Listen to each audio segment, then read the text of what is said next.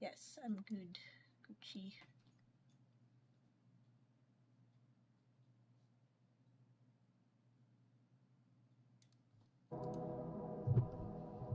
So, I got a new chair today, which is much more comfortable than the chair I was using before. However, it is lower. So my desk is now too high. So everything on my desk is too high.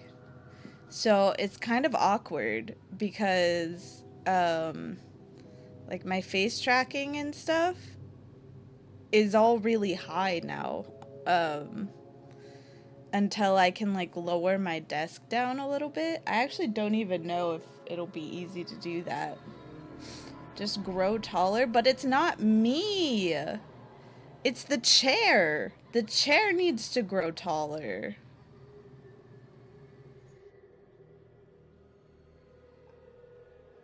But it's not me. Dude, the chair is so low to the ground. It's weird. It doesn't go up any taller. And then like when I was putting it together, it's obviously at like the lowest possible point, but it was so low. I was like, this chair is like on the ground. Is basically just on the ground.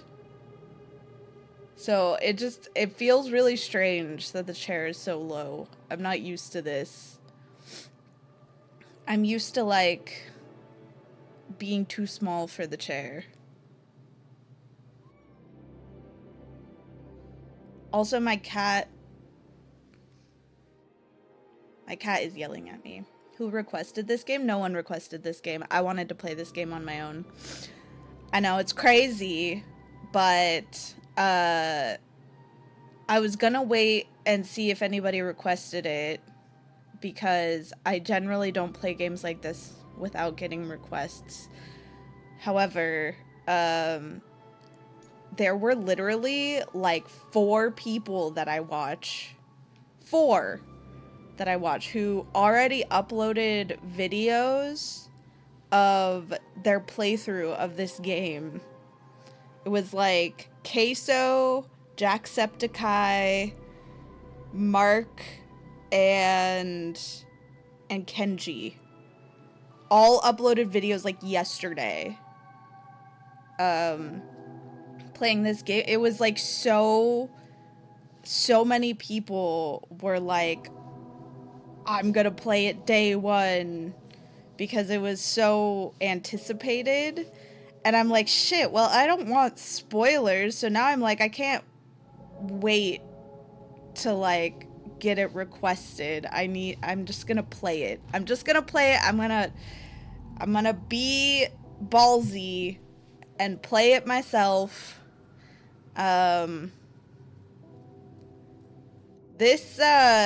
This specific update looks crazy. And I don't want any spoilers, so if you already know, don't say anything. Big no spoilers territory. But like, it's highly thought that this is going to be like the last chapter. I actually am hoping that it's the last chapter in the main story. So if this is the last chapter, I figured it was good to be something to play like the first week it came out. So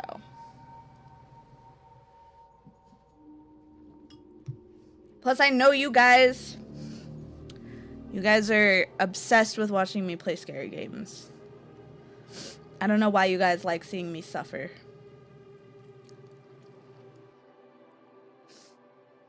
But yeah, I you know me, I love the lore of scary games. I love watching other people play scary games. I personally despise playing scary games, but you guys love watching me play them anyway.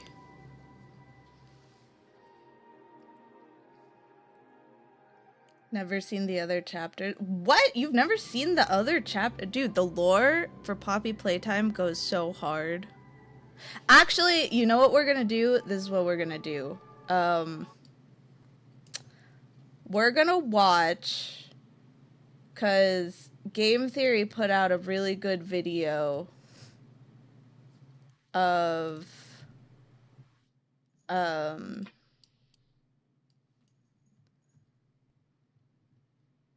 like the lore of Poppy Playtime up until now. And that's like the perfect way to start this chapter. Also, I'm sad because there was like a whole thing about how the prototype's face wasn't being shown in any of the promos, and it was like a whole big thing. And then, of course, for fucking clickbait's sake, like everyone has the prototype's face as their fucking picture for their videos. I'm like, God damn it. So it won't be that got spoiled for me. I was really upset. I was like, God damn it. Because it's like right where I like go to the subscriptions page, and it's like Kenji used it and someone else used it. So boo on them for spoiling what the prototype looks like immediately.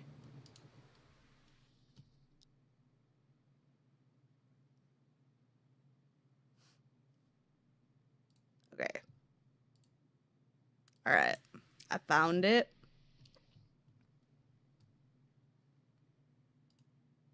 Hi, Steven. You ready to watch me be scared?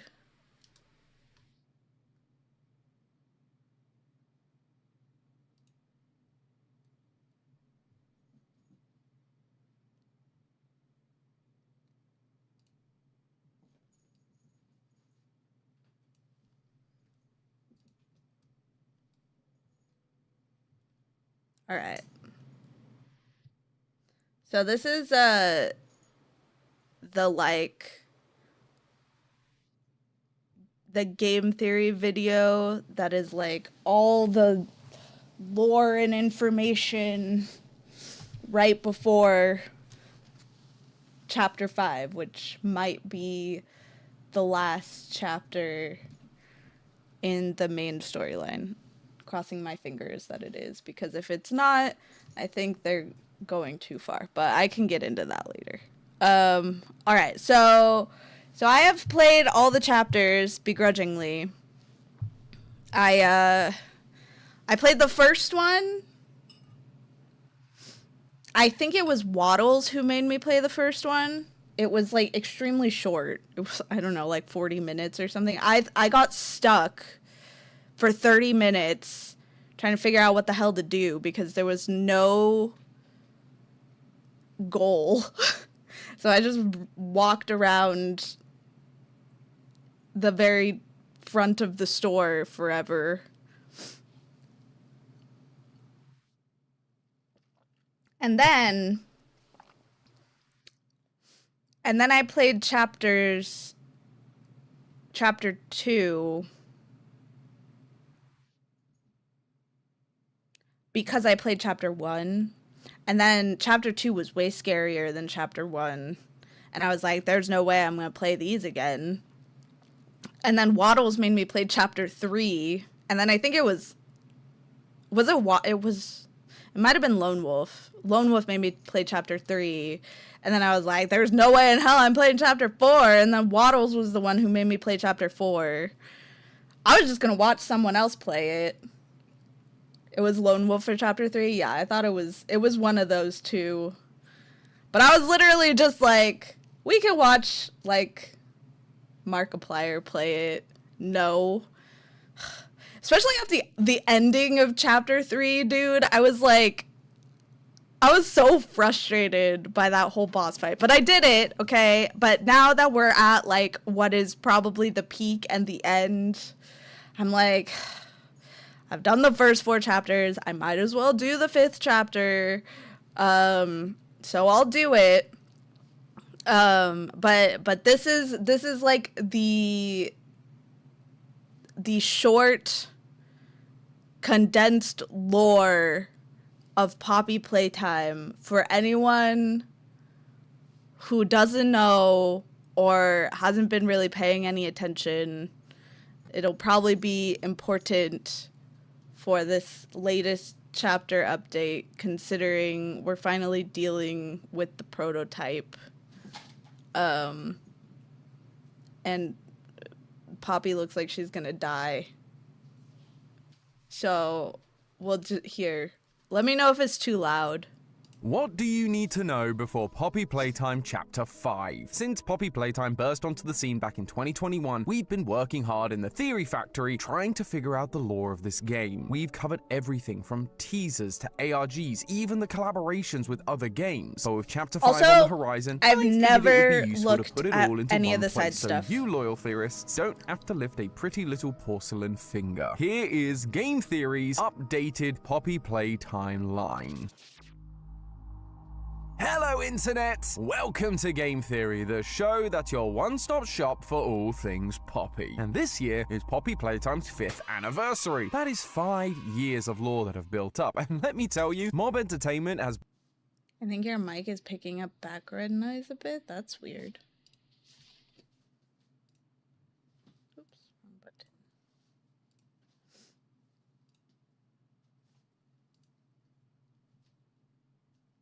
Like what background noise?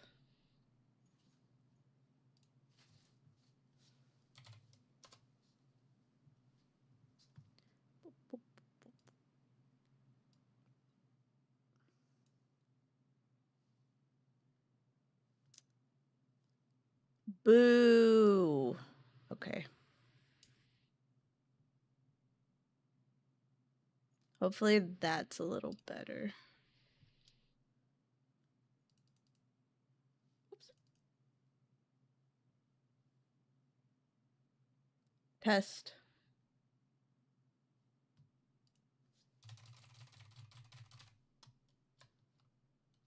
I think it's always gonna pick that up, unfortunately.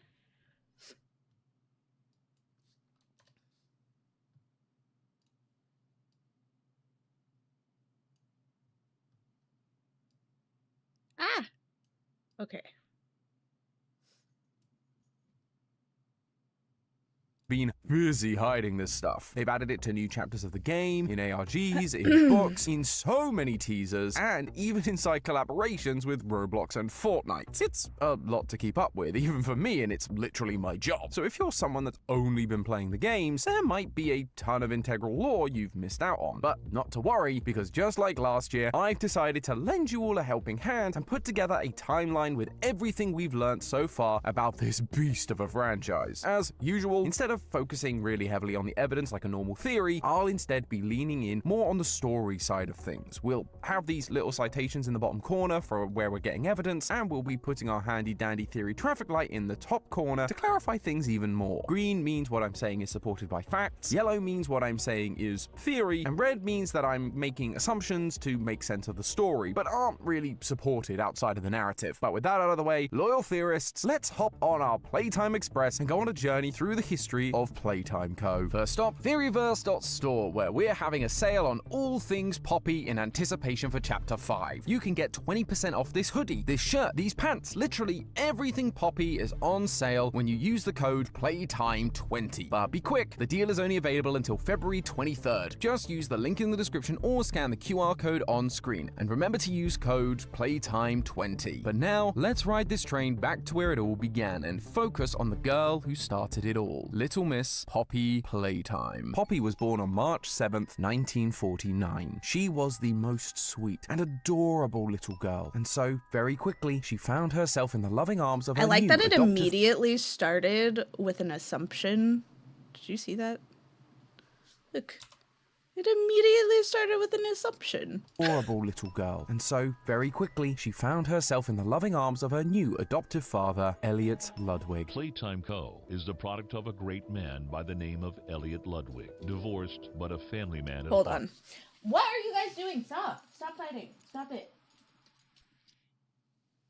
They're like going at each other right now. Stop it. Stop. That's enough.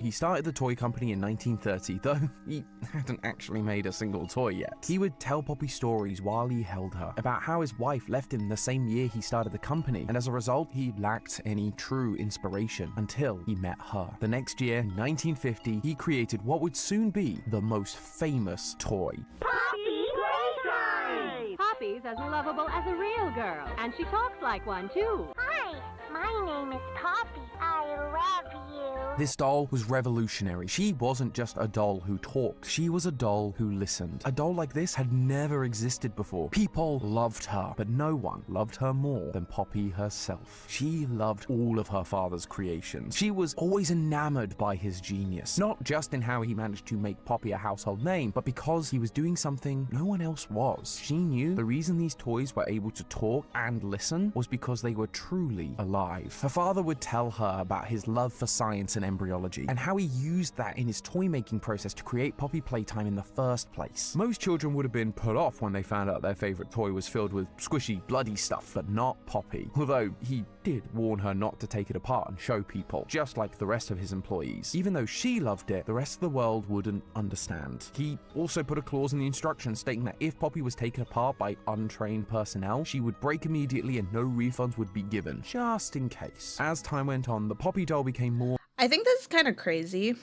because imagine, like, in real life, a doll being sold and having the instructions that say never take apart or else it'll break and there will be no refunds. I feel like people would immediately start taking that doll apart. Like, I know that I would be like, I want to know what's inside this doll immediately. More than just that year's most popular toy, she became an icon. Poppy was the new face of the company. They even built a Poppy Playtime theme park, and the real-life Poppy was getting to enjoy everything that came with being the heir to a successful toy company. To her, the factory was absolutely magical. She loved how she got to see new toys getting made. She loved exploring new parts of the factory. This was just the beginning of a long and happy life for her, and she was excited to go and visit Playtime factories all over the... But she never got to visit those factories. Well, at least not as she currently was. In the 1960s, an unfortunate family death had pushed Ludwig down to his lowest. But with so much ambition, he rose back up and continued to fulfill his vision for the Playtime Co. toy factory.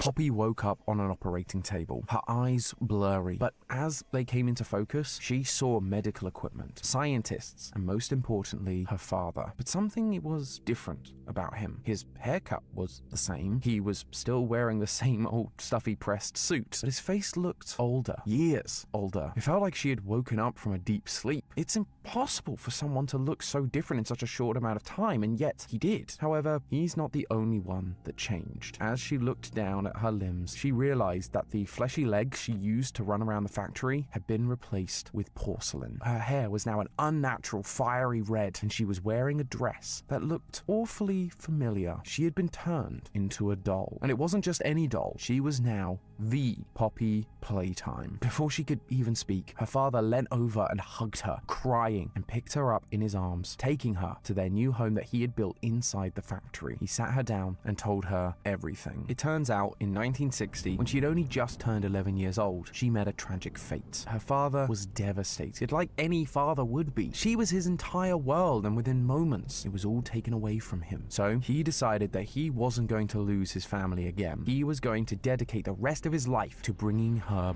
back. And he was going to use the science of embryology to do it, just like he had used it to make the original Poppy dolls. The trouble was, that plan was going to require time, research, and most importantly, money. So Playtime Co. developed new toys like Bron the Dinosaur and Boxy Boo to continue to bring in money from the next generation of kids. They weren't nearly as successful as Poppy, but beggars can't be choosers. More employees were also brought in on the back end, like Mr. Eddie Ritterman and Mr. Leith Pierre, to support the business side of things so that he could focus on his new initiative, the Young Geniuses program, a program where young people would be brought into Playtime Co. headquarters as an apprenticeship of sorts. He wanted the best and brightest young minds to tackle the universe's most unanswerable questions. And what is more unanswerable than death itself? Her father sounded so proud as he told her stories of him and his new team of whiz kids, how they performed hundreds of experiments, all with the goal of her revival, using lab rats to test their theories about how the poppies that resided in the scent of her new body's hair were somehow the key to all of it. Although there were times he got sad while retelling these stories, usually whenever he remembered a young man by the name of Harley Sawyer. He was incredibly smart, but unfortunately he had a bit of a temper and an utter lack of humility, which led her father to make the difficult decision to let him go. Her father had hoped that this would be a learning moment for him, that he would go on to become a better person the more he experienced the wonders of humanity. Maybe one day he could even return to the factory. But the part that he was most proud of, the part that he got the most excited talking about, was when he got to experiment 1006. Its body was made of a mix of machine parts and organic matter, combining his love of engineering and embryology. But the reason he was so proud was because it worked. Their brain worked exactly as hoped. It was proof that real consciousness could exist in an unnatural body. This was the sign they needed. They knew that their attempts at Poppy's resurrection may truly be possible. So they dubbed experiment 1006 the prototype. It wasn't physically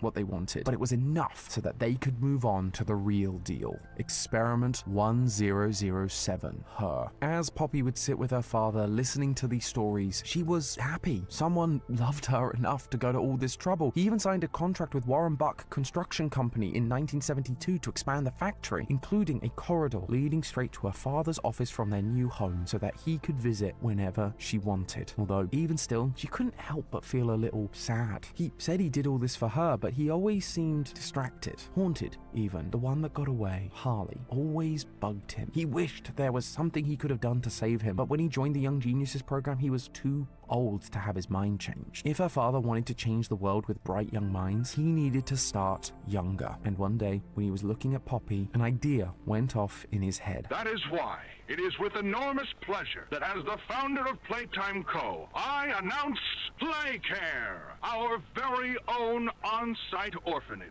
But it's not only that. It's a school, a playhouse, a place to belong. It was a giant I think chapter underground 3 was the facility, worst. a place that would take in orphans like he did for Poppy all those years ago, acting as both a home and a school for them, teaching them in the ways they should go. He hired a nice lady named Stella Graber to take care of the majority of Playcare's operations. While Poppy was sad that she couldn't interact with these children, she needed to be kept safe and in good condition. Hearing these formerly broken and abandoned souls laughing did put a smile on her face. But the orphans did see her on occasion, from a distance at least, and they adored her. They draw pictures which her father would bring from his office to their home to show her, and that was more than enough for her. However, as was becoming usual, her father would often have to cut their time together short. Other men at the company would come and try to talk to him, and it didn't sound like they were good conversations. She would ask him about them when they spent time together. Apparently, sales were low. They hadn't really released a major hit since Poppy back in 1950. He would joke how he and his toys were stuck in the past, and with all of his focus being on her and the Playcare, he'd lost touch with his innovative side. But he had a plan. Playtime Co. launched Candy Cat in 1979. It was pretty successful and was definitely less old-fashioned, but it paled in comparison to his next big idea in 1984, Huggy Wuggy. This toy changed everything. He became Playtime Co.'s most popular and best-selling toy so far, even more than Poppy, literally saving the company. Since Huggy was so popular, they immediately launched. Why is this so popular?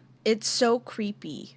launched an incredibly creative It's so follow-up girl creepy! version, Kissy Missy, in 1985, who was just huggy but pink. Poppy could see that this was the desperately needed success her father was hoping for. He was getting older after all, even inventing the grab pack to help him move around the factory. So this success was not only going to ensure the company's legacy, but it also meant that the factory stayed open and therefore kept her home safe and sound. Fresh off the hit, Poppy sat and watched as her father's creativity returned to him. Playtime Co. released more toys like the Swapimals, Catbee and PJ Pugapilla, and then there was her father's next big idea, the Smiling Critters. A whole line of stuffed animals, each with their own personalities and matching scents. It was her father's most ambitious line of toys yet. He even launched a Saturday morning cartoon for it, which he and Poppy could watch together. By all accounts, this should have been another huge success for the company, but it wasn't. In fact, these little guys became one of Playtime Co.'s biggest failures yet, all because of one of the plushies. Like all of the toys, he was supposed to emit his own scent, lavender, through an uncolored mist, but instead, the plush emitted a red smoke that definitely did not smell like lavender. Not only was it the wrong scent, but it also caused intense nightmares in the kids who bought it. This became a whole controversy that led to the toy being taken off the market entirely. Her father was furious, often missing his time with her to have meetings about this exact issue, but Poppy was small, I saw that you didn't go to sleep, Mel. able to sneak Because I into the also vents didn't near go to his sleep. office, and she would see him in shouting matches with the head of innovation, Leith Pierre. After all, his innovation had caused this mess. Leith was overseeing most of the business at this point. How could he let this happen? But Leith never seemed fazed, like he knew something that Poppy didn't, and that scared her. And she was right to be, because before 1989 was even over, her father passed away. The man who raised her, the man who figured out how to bring her back from the dead, was now gone forever. She'd find newspapers left behind by workers, articles talking about her father's death, but unfortunately, like when she originally passed, time and people march on. She was once again truly alone. Even Playtime Co. had to figure out a way to move on and keep making toys without him. And who did they get to take over? None other than Leith Pierre. Poppy suspected foul play, but she had no proof, and right now, she had bigger things to worry about, because with the Smiling Critters fiasco, Leith had to find the company's next big thing, and fast. And his focus immediately turned to her, the living, breathing clone of a girl that everyone thought was dead. Now he would come and visit her, to observe her, but he never treated her like a person. She was just a thing to him. She would hear him muttering to himself, if I can figure out how Elliot did this and mass produce it, it would make all of us a lot of money. The only problem is, Elliot was dead, and the only people who had helped out with the project were kids from the Young Geniuses program, all of whom Poppy hadn't seen around the factory for a long time. Clearly, they'd all moved on, so she figured she was safe. But Leith wouldn't be deterred so easily. She noticed a new man around the factory, Jared Lockhart, a private investigator, and she'd see him talking to Leith a lot. She'd come to learn that he was tasked with finding these people, and that they'd reached out to one of them who looked promising. And one day, while she was snooping around the facility, she saw Leith sitting down with someone new. My name is Harley Sawyer. I'm called the Doctor. Her eyes widened. This was the man her father had warned her about, the one who lacked humanity in his research. But maybe it's okay. Maybe her father had succeeded. Maybe all It's of okay, these we years away murdered had him helped him. in the last Giant chapter. Toys. We can increase our He's dead workforce now. and simultaneously decrease the number of lawsuits and people on our payroll. After a few weeks, in January of 1990, Harley began to appear in Poppy's home. He was baffled by her existence and would often scoff at the idea that her soft father could ever have accomplished this. Nevertheless, he had, and so the poking and prodding began. It's been weeks and weeks of taking things out and putting them back in and taking things out and putting them back in over and over and over. Everything he did was filled with an anger, a bitterness towards her father, like he was trying to outdo him. He was willing to do anything that it took for the advancement of science. Poppy wasn't the only one he was doing this to either. Harley would often talk frustratedly about how she and another experiment were so difficult to work with. 1006, the prototype. Poppy remembered that name from all those years ago, when her father told her about her creation. They had since been turned into a jester-like character, so they would somewhat blend in with the old-fashioned toy factory at the time. But now, she knew Harley was also prodding them for answers. You stick us.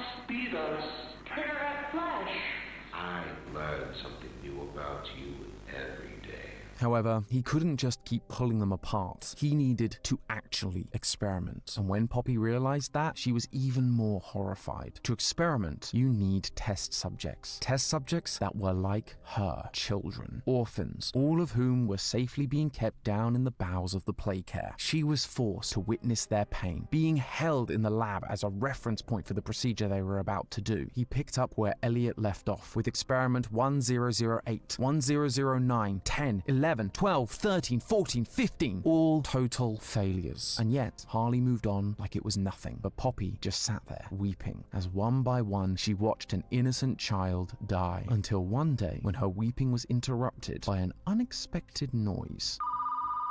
The phone in her home was ringing. Curious, she picked it up. No one ever used this. On the other end of the line was a young boy. He said his name was Ollie, and he knew about the bad men and what they were doing. Poppy couldn't hold back her tears. She would cry to him on the phone every night about the horrors she'd experienced and witnessed, as Ollie just listened and tried to comfort her best he could. This all went on for over 100 experiments before Harley even was This part is where I have a hard time suspending my disbelief, because you're telling me he did 100 experiments, which means he like murdered 100 children and nobody noticed anything?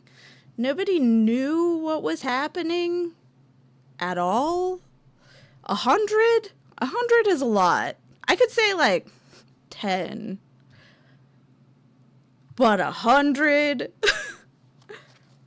Hi, Jack. Able to manage any result with promise. Experiment 1160, Boxy Boo. This proved that what Harley had pitched was possible, that he could make larger living toys, but Poppy knew they weren't like her. This thing was a monster, animalistic, purely acting on instinct. It wasn't aware or alive like she was. It was almost like they'd been brainwashed, and in doing so, lost their humanity. Nevertheless, Harley and Leith ran with it, building the game station as a place where orphans would be tested on their physical and mental abilities. They even changed the curriculum in the schoolhouse to focus on Playtime Ch history, all to hopefully prepare the kids for their permanent residence as bigger bodies. They immediately started performing more elaborate experiments, like creating bigger body versions of Huggy, Yarnaby, and Catnap. Poppy found Catnap's story the most tragic. In 1989, the prototype had managed to occasionally escape confinement, and just like she'd been doing, it befriended an orphan, Theodore Gramble. But the prototype was not a great influence. Theodore got caught attempting to steal files, and eventually in 1990, 2 grab packs and green hands so that they could plan an escape. Unfortunately, they weren't successful, and Theodore overcharged the green hand, electrocuting himself. Poppy was often surprised that the prototype didn't just leave. Instead, it stayed behind and carried Theodore to staff. They turned him into a bigger body, but that actually saved his life, much like her father had done for her all those years ago. In 1991, Poppy met another new bigger body, Mummy Longlegs. She was a huge hit with the kids at the game station, and so got assigned to work there. In fact, all of these giant toys were assigned to a station. Mummy would help with the game station. Huggy was a security guard. Catnap would help the orphans sleep, and Boxy Boo would help get rid of problems, like the poor IT employee named Rowan Stoll, who had begun to figure out what was going on inside the company and threatened to leak it to the press. Seeing all these kids interact with these monsters, it made Poppy angry. They had no idea what, no, who was inside these things, or that they too would soon suffer the same fate. And she wasn't the only one feeling this way. The prototype was getting noticeably more angry about the whole ordeal, but unlike Poppy, the prototype was smart enough and big enough to do something about it. In June of 1992, it opened up the bay doors and allowed Huggy Wuggy to escape the factory. Finally, freedom for at least one of these tortured souls, Poppy thought. But sadly, they were captured 5 hours later. Although they did manage to kill 5 employees, with 6 more going missing. She wasn't so keen on that part. She wanted freedom, yes, but they shouldn't be killing to do it. They'd be no better than them at that point. However, it was getting harder to argue. Oh, it's fucking tall. Seemed to be going deeper You'll and see. deeper down the He experimental comes back in rabbit this hole. one. For example, Playtime Ch had a theater on site where attendees of factory tours could watch performances featuring popular characters and see screenings of films, as well as many other parts of the factory. But in January of 1993, a young boy sadly fell into one of the vats, which Playtime took as an opportunity to try their latest experiment. 1322, Doughy the Dough Man. 3 children combined into one. This was truly torturous to witness. Something had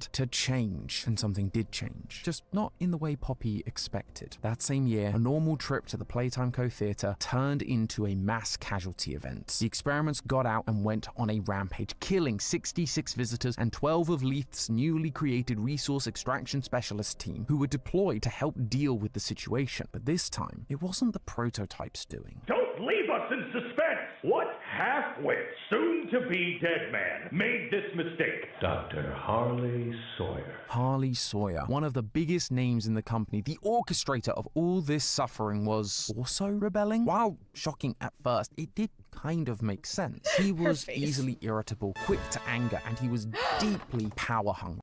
Madge! Thank you so much for the 19 gifted subs! Even though you said you weren't gonna gift anymore. You gotta keep it at 420 now. It's a good number. I respect it. Yeah. So true. It's all her fault. Thank you, thank you. I appreciate it.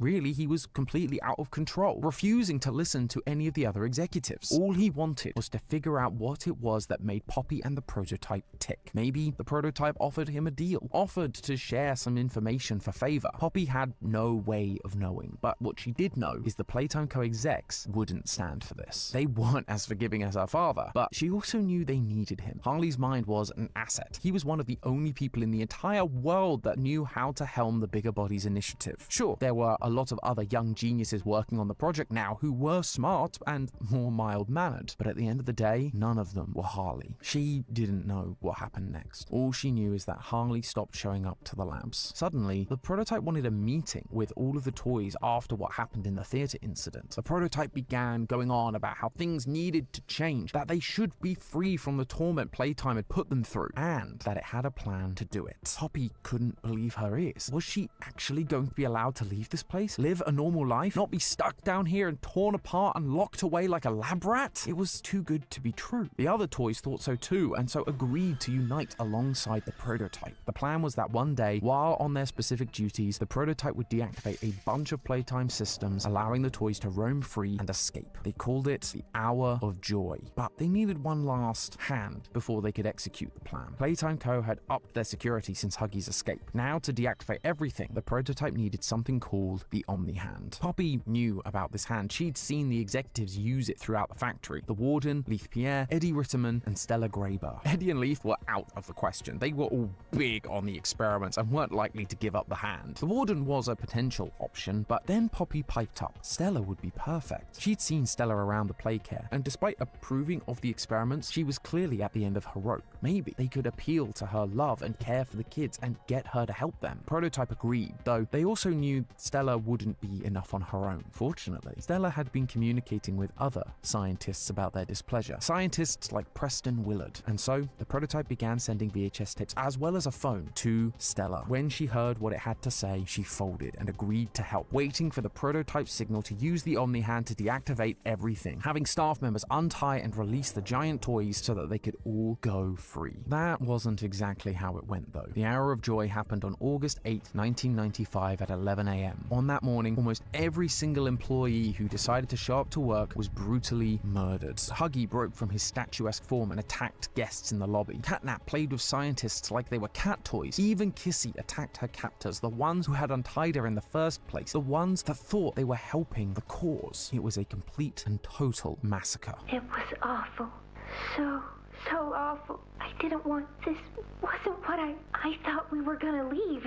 Leave the factory. Not this. The prototype had made a secondary plan without Poppy. She didn't realize this would be the result. She wouldn't have agreed to it otherwise. She saw people who she had known her whole life get slaughtered before her own eyes. Some people had absolutely no idea these experiments were even going on. They were completely innocent bystanders. Immediately, she marched to the prototype in a rage. How dare you do this? The prototype prototype stared at her, and in its jumble of voices explained that they could never leave the factory again. If they did, they'd just be captured and experimented on by different people. Poppy still couldn't get over this betrayal, but deep down, she knew the prototype was right. At the same time, it Prototype began was disappearing Madge. more and more, sneaking away secretively, working on something. Poppy wasn't sure what to make of it until one day, as she was walking around the factory, she heard a voice she'd never expected to hear again. You know I'm still your best shot at cracking that secret. What? How? How was he still alive? Why was he still alive? How could the prototype work with him after all he's done? And what were they working on? Toys? Experiments? The orphans had been locked up and kept safe. They'd gathered all the orphans after the Hour of Joy. Had they just picked up right where Playtime Co. left off? Poppy couldn't believe what she was seeing. She had to tell the others. Thankfully, there were others who were willing to listen. They weren't particularly happy with the new arrangements, or with the fact that they were now being encouraged to eat the remains of humans in order to survive. They wanted to be free, and so experiments like Doughy, Kissy, and a bunch of the smiling critters all agreed to team up and defy the prototype, while also protecting those they could. Poppy agreed to join them, but she warned them the only way to stop the prototype was to destroy this entire facility, taking them all with it if it came to that. The toys were naturally nervous, but they knew the prototype needed to be stopped. Some speculated about what happened to Harley. Maybe Leaf decided to turn him into one of his own creations so they could still use him. Maybe he'd managed to get a hold of one of the Omni-Hands from the executives. All things were possible, but for now, they needed to focus on stopping the prototype, and Poppy was going to be the one to do it. At least that's what everyone kept saying. But Poppy was conflicted. She cared deeply about these toys, but she also knew the prototype was right and that they could never, ever be free. She had to destroy everything. But then what about all these toys who looked up to her? Did she really want to kill all of these innocent children? One day, the pressure just became too much, and she ran away. Poppy would wander the now hallowed halls of Playtime Co., crying over what happened. Occasionally, she'd find employees that had somehow survived the Hour of Joy. One such employee was Preston, the one who Stella had gotten to help execute the plan. But when she looked at him, she saw the same face of guilt that she saw every time she looked in the mirror. This wasn't what either of them wanted. She warned them that if she could find them, so would others. They needed to move on, and that if anyone asked her about what she saw, she would have to tell them under fear of what the prototype would do to her. It wasn't enough to save them, though. On another one of her outings, she found Preston's name tag. Just like she'd warned, he'd been found. She wished she could have saved them, but there was nothing more she could have done without sacrificing her own life. All she could do was add a note of her own to his, and then put his name tag back on his old desk. It seemed like the right thing to do, a burial of sorts. As she did, a distressed Catbee watched her from the corner. She thought she recognized those eyes. Preston? That's when she felt a metallic hand grab her porcelain ankle. Next thing she knew, she was back in her home, the home her father had made for her all those years ago. Only this time, she was trapped in a glass box filled with the infamous red smoke. She banged, crashed, and threw herself at the glass trying to get out, but it was no use. This tiny body her father had given her wasn't strong enough. At that moment, the prototype creeped out of the shadows. I'm so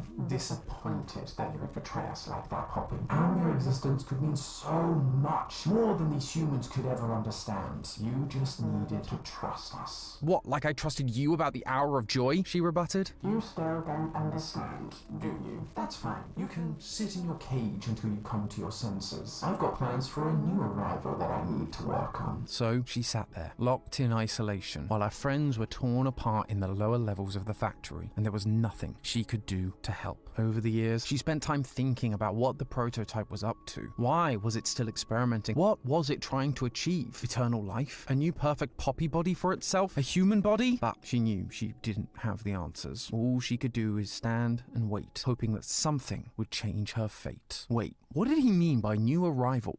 The door swings open and in steps another surprise figure, a human. Immediately, as if without even thinking, they opened the door to the case. Finally, she could breathe again. It turns out this person used to work here, but was out the day that everyone went missing. And now they'd been sent a mysterious letter in the mail, asking them to return to the factory, claiming that 10 years later, there are still people left in the factory. And to save them, they needed to find the flower. The prototype's handwriting was still that of hers when she was alive. 11. A few spelling mistakes here and there too. The prototype wanted another scientist to help with these awful experiments that it was conducting. But why did it instruct him to find her? It knew where she was. It was the one who locked her away here to begin with. And why risk them being killed by Huggy on the way in? It didn't matter now. The fact was, this was her chance to end the prototype for good. But she needed this employee's help. And to do that, she knew she needed to appeal to their humanity by lying. Of course, there were no workers left, at least not as they remembered them. But why would they continue helping if they knew the truth? So she carried on the prototype's ruse. She told them they needed to find the train to get out of there, only to be grabbed out of nowhere by Mummy Longlegs. No, this was going to ruin the plan. If they lose to Mummy's games, then it's back to square one. But there was nothing she could do about it. She once again just had to sit and wait. And to her surprise, this employee did survive and killed Mummy in the process. Good. Now they were on the train, home free. I'm sorry. I can't let you leave. Poppy pulled the trigger. She couldn't reveal the full plan, not yet. She just needed to get this person deeper into the facility. If they were trapped with no way out other than with Poppy's help, then they definitely help her to destroy this place. What was that sound? The train crashes right in front of the Playcare. Something derailed it. Catnap and Mr. Light would be on their case at any minute. They definitely weren't going to be keen on seeing her wandering about. She made a break for it while the employee was unconscious. She'd meet back up with them later. They'd be fine. They've handled Huggy and Mummy at this point. Maybe if she could find Kissy Missy, things would be okay. It sounded like she was around here somewhere. Sure enough, she was wandering around the halls of the factory, bringing supplies back to the rebelling toys. And so the two of them headed down, running right into Poppy's new human friend. Although she did have to stop Kissy from eating them. Apparently, Ollie had been in touch with the employee while Poppy was trying to find them. She wasn't sure she'd hear that name ever again, but it brought a smile to her face and a sense of calm fell over her. If he was still alive, then she knew she had to save him and whatever orphans were still alive. Together, they defeat Catnap and make their way to the elevator to head into the prison of the factory. But as they descend... No, Kissy! Poppy felt like her heart was being ripped out of her chest. She had to go and save her from whatever was happening. She didn't want to leave the employee again, but Kissy was her friend. She points them in the direction of Doughy and Safe Haven, the place the rebels were all hiding, and promises to meet with them there. Wait. Hold on. Why did they make us look like this? We look like we're about to rizz someone up. In the direction of Doughy and Safe Haven, the place the rebels were all hiding. Also, this guy was a bad guy. Doughy, ate him the first moment that you run into him. And promises to meet with them there. Thankfully, Kissy is okay. Injured, but alive. So she patches her up and they head back towards Safe Haven, but the prototype is hot on their tail. They manage to save the employee just in the nick of time, and they meet back up with Doughy. She thought this would be a good reunion, but the air feels tense. She knows Doughy doesn't agree with her plan to destroy the facility, but that never caused a problem before. No, it's the rumblings around her that are causing this feeling. The whispers from the toys about how she abandoned them, left them to die. Can we really trust her this time? She felt awful, but at the same time, if she wasn't okay with this, how could she carry on with her plan to destroy everything? After the employee once again proved their incredible survival skills, killing both Yarnaby and the doctor, they get a hold of the explosives. Finally, everything she dreamed of for years is going to work out. She has everything she needs to blow this place sky high. They set the charges and retreat to a safe distance, only for the bombs to go off in Safe Haven instead. No, no, no! This is the humans' fault! They screwed everything up! They even killed Doughy! No, this wasn't how it was supposed to go! All she could do now is hide with Kissy in the vents. Somehow the employee meets them in the vent. Poppy is about to give them a piece of her mind, but then the phone rings. Oh, thank goodness! Ollie, he'll help us! You're not going to fight. The charade is over.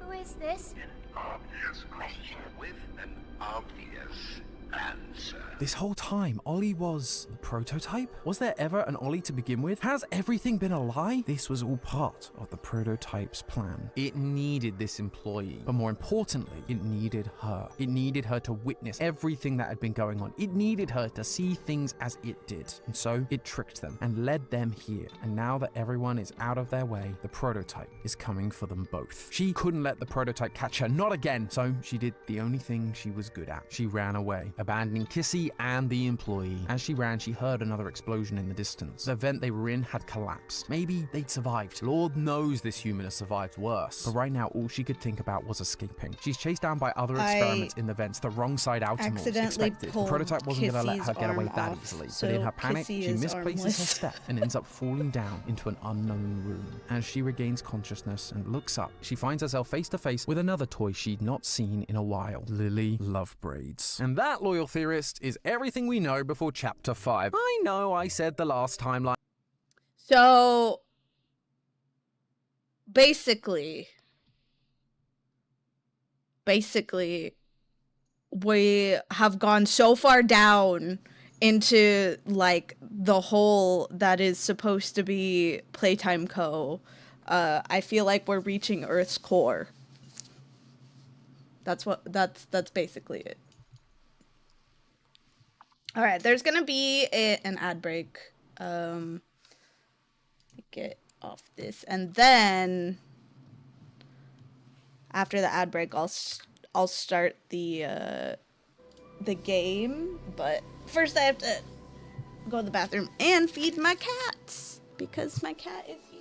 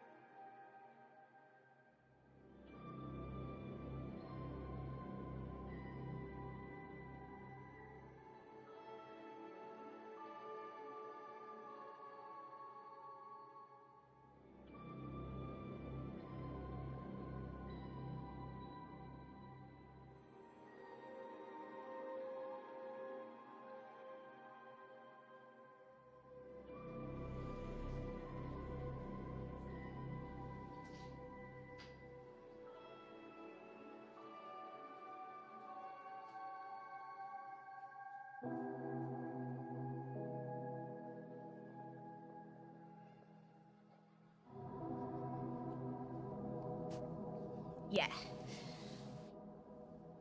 It was the perfect video to watch right before we get into the 5th chapter. I think this chapter is supposed to be, not supposed to be. This chapter is most likely, no spoilers, most likely the last one. It's what I'm kind of hoping for anyway. But yeah, the lore to Poppy Playtime has always fascinated me. I think it's great story-wise. How long is each chapter? They vary. So the first chapter is like 40 minutes. It's real short. I made it longer because I got stuck. But it's extremely short because it's free, and it was supposed to be just like a test, basically. The second chapter, I would say the second chapter is probably like a good hour and a half, 2 hours. The second chapter is like mostly puzzles. The third chapter, the third chapter is long. I thought it was too long, personally. I think it was like 3 hours or something like that.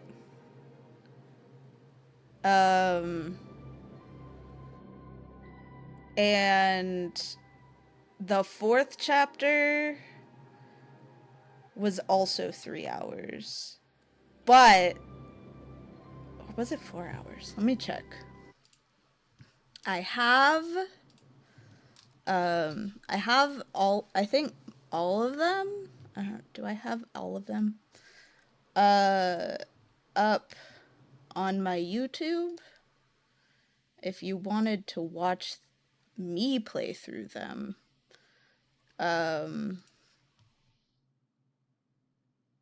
Yeah, I have all of them. Let's see. Yeah, so chapter 1 took me an hour.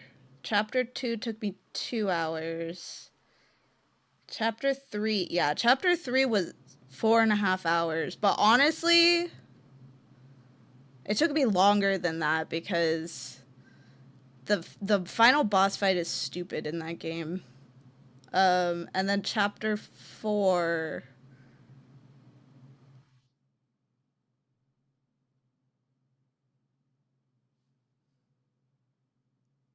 Did I name these the same? Oh, I accidentally uploaded it twice. Wait, what the heck? What is this? I didn't even notice this.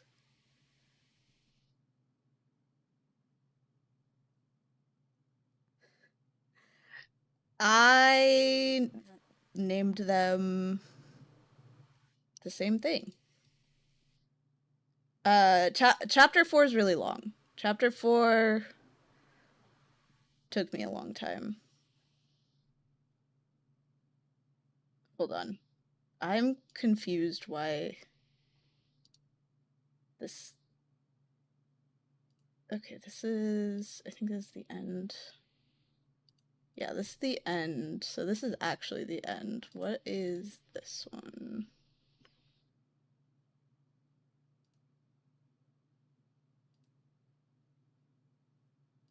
No, this is the end too. I accidentally uploaded it twice.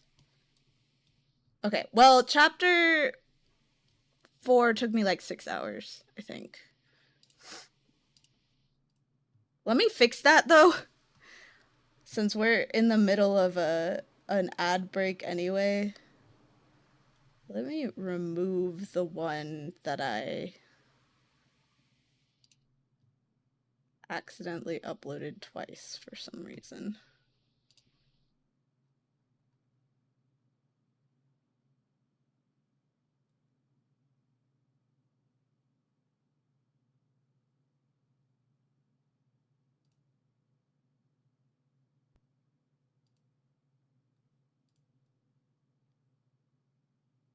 Oh, interesting. Why did I do this?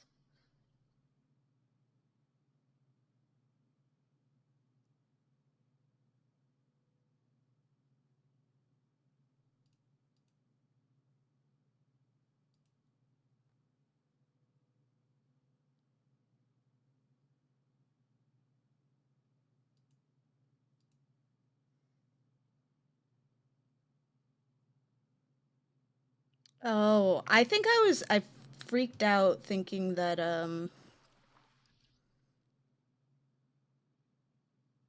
Okay, so 3, 4, 5, 6. Yeah, it took me 6 hours. A lot of it was in the middle part, though, because there's like a stupid puzzle in the middle.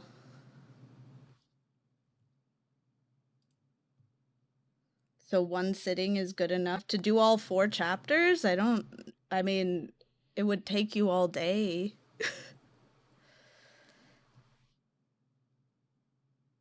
I see you're still alive beating the game. Yeah, totally. I beat the game. I'm done.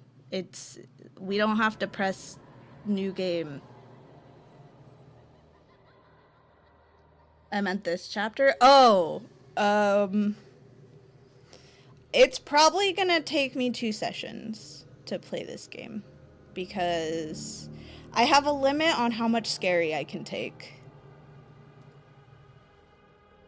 Just like all the other things, my limit is about 3 hours, and at 3 hours, my anxiety levels start to peak, and it's not good.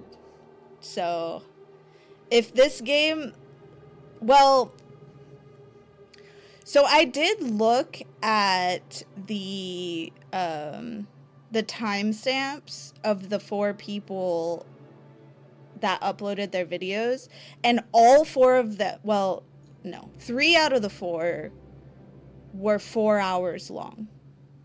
So I can assume that this will take about 4 hours. And if that's the case, then it'll be one sitting. But if it seems like I'm like not, if it seems like I'm not more than halfway through at the 3 hour mark, then it'll take 2 sittings. It's usually about how I do it. That's why it takes me so long to get through games like Resident Evil, because I get really scared, and then once I get scared, I'm no longer able to do like gameplay or think anymore. So it's just like a level. Also, I was gonna do the heart rate monitor thing, but the last time I did it, my resting heart rate was already high. So I think that I just have a naturally high resting heart rate, and I'm not sure if like that's fun, because whenever I do like cardio or whatever, you know how when you go to the gym and you do cardio and you put your hands on the like handles and it like reads your heart rate for what you're doing, my heart rate almost always is like 170 to 175 when I'm doing cardio. Hi. So I just feel like I don't want you guys to think I'm like gonna die or something, because I have like naturally like high resting heart rate. So at the moment, I'm not gonna do that. I might bring it back for Resident Evil stuff. We'll see. Come here. But it looks like the ad break is over, so I'm gonna start up the game. I am sad. that I already know what the prototype looks like, and I'm a little mad about it, but whatever. My cat needs to sit. She needs to decide what she's gonna do first, and then I will start, because she's just walking all over my desk right now.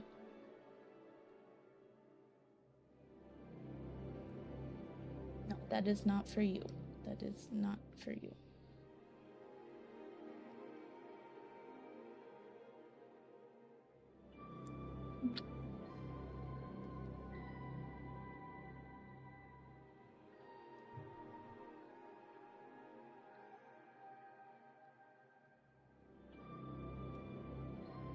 I turned on, oh my gosh. I turned on the settings for this game because it like automatically put me on like epic settings.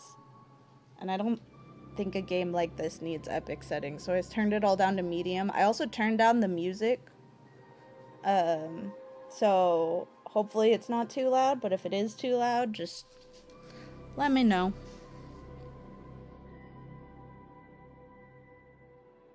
And hopefully you can't hear my clicking as much anymore. But if you can, I'll turn NVIDIA broadcast up more. Just, again, let me know.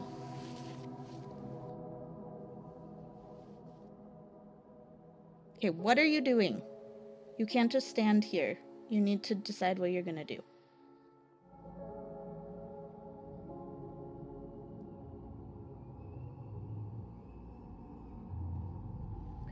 Okay. You gonna sit? You comfy? Okay, we're gonna press new game. Are you guys ready? I'm not ready, but are you guys ready? Because I'm not ready.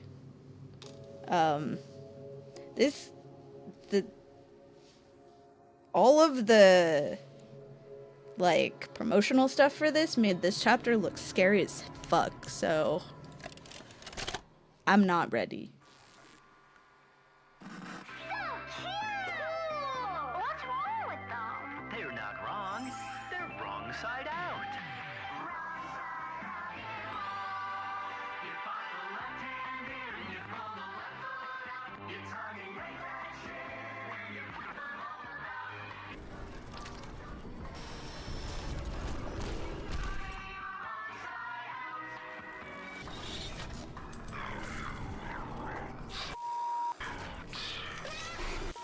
Cuddly, adorable, but not quite what they say.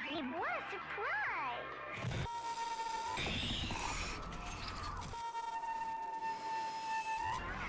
Unstuff that girl and find that wrong side just within. They're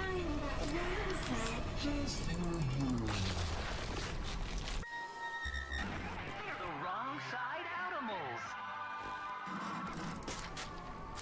I want to marry a Doodlebone! Or adventure with Bindle Boogie! You can even make your own!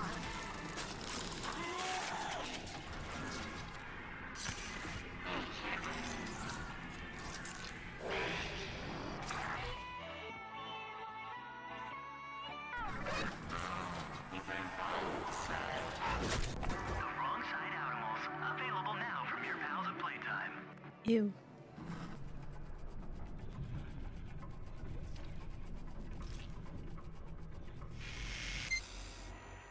What?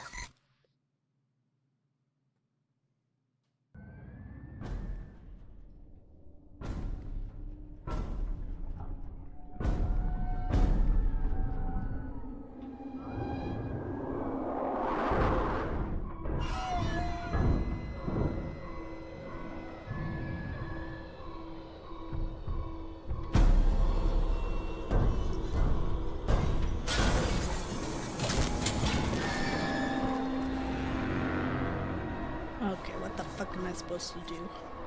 Oh my god. Sorry,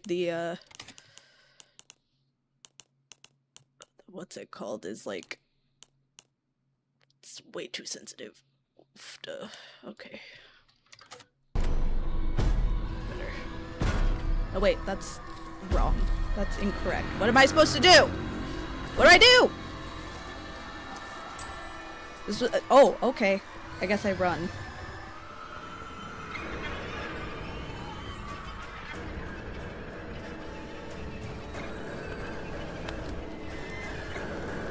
Why did they start me in a fucking chase scene? Ah! Why am I so slow when I crouch? Ah! Bro. I just fell to my death. Okay. That was cruel. It's cruel to start me in a chase scene. What? Where do I go? I fell to my death again. I don't know where I'm supposed to go. Maybe I go up. Should I go up?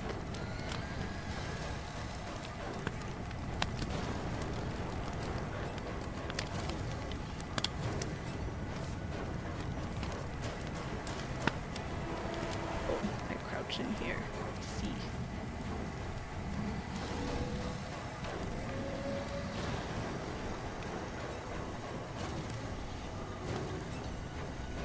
Can you go just a little bit faster? Ah! Oh, hi. I'm gonna try not to get smushed by these things.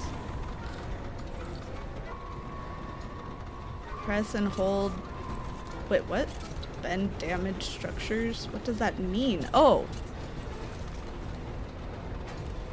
Okay, got it, got it. Okay.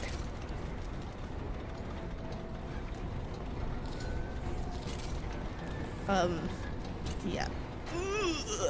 Hi. I'm gonna get out of here now. Bye. This is very familiar. I don't like this. I didn't like this in the first one.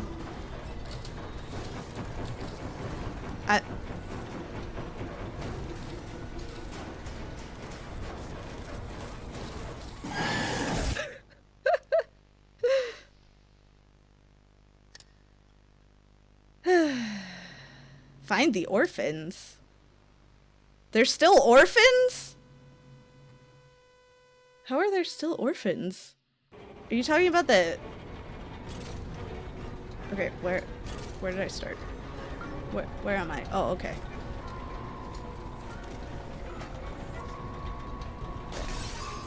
Anyway.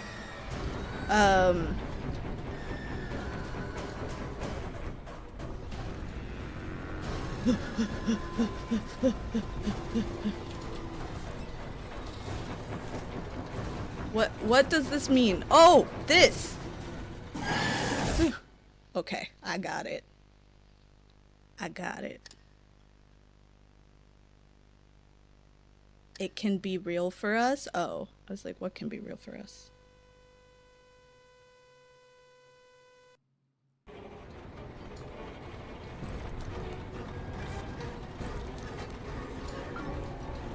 Oh, I hate chase scenes. I hate chase scenes. I hate chase scenes. I hate chase scenes. I hate chase scenes.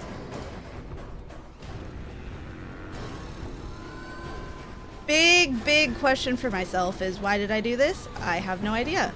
I have no idea why I did this to myself. I have no idea. I did. I did it to myself. I didn't have to play this game.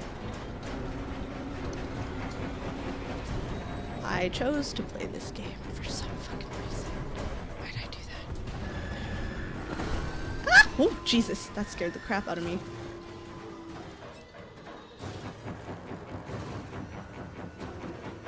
Am I gonna have to shoot something? What is happening? Oh.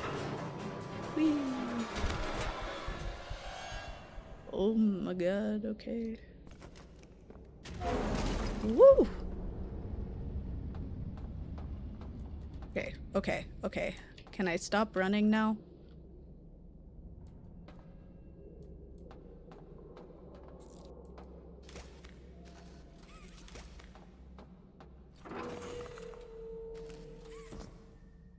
Whew.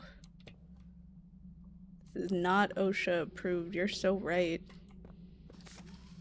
Oh, I can move these? Okay.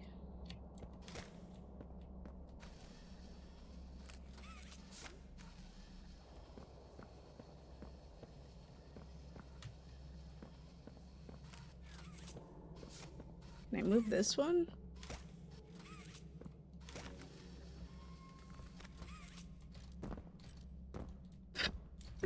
Wait. Okay.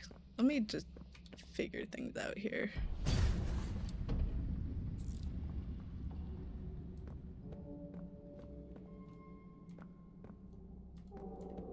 Find a way out. That would be nice. I think the sensitivity is still too high. Okay, come this way. Come over here. Can you come? Hello?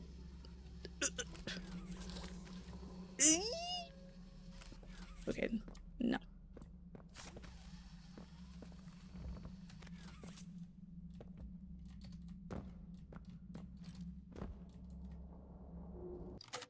Well, okay, hold on.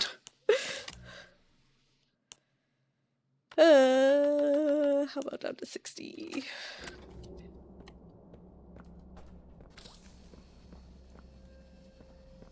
this way. Come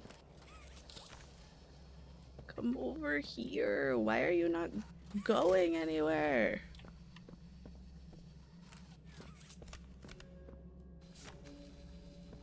Come.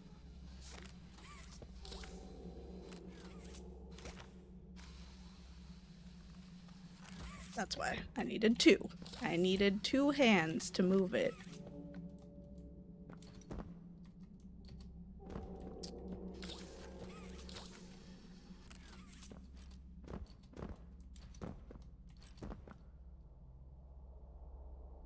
Is there a thing I can grab onto here?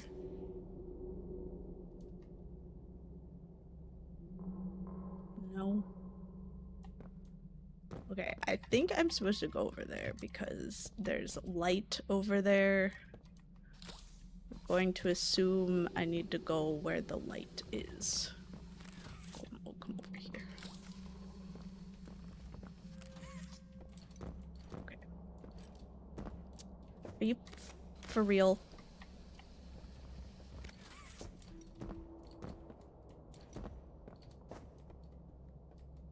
Okie dokie. Seems good. Maybe. Oh, there's a little crawl space here. Got it. Okay.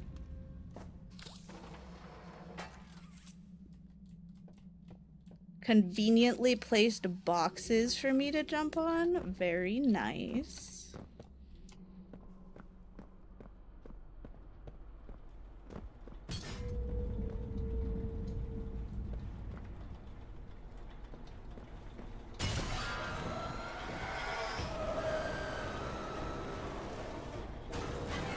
Am I running again? What is happening? I'm so confused.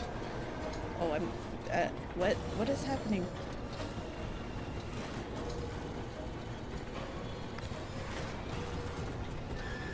Okay.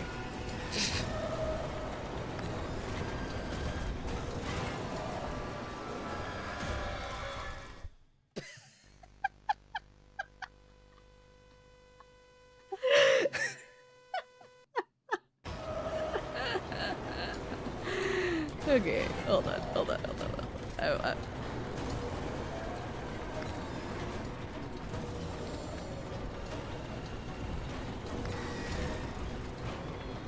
I'm fantastic at this game. I'm so good. Wait, what the fuck? What the fuck?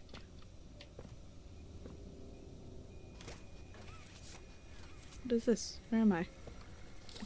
Is it... What is happening? What's going on?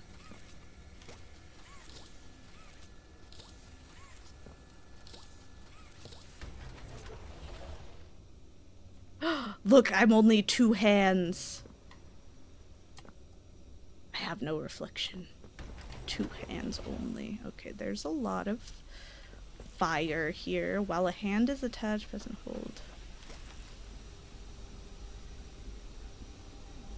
Oh, nice.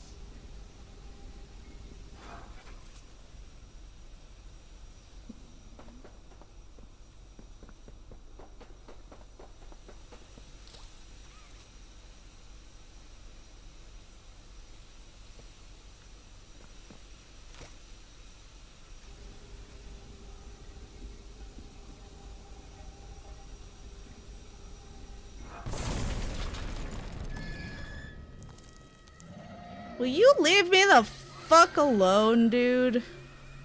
Like, where am I supposed to even go now? I don't know where to go. Oh, through here? Okay. You need to chill out. What? Who the fuck was that? Did you see that? Who was that?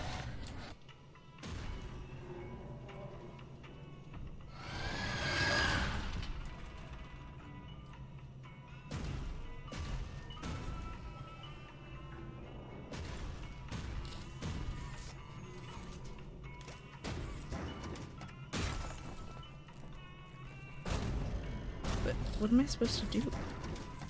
Where do I go? Ah!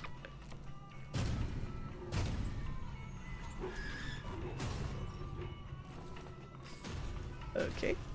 Can I stick my hand through there? No. Rude.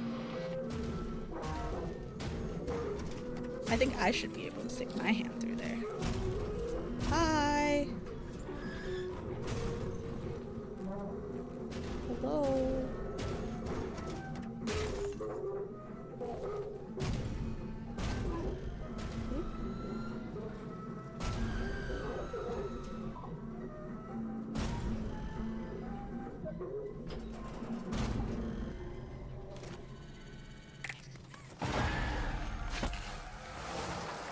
Motherfucker, breaking my hand. Oh god! Oh, that was probably not great.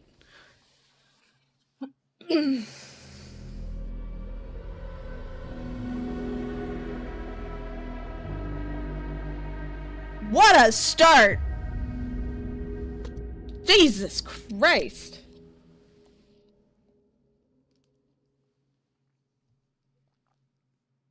I'd say hands up, but you must be psychic. Well, no more hands up for me.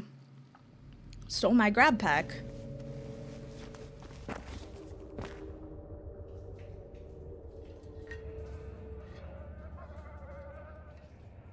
I'm grab packless. How do I even touch this button?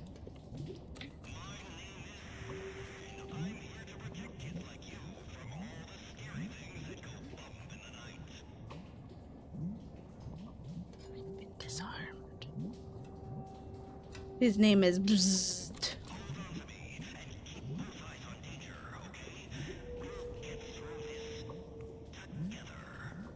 Why does he sound like a radio host?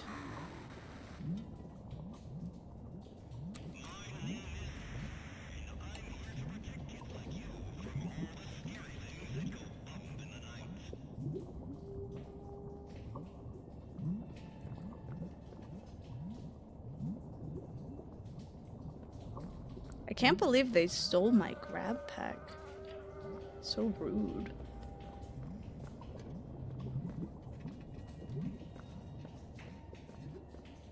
Actually, now that I think about it, how long has it been since I've been grab packless?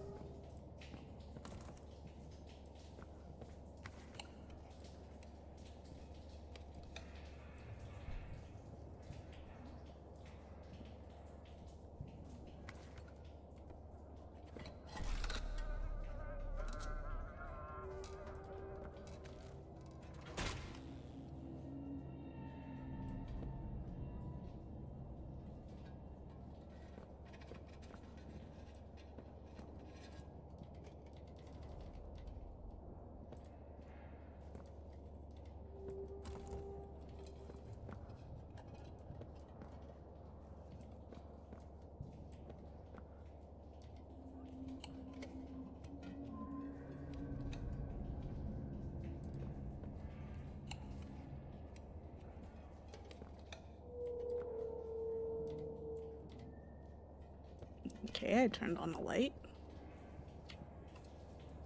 How did that help me? Can I move this out of the way?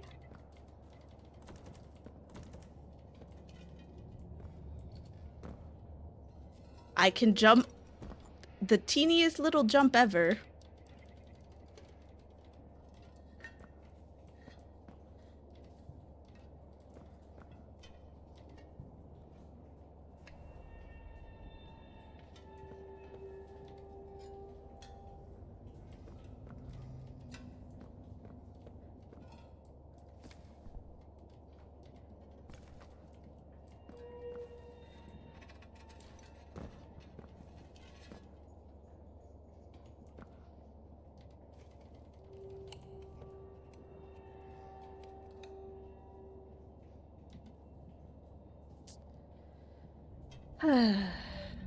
Love Poppy Playtime games. They're always the same.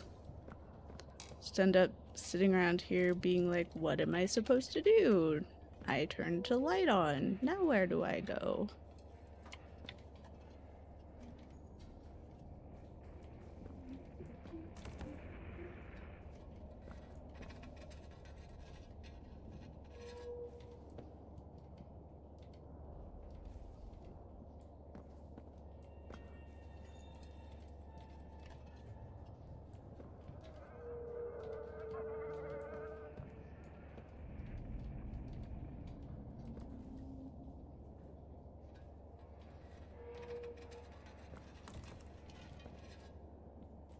Do I go back?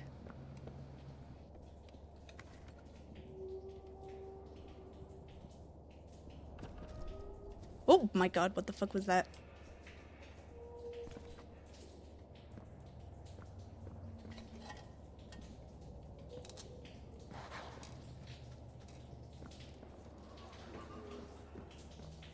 Are you the friendly guy? What is that? Oh my god. Okay, don't go near that thing. Got it. He's upset.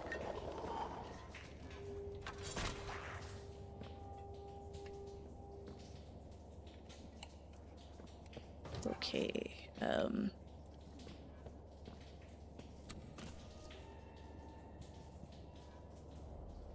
just gonna close that. No, I can't. Never mind.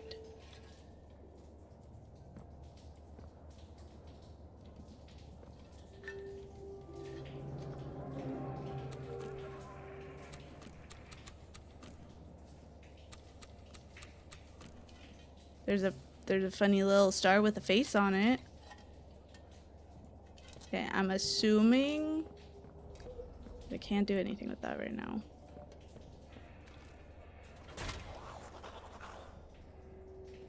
Okay, there's weird little guys who don't like light.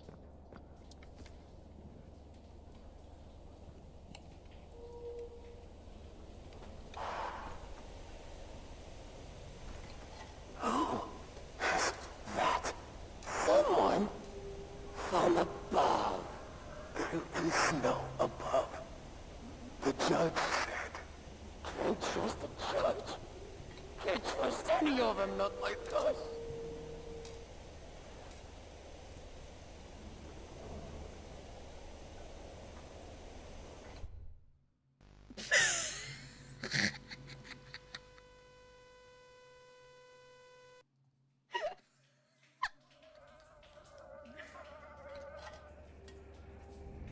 Okay, I am a little stupid.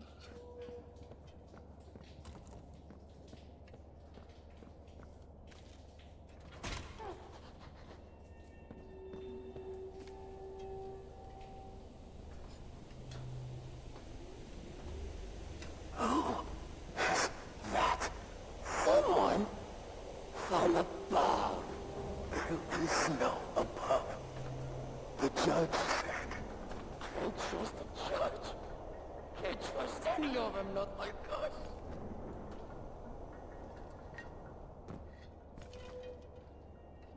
There's a guy there.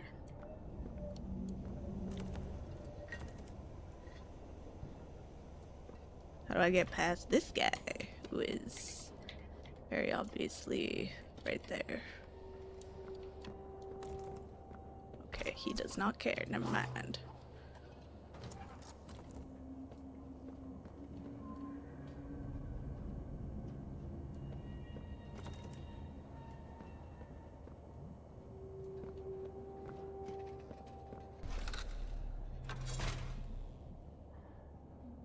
Ah, key. I see. Need to get into that area over there. Oh, it is very dark. Very dark in here.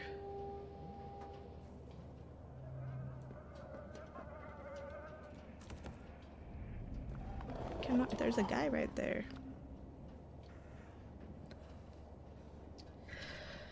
What do I do about the guy that's right there?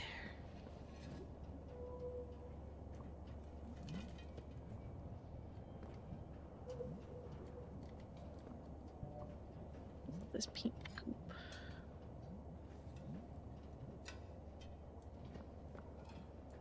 Do I walk over here anyway? Do you not care about me? Okay, you do not care about me. That's good. What about you? What about you? I fear you're going to attack me. Get past you. Okay. I don't have a grab pack anymore. So what, pray tell, can I do to get past you?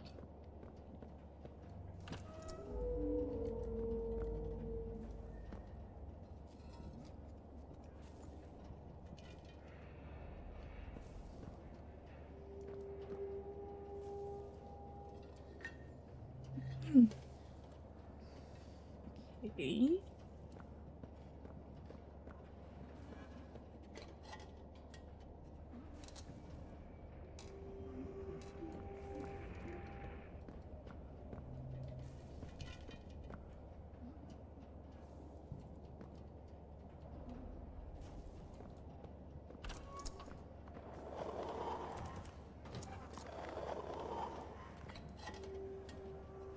There's another guy right here.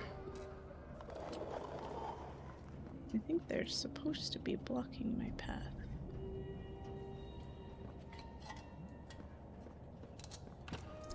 Oh! Oh wait, no, that guy's blocking my path too. Fuck you. God damn it.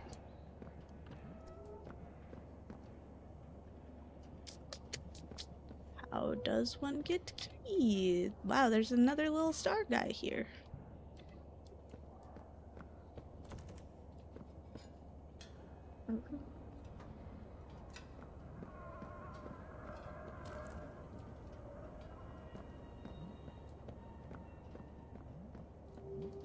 Oh, I'm not gonna lie. This game is making me a little dizzy. I need to lessen the sensitivity even more, and I think I'm going to...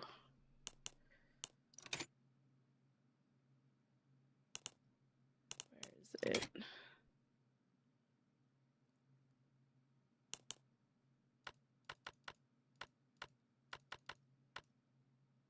You make it bigger to make yourself less dizzy, right? Oof, I don't know.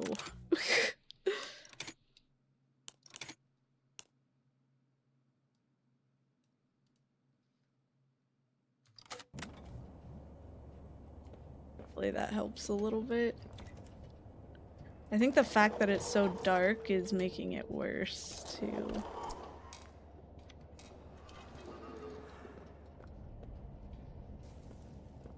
Okay, I assume I can't just, like, jump over you.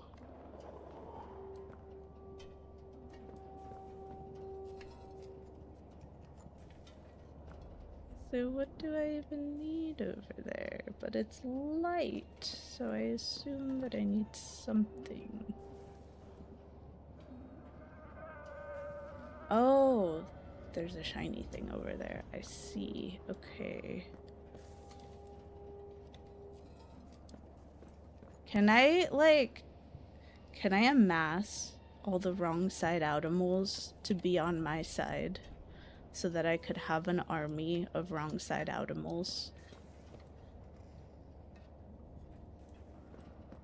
Okay, I don't think that there's anything in this room I can do.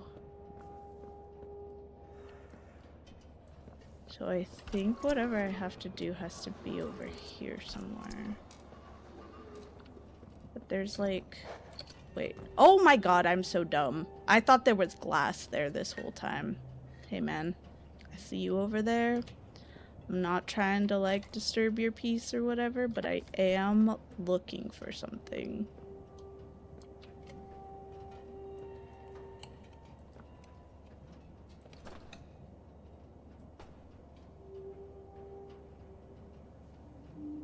I turn this light on so you go away. Oh, it's right there. Got it. Okay.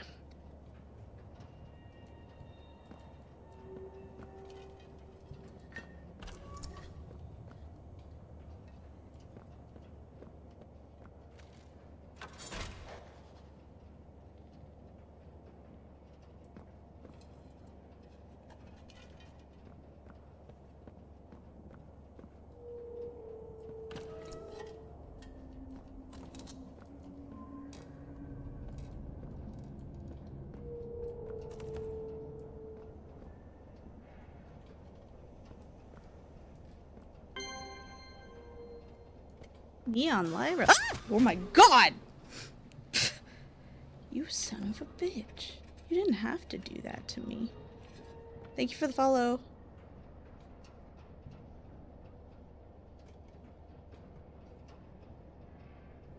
Whacking me. Rude. Oh, it's over there. There's another guy right there. Can I go this way? Got it.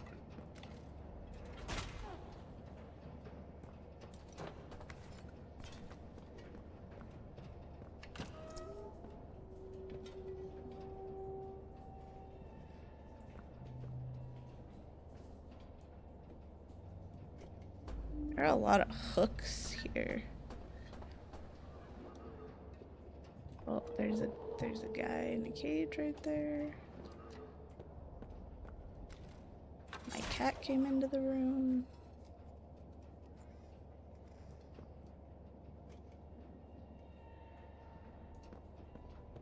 Stop trying to eat my stuff. Stop it. That's not yours. You have your food downstairs.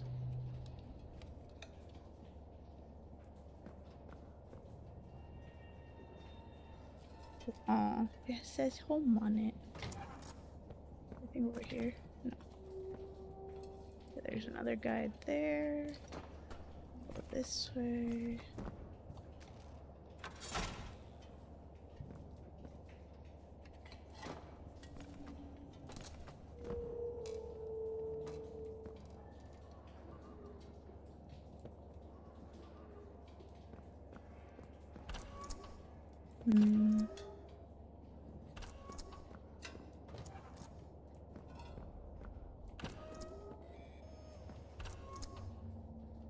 Oh, I made it back. Okay.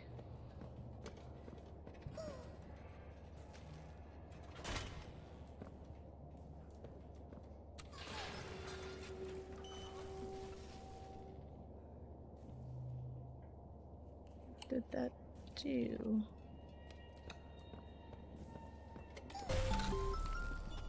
Oh, it gave me a flashlight. Hey, stop eating my food. Stop it. Go away. Go away.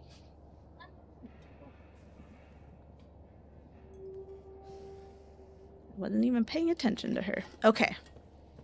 So. Now I have a flashlight. Oh my god. That's pretty horrific. You're gonna attack me? Okay, good. Get out of here. Go. Go. I spook you with my flashlight. Ho, ho, ho.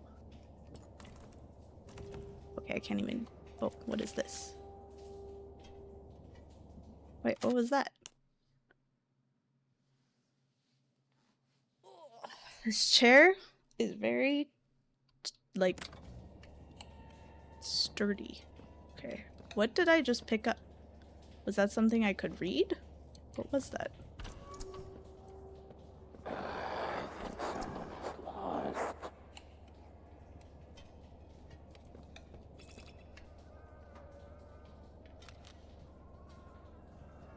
Oh, that's cool. Okay. How do I...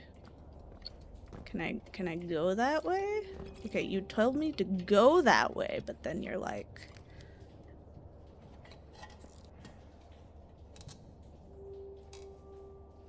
Nice, it has a cool little... Oh, gee.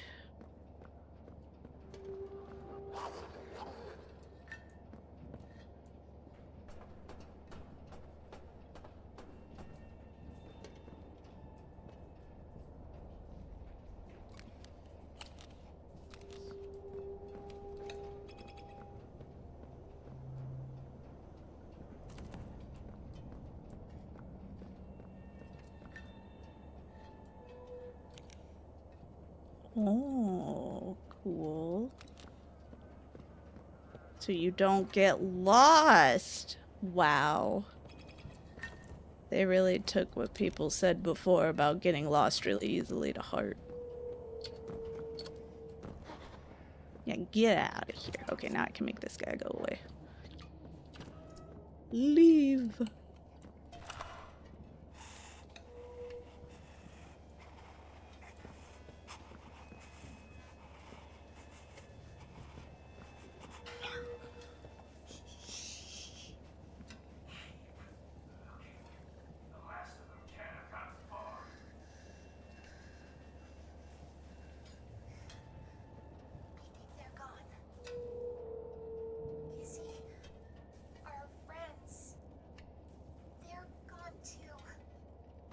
It's so quiet. So sorry.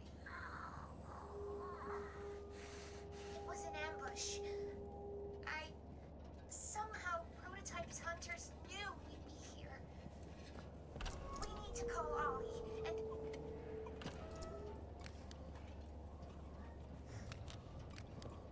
It wasn't supposed to be like this. I'm supposed to be...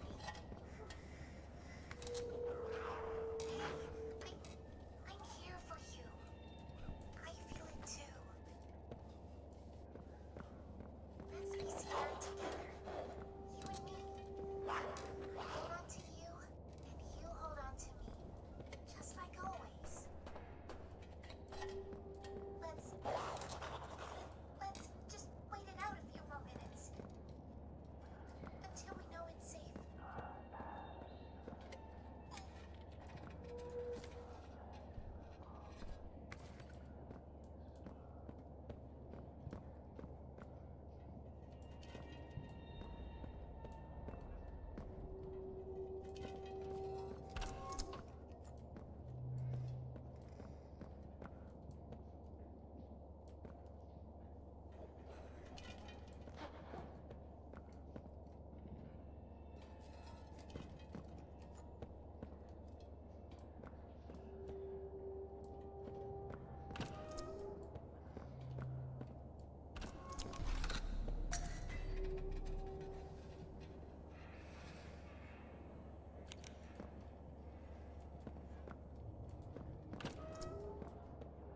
Okay, well, I found the key. Now what?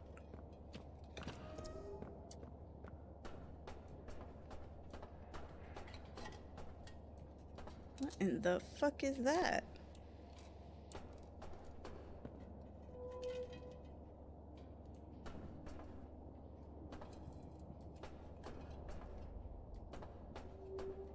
What is this? It's so spooky. Okay, where do I go now?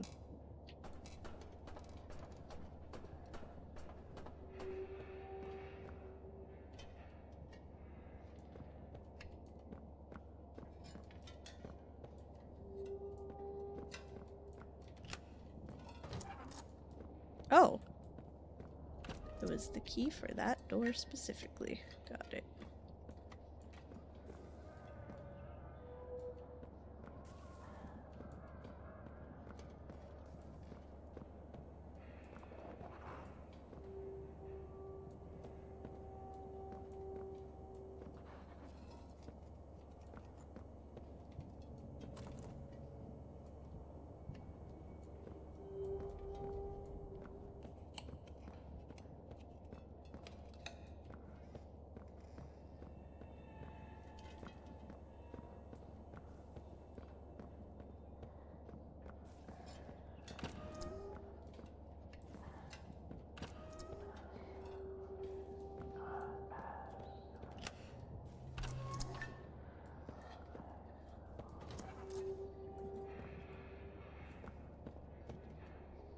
Is someone whispering sweet nothings in my ear right now? What is happening?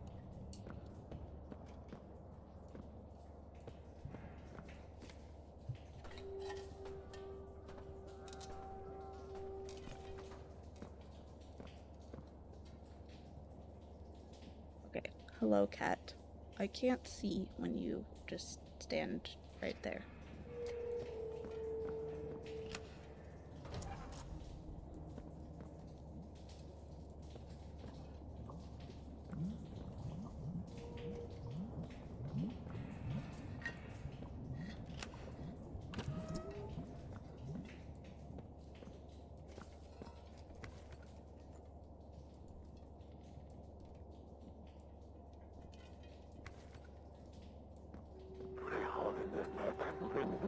spoilers for blood.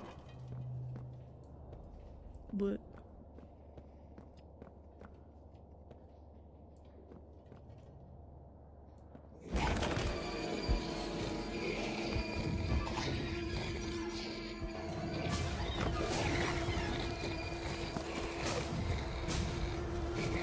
What is happening?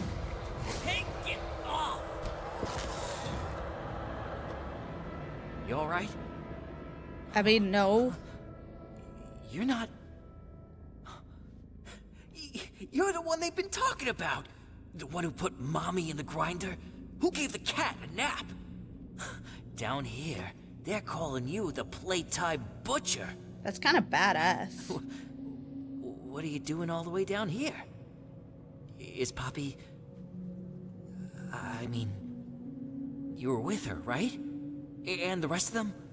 Up at Safe Haven? I heard things. We can't stay here. I got a place. Just follow me.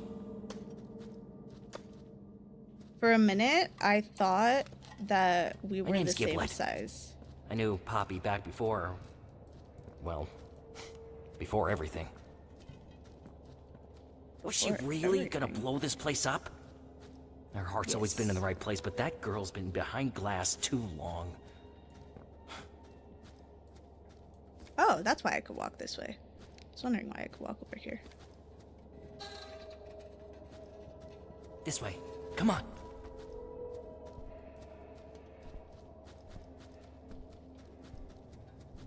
Okay, you don't have to walk faster. Hello? You're leaving me behind.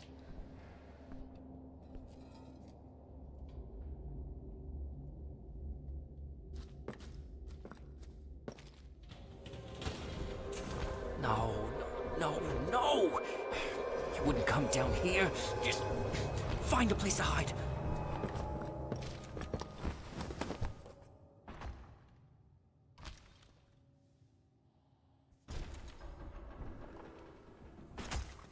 Oh, is it the prototype? Yeah.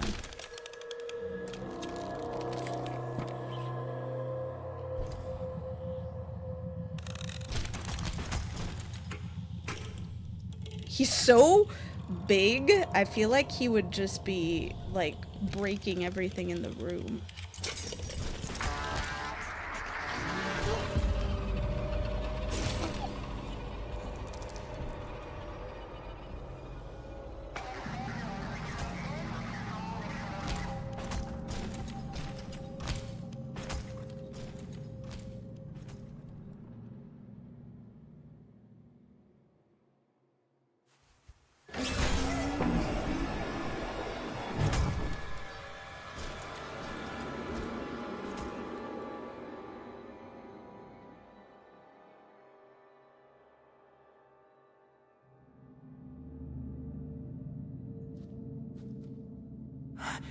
He doesn't usually come down here. You must have got him real worked up. This way.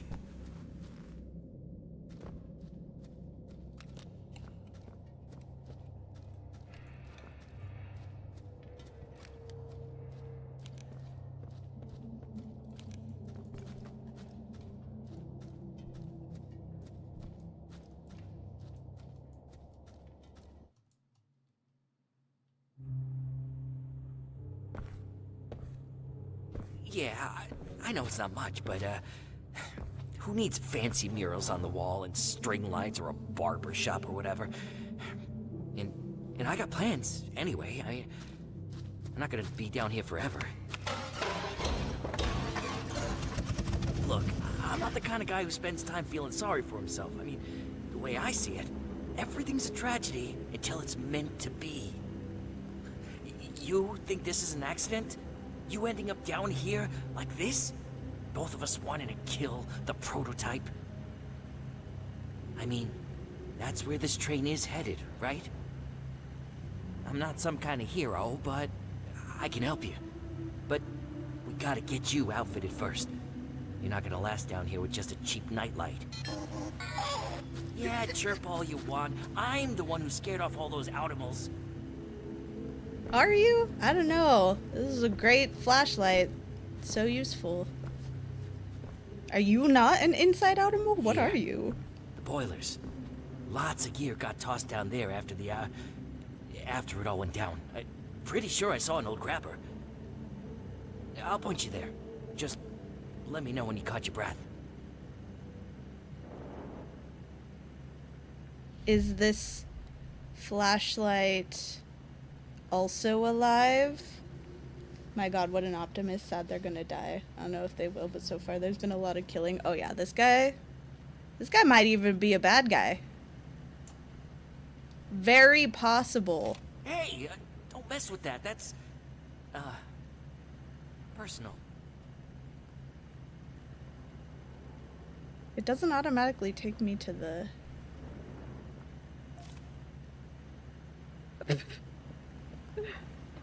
okay.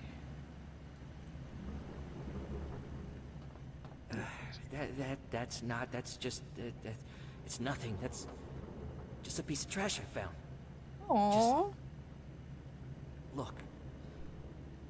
No way you're getting around without a grab pack. You should head to the boilers.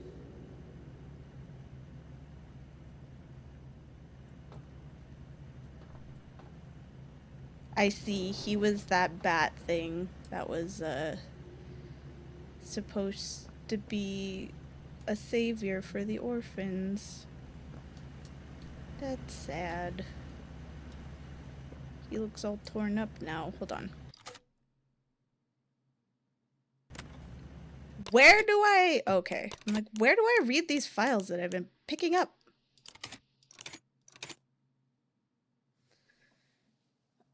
Yeah, the flashlight is alive. It would change to an exclamation point when there's a point of interest. God, everything in this fucking place is alive. Okay, let's read this. Work procedures, recycling and reclamation. Managerial note. All first-time employees, please follow these procedures absolutely, excuse me, to the letter. Our work is both sensitive and vital to the success of the operation. Please follow these instructions to the letter. Step 1. Ensure cleanliness from decontamination. Specimens mustn't be infected with outside contaminants. Step 2. Wear all required hazmat hardware. Step 3. Acquire specimens. Step 4. Clean specimens. Ensure blood, stains, debris, teeth, etc. are all removed from the specimen. Step 5. Using proper tools, carefully remove the specimen's skin, being cautious not to damage valuable tissue beneath. When necessary, use the dethreader. Step 6. Distill the specimen. Warning, this is the messiest stage of the process. Step 7. Collect extracted poppy gel in specialized containers. If we're out of containers, please let me know. Step 8. Dispose of the remnants in the boilers. Handwritten. My advice, use the term specimens when referring to your work. Believe me, you'll sleep a lot easier if you do. Sincerely, North Geisler, lead mortician. Ew. Giblet's checklist, who I owe, give it all back. Chum, 32 cans of food, written off to the side. Dang it, Chum, I keep telling you to stop. I don't need charity. Boggy, broken TV, notepad, pencils, written off to the side, dead. Meech, tarp, scaring off the gutter plush, written off to the side, dead. Stupid slurp. Diz, that nod-on textbook about connecting light fixtures, written off to the side, dead. Another one dead. Ziggy, 2 times favors, written off to the side for new slips. Gabby, 3 times favors, written off to the side for the updates. Tib, a jug of water. Roach, a bottle of wound cream. Doughy, for that thing he did that one time, written off to the side. Rest easy, big guy. Aww.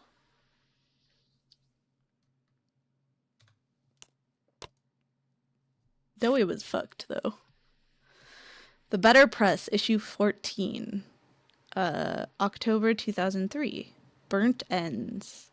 Missing toy mystery solved. For years, we toys speculated about what happened to Gentle John, some daring to spread the lie that he and his joyless fled our factory during the hour of joy. These rumors were put to rest Tuesday when the burnt-up bodies of 23 toys were found in the Innovation Wing and confirmed to be the presumed defector. John refused to fight for us during the hour of joy. Spare no tears for him and the joyless. There's no hope for us above, says our liberator, the prototype. A vigil will be held in Town Square this upcoming Joy Day. All are encouraged to attend. The first 10 attendees will be given special mourning stickers. Continued on page 2. Unsafe Haven. As food supplies run low, Rebel Toys and Safe Haven haven't been reportedly eating each other. Have been reportedly eating each other. What the f... It's way beyond salvaging from the charnel pit, said a former rebel didn't want to be named. The place stinks so bad of soggy plush and blood, it's super bad. Though others deny the claims, it's widely known that rebel toy Doughy the Dough Man has a big appetite and previously ate at least one of his parents. Continued on page 4. Don't get on the wrong side of these savings. 2-for-1 popsicles at Jimmy's Food Barn. Ah, shit. Where's Jimmy's Food Barn? Through there. The pipes will get you down. Meet me How up can at I R&D go? once you got what you need. I'll get things cooking. Okay, but how can I get to Jimmy's Food Barn?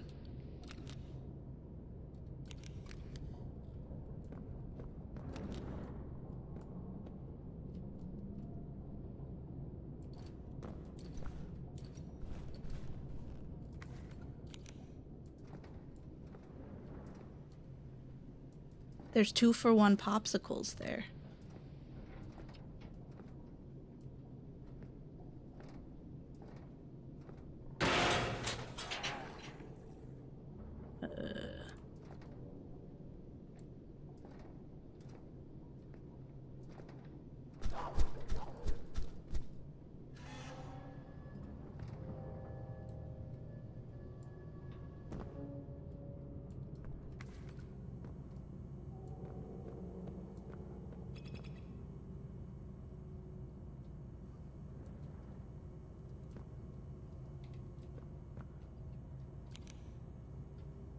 I like the sunglasses. Oh.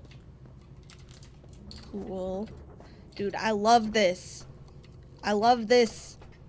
Telling me what I'm supposed to do, where I'm supposed to go. It's great.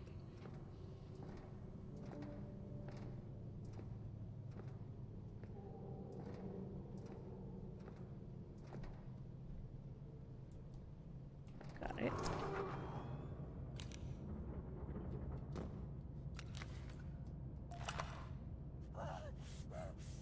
This is ridiculous.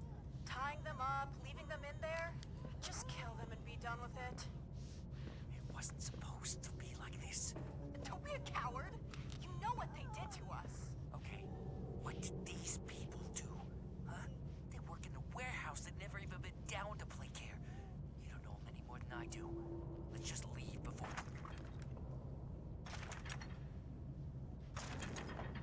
Survivors. In there. He tied them up. Why? Because he's soft. But this isn't... I can't. I just can't. You can. You have to. No. No, I... They can't leave. And they can't stay. But I never wanted this. Want is inconsequential. We agreed. We do this. Together.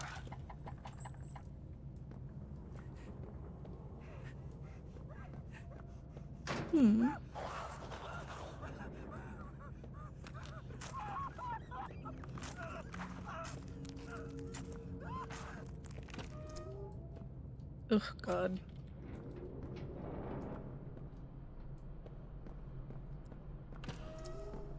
Oh, what's this?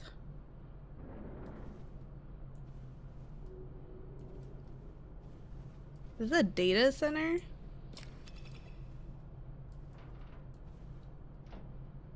Aha, haha, this way. Okay.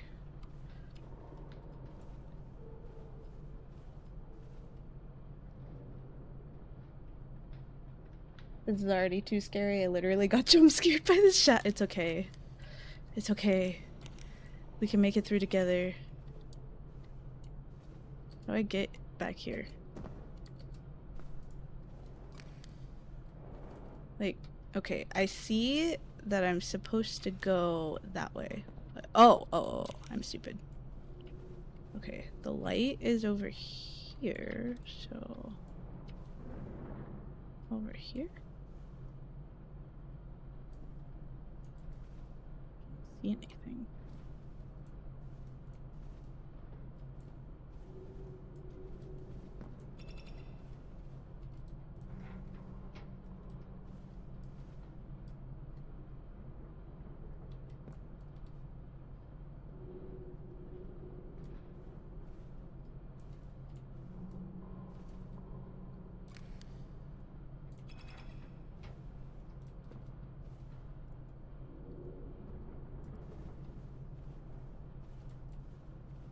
Okay, what does the X mean?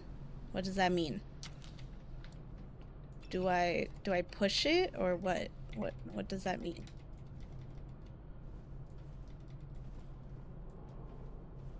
Can I go through here?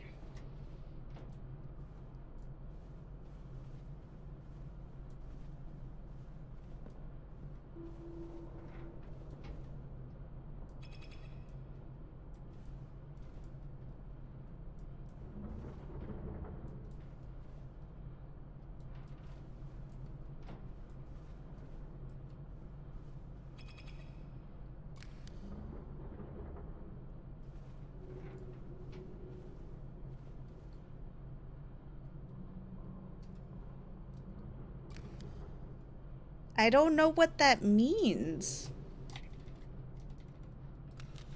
It's an X. Does that mean no?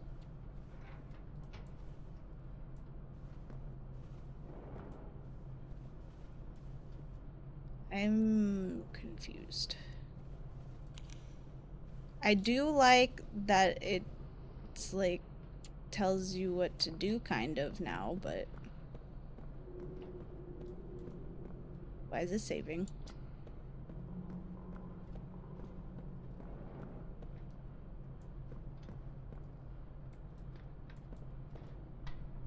Why did it save randomly?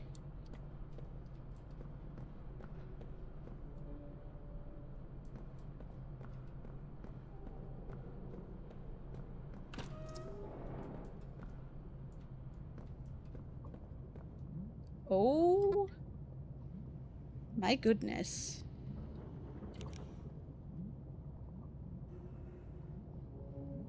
Braum is really big. Oh, he has the grab pack.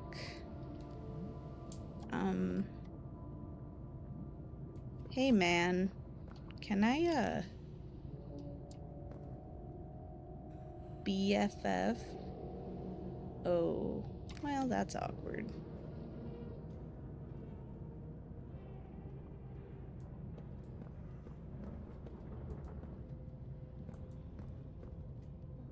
You're very large.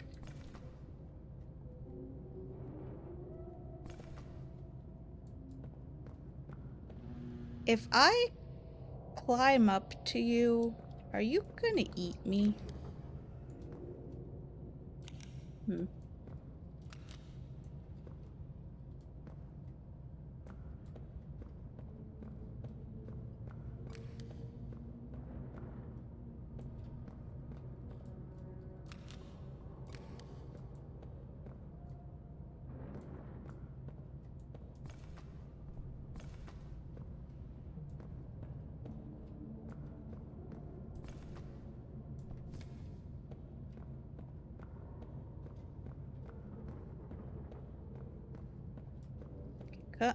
Wait, I don't have a grab pack.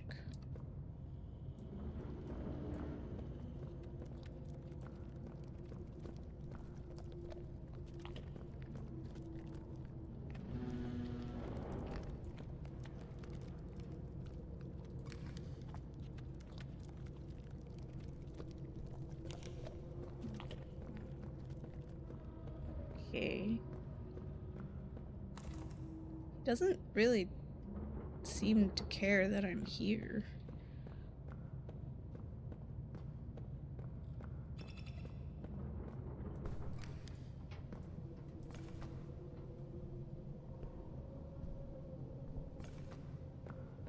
Toy maker. Who's fucking talking to me?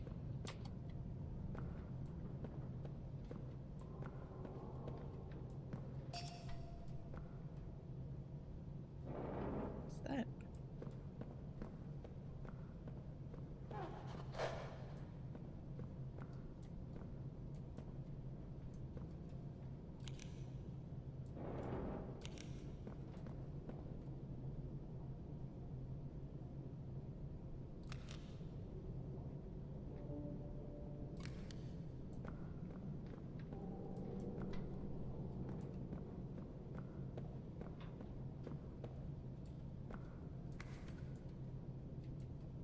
Okay, that's nice and all, but I can't go that way yet.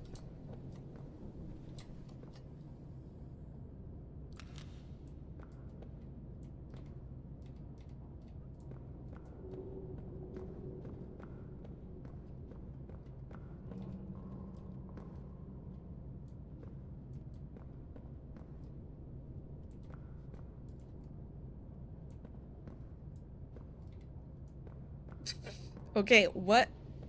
Hello? What am I supposed to do?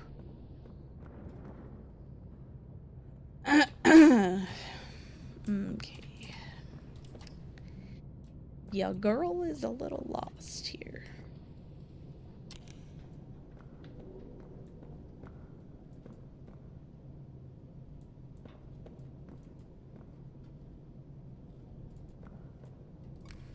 Oh, wait. No, wait. That's where I came from.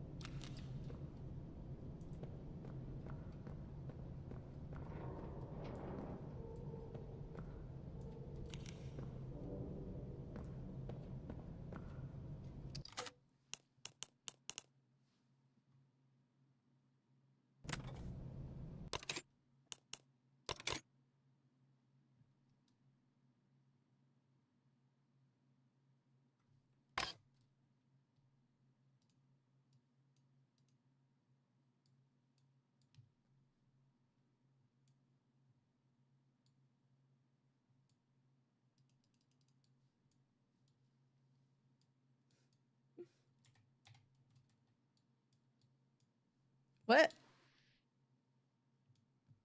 Am I supposed to find something? What do I do? What do I do?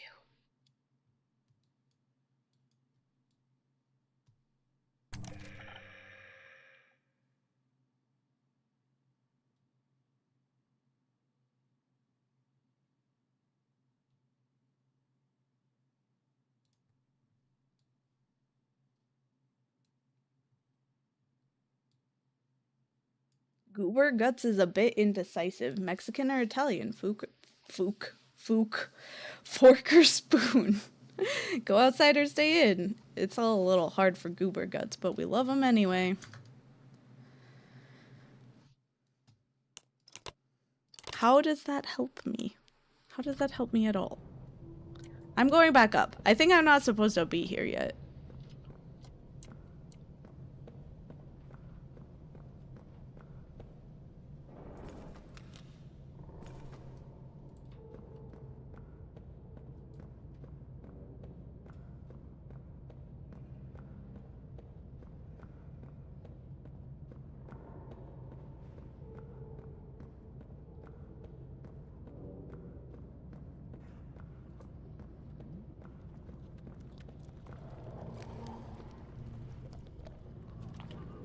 That is, that's gnarly. You think if I just, like, walk up his tail, he'll let me just, like, walk up him?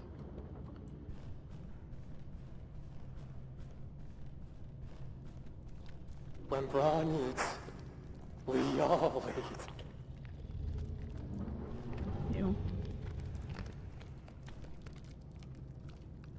You know, I didn't think this would actually work, but it did. It did actually work. Can I get that? How do I get that?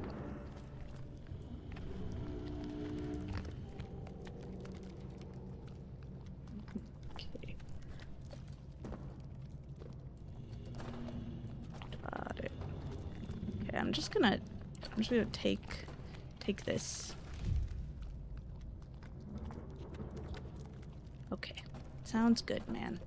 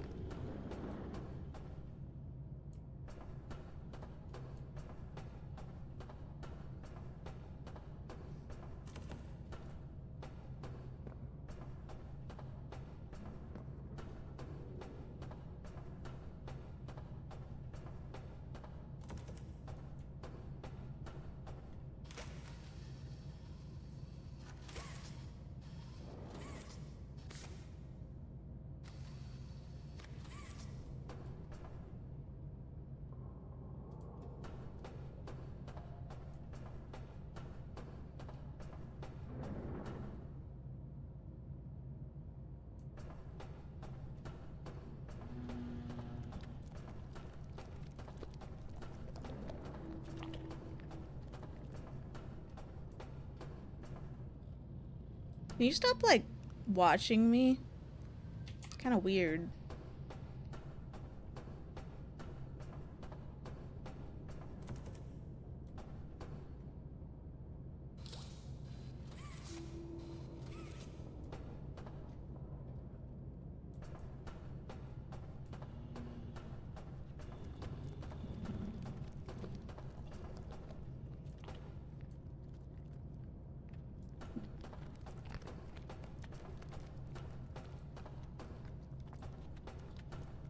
Oh, there's a thing here. Okay. I knew that already. That was not helpful. Oh, wait. I have an idea. Over here. Just kidding.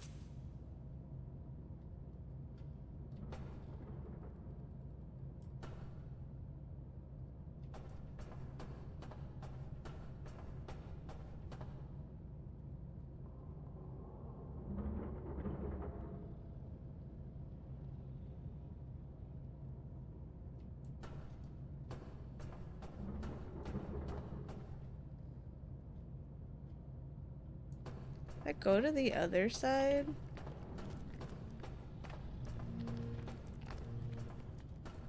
I see you, man.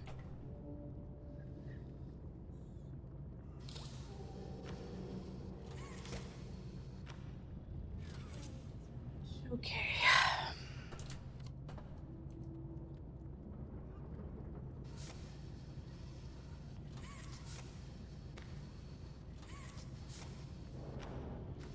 There we go.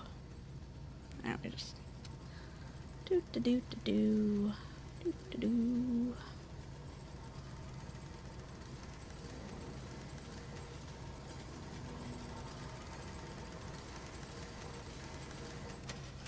Very cool. Now I'm just gonna do a little hop, skip, and a jump here. Oh, I fell off! God damn it. Sorry, Bron. I don't mean to, like, use you as a stepladder, but I'm really bad at this type of stuff, so sometimes I simply... No, I fell off again! Ah! Okay.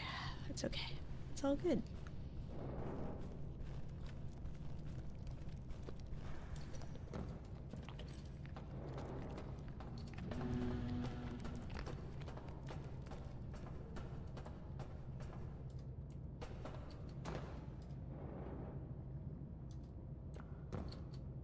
There we go.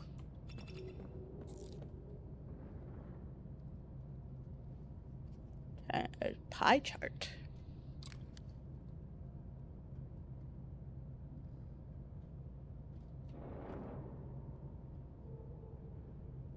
Up.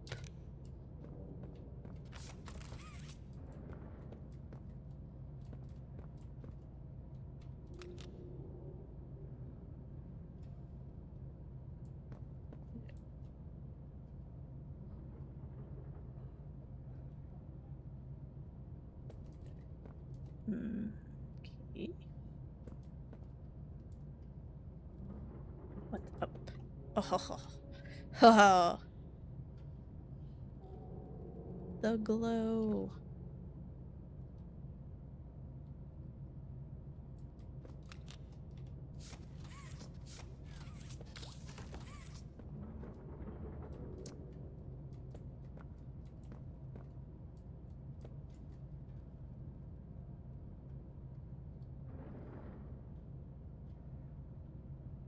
ER plus RS equals the most unsubtle secret couple ever. Good to know. Pie chart, 75% experiments, 10% meetings, 5% business trips, 9% sleep and food, 1% personal time. That's supposed to tell me? I don't understand. This is just an arrow pointing upward. Oh, oh, oh. I get it.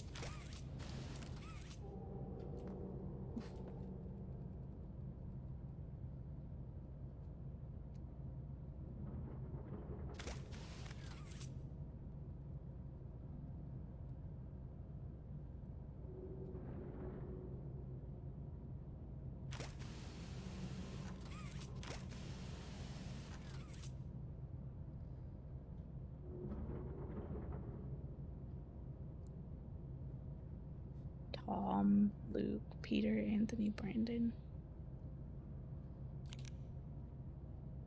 Oh.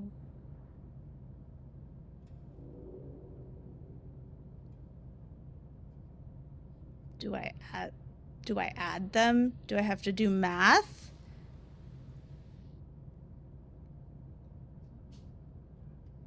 What if I don't want to do math?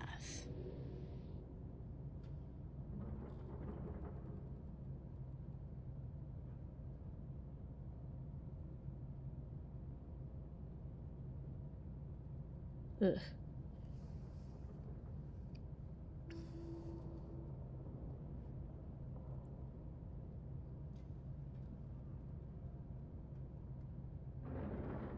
Oh, 0859, because that's the circled one. Okay, okay, okay, I got it.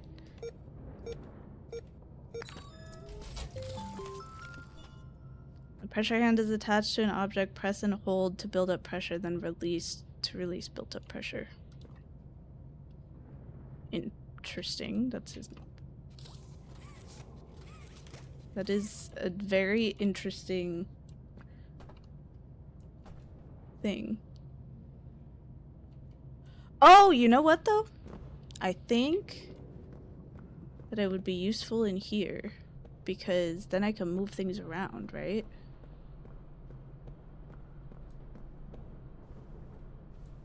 So like it wanted me to go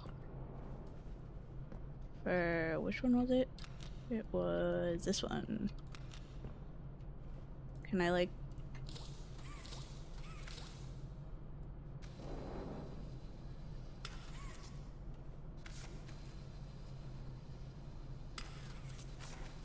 oh no, now I can just move them. Never mind, I'm dumb.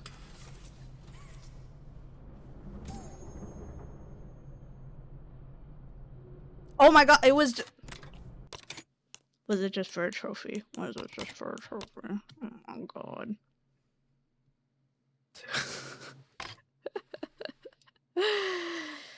I can't believe I did that just for a trophy. Okay, whatever. Anyway, I'm going back now.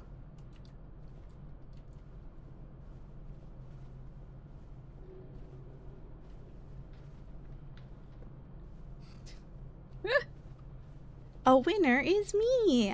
I'm the winner. Okay. I think I have to go back underneath the area or whatever.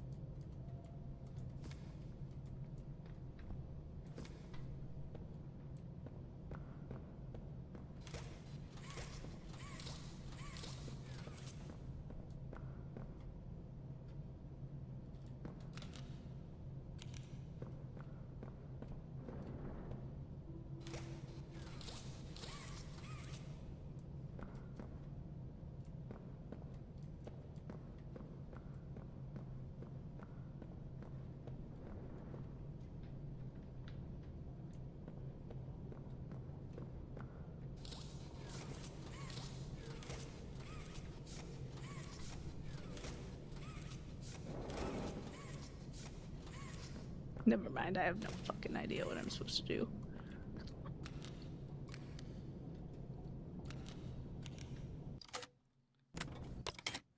This thing was apparently...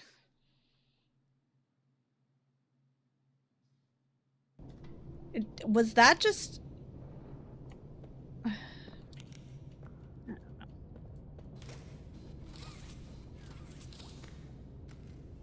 Oh, it's the green hand.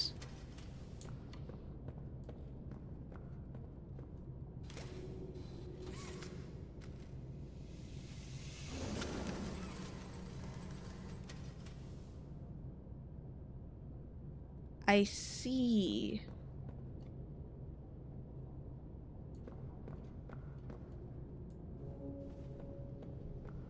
I think that thing underneath here was also just a collectible, so yippee.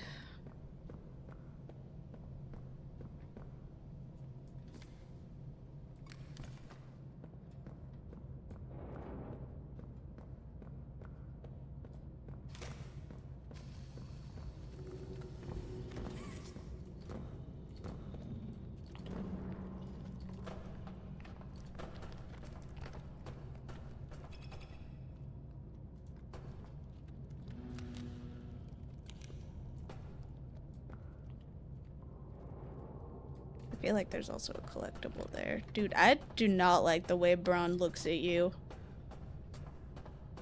He looks like he's high as fuck.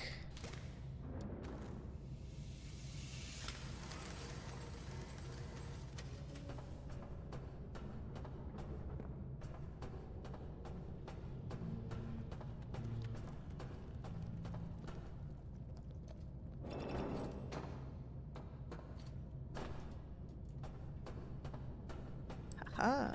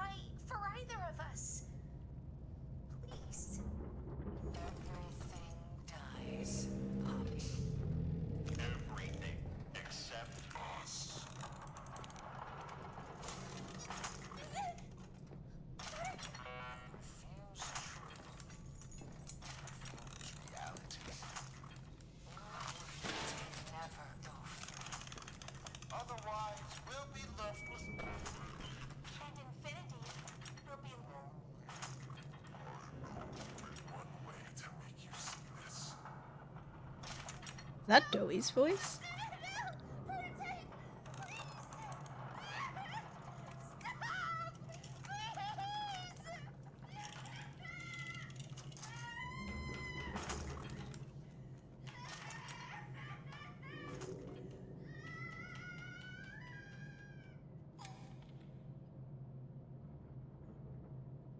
Well, that was unpleasant.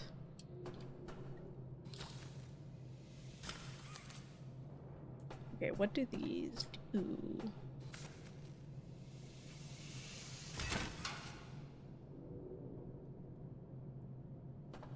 Okay.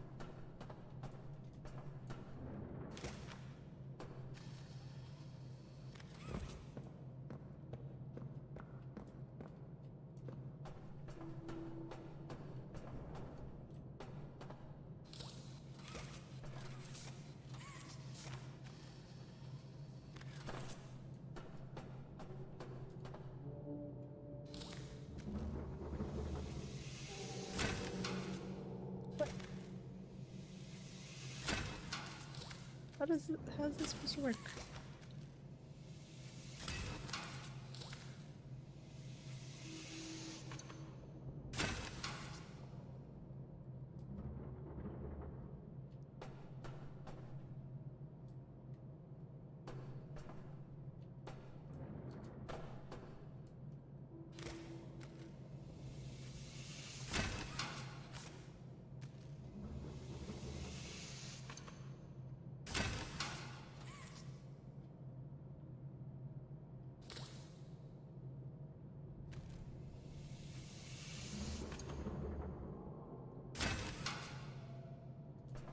This is.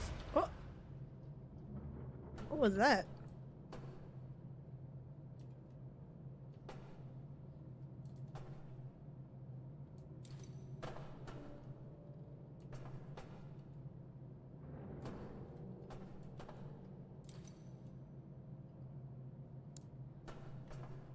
Do I have to do this in like a certain order? Is that why?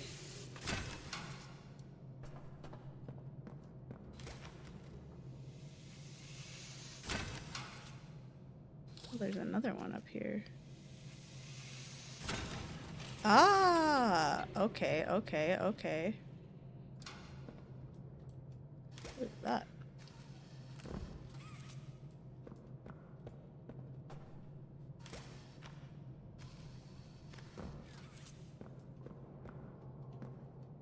Interesting. I can't get over there, but that's fine, I guess. Okay, so this...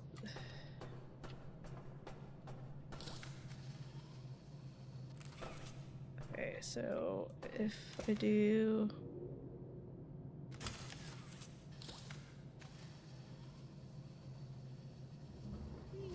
Okay.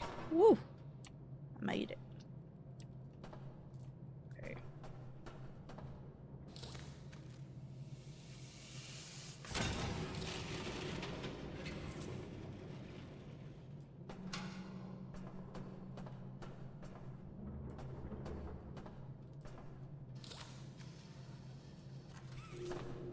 Okay. Well, that was dumb.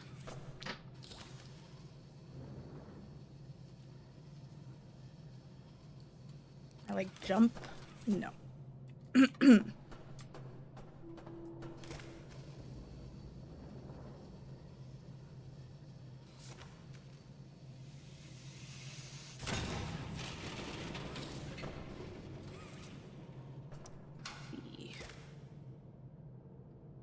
Oh, oh no. Oh no. It's a time thing. Okay. I've always been awful at these. Ugh. God. Okay. Hold on, hold on, hold on. Maybe if I do it like this, and I'm already like here. Ha ha ha! What the fuck is this thing? Get out of here. Get out. No one wants you here. Go away.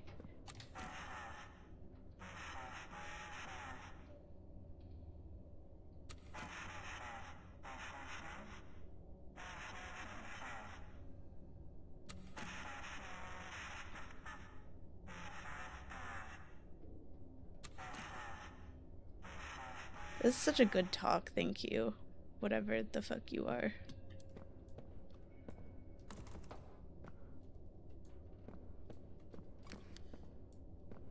No! No! No balloons! Pop all the balloons.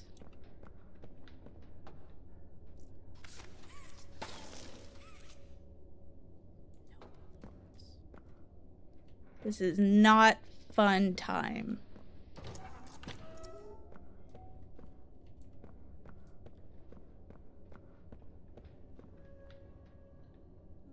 What the fuck? Bro, what is that? Why is it just like weird craters full of goop? Gross. Yuck.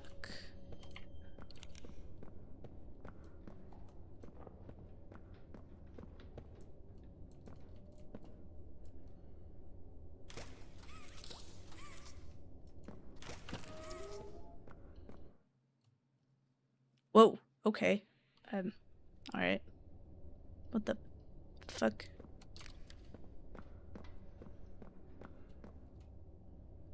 What the hell? Where am I? What just happened? I just like loaded into like a new zone? Who's that? Who's there?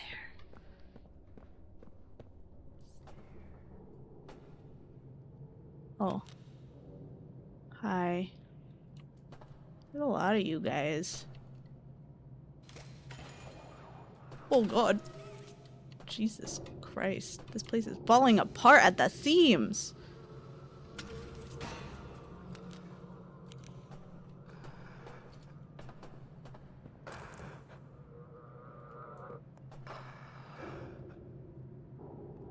Okay, there's like weird breathing happening, but I'm just gonna ignore it.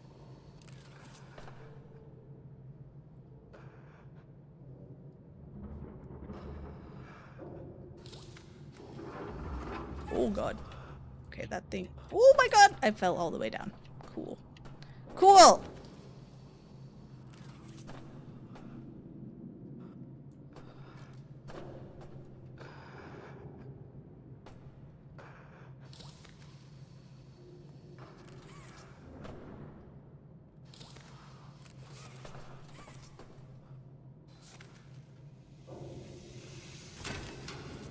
It doesn't open.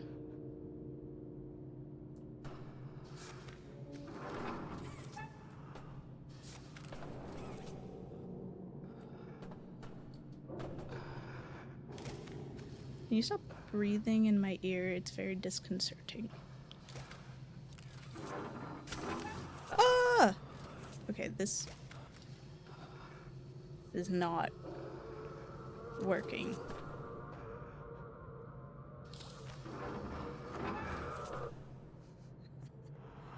Okay.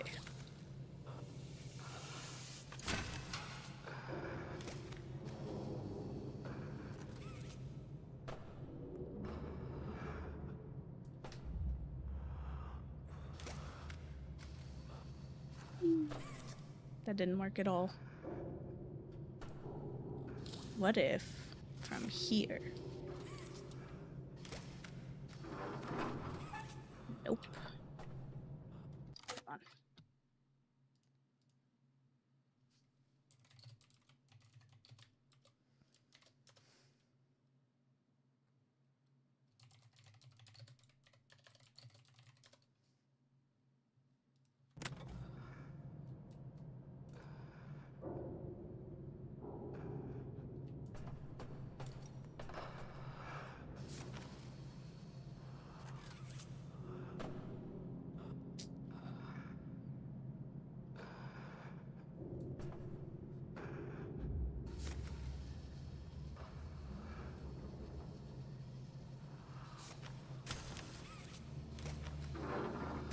Oh, okay, I see, I see.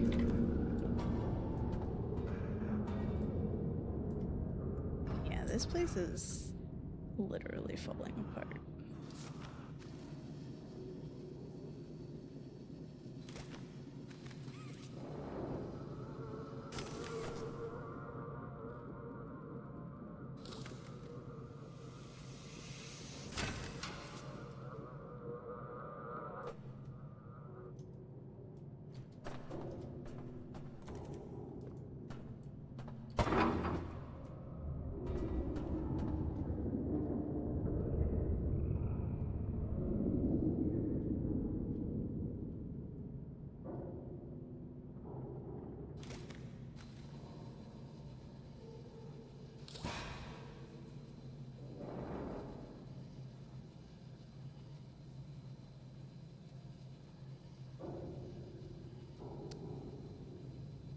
Well.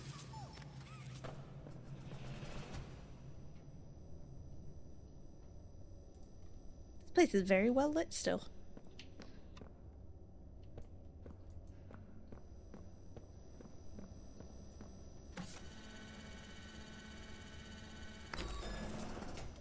Who was in here?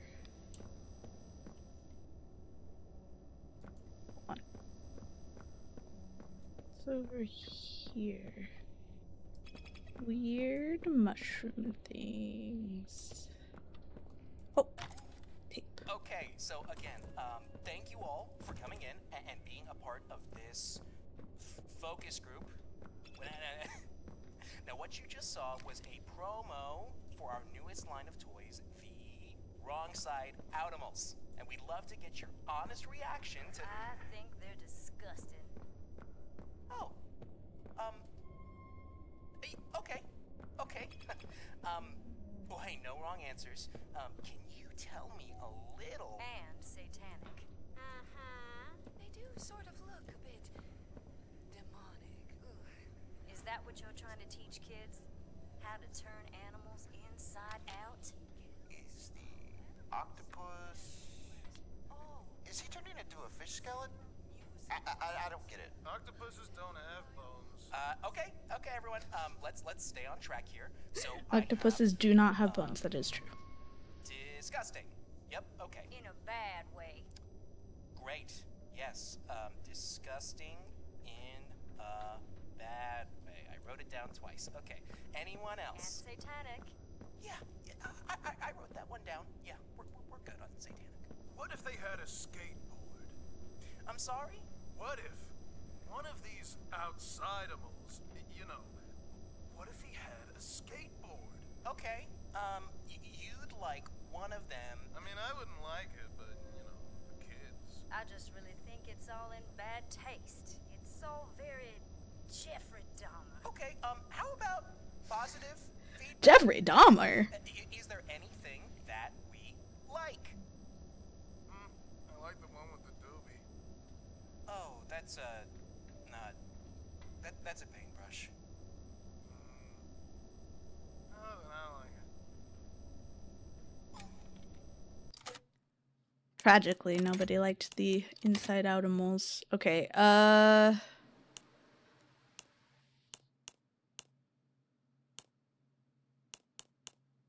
it is so quiet. I'm gonna turn this up to 70.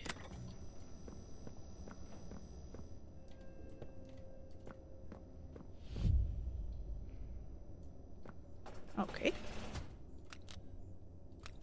This place is kind of cool, honestly. I'm sorry, I'm making myself dizzy again. My bad.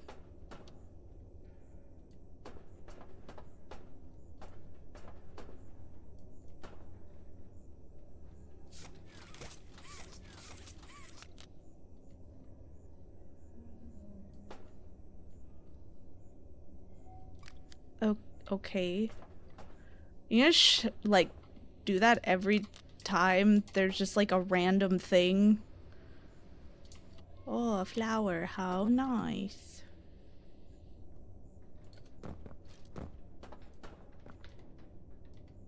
Well, I can't get in there.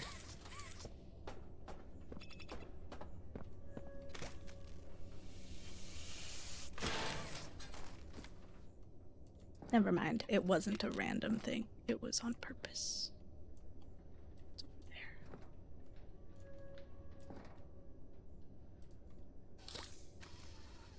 Whee!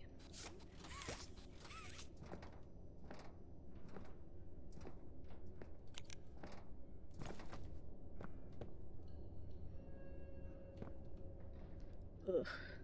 I don't know what it is about this game that's like different. Okay. Than the other ones, but it is like for real making me dizzy.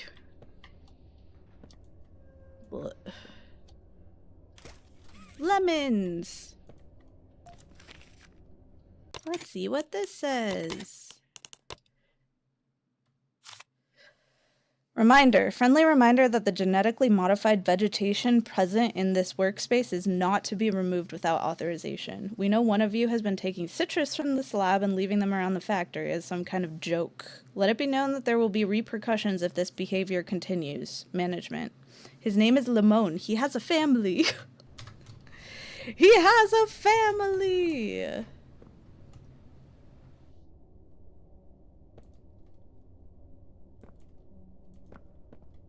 Look at him. Look at them.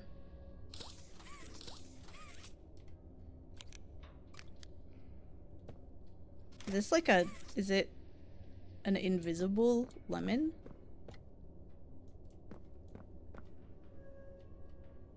Interesting. Is there nothing else in here? Why did I go in there?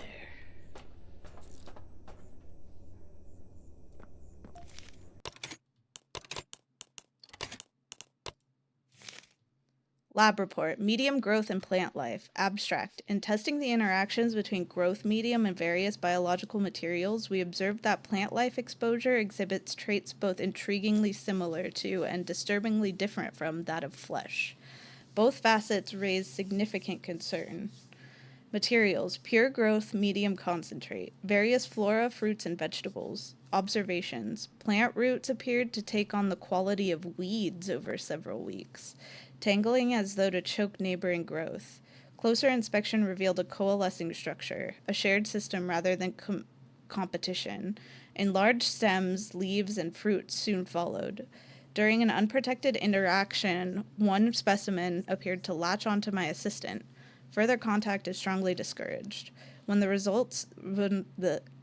resulting fruits and vegetables were tested on both mice and rats, internal consumption began within hours following ingestion, similar to fungal degradation of organic tissue. Conclusion: all produced seeds, fruits, and vegetables are to be considered toxic and parasitic. Until a more stable strain can be developed, direct interaction with any plant matter is prohibited. We need to develop a means of counteracting the growth medium if we're to continue this line of research. Otherwise, the flora will spread completely out of our control. If the proposed negation formula we're developing is everything we intend, then this should more than suffice. Just pre-ordered the new Ben 10 comic and a variant cover. Nice. Did you sign up for the Where Winds Meet sponsorship?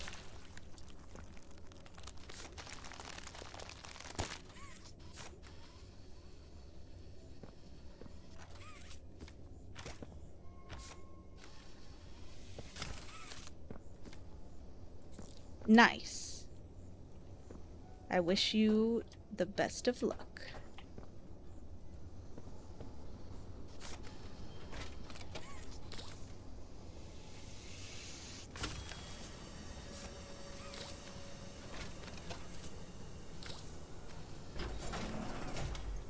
Oh, wait, that was kind of cool.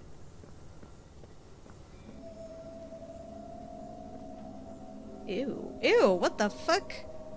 Why do they have heads? What is this? What is this? What is this? Why do they have heads? What are you? Do you talk? Are you people?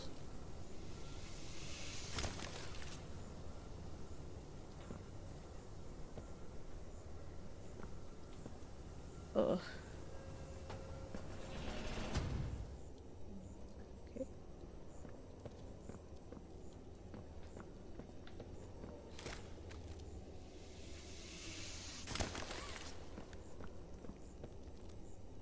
At least the heads don't follow me.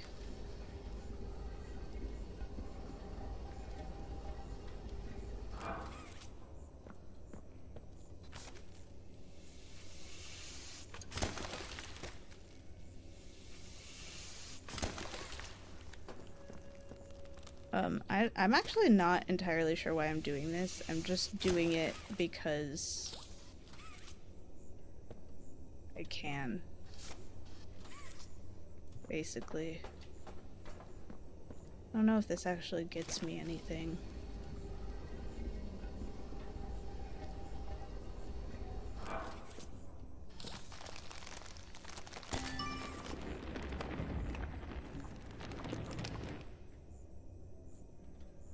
Okay, I got a little do-do-do. That obviously means I did something.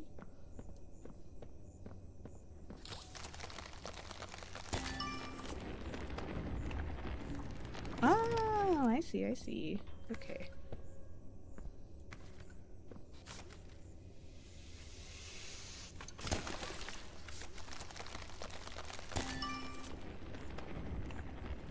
Fun little doo-doo-doos. I need to find the last one.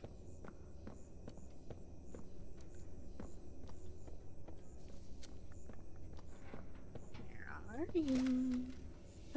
I can explode the big one. Come on.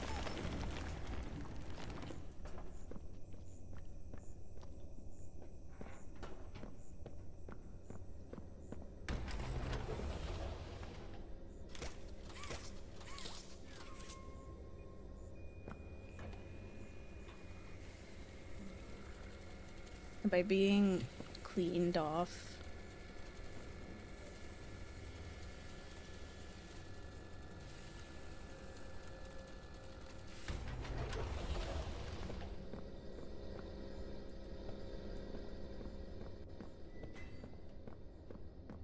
This was this. I keep going to the wrong thing. Dr. Arkin's personal letter 1, Pumpkin, and I guess you too, David, haha. Hey you! Sending my love from a particular toy factory out west. Still insanely weird to say out loud. Missing you both like crazy right now. And I know, it's only been a couple weeks, but still. Anyway, I told you I'd give you an update on the kind of people I'm meeting here in the lab. Some of the scientists here are super quiet, keeping mostly to themselves. They love the work, just not the people. Some are kind, but they almost feel a little sad when you talk to them. I can't exactly say why. And others are, well, let's say they're not the type I wanted to see here. There's this initial group of scientists that everyone else is built around, the Brain Trust. I'm told these people were from some relic program in the 60s called the Young Geniuses Program. The head of them is a guy named Harley Sawyer. You guys would hate him. He's the type to let others break their backs lifting hay and then congratulate himself on the good work he did. I know the offer was a strange one, and David, I know you're worried about me. You don't even need to say it. You've just always been like that. But I really believe in this. Playtime sold me a vision that means something. Maybe even everything. It's not enough for me to just patent a thing and make a bit of money off of it, then retire somewhere to teach it in a class where nobody really cares about what you've dedicated your life to. I need what I do to be more than that. Julie, I want you to be proud to have a mommy like me, and I swear, I'm going to do just that. Promise to be home for your 9th birthday. Love, Dr. Chloe Arkins. I don't think she made it home for the 9th birthday. Oh. I am probably gonna have to take a break at this ad break because I am feeling sickly. I don't know what it is about this new update, but it is like killing me. I'm feeling very dizzy.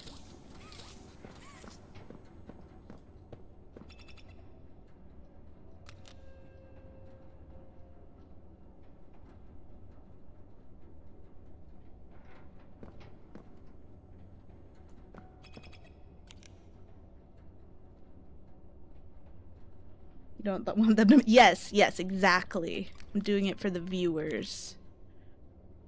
I'm being nice. Hey, it's a battery. Seen these in a while. It's making Candy Cat sad. Poor Candy Cat.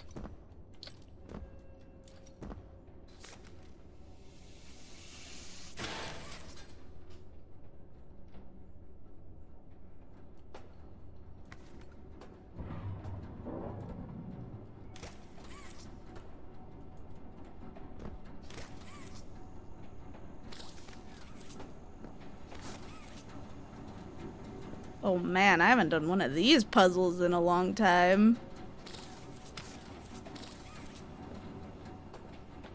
Where's the end of it?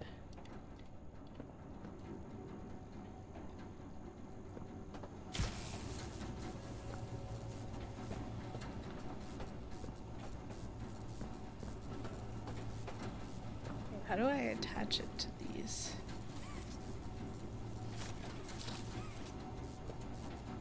Does it get attached?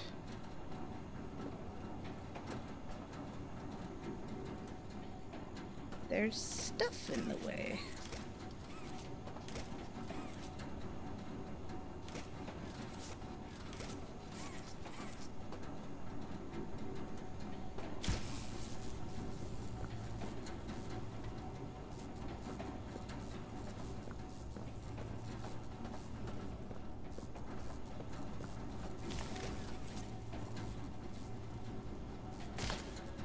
Oh, okay.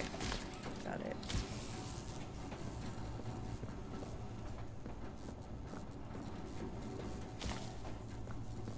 How far can I go? Wait. Go this way.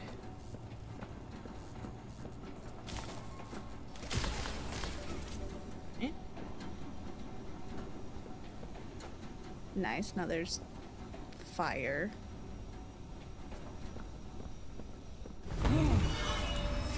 Oh my god. Hey, that grabber looks good on you. This is Chum Chompkins. Oh my guy on my the god. inside. We, sort of look out for each other. Chum, this is who everyone's been talking about. Poppy's Angel. The Playtime Butcher. Come on, I was just filling in Chum on our plan.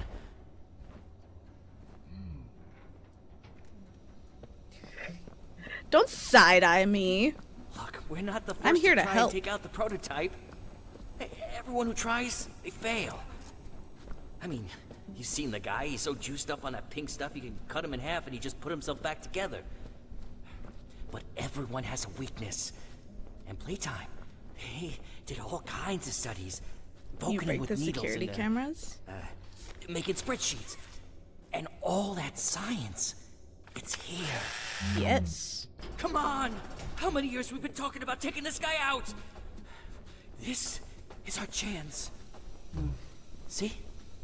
What'd I say? Everything happens for a reason. I don't trust this guy at all. I'll be real with you. Oh, what the fuck? Bro. You just...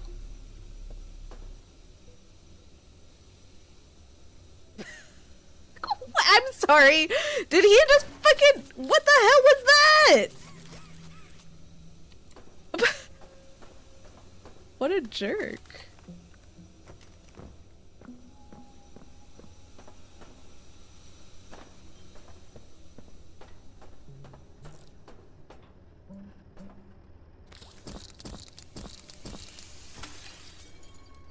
Cool.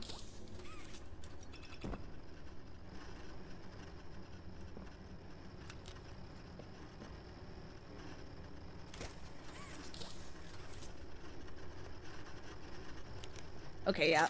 Oh, I'm so sorry, you guys. I'm gonna take a break for like 5 minutes. I don't know what's going on. When you do field of view, you want the field of view to be higher, right? So that you don't get sick? Or do you want it to be lower? You don't want it to be lower, right?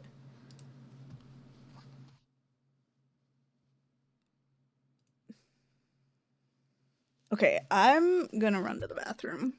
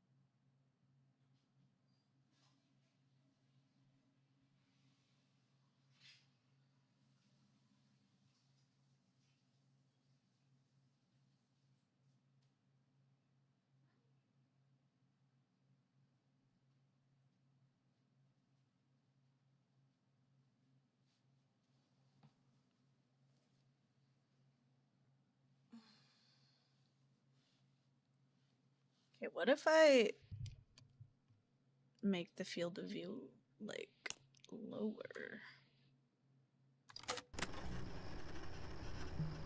Nope. Nope, nope, nope, nope,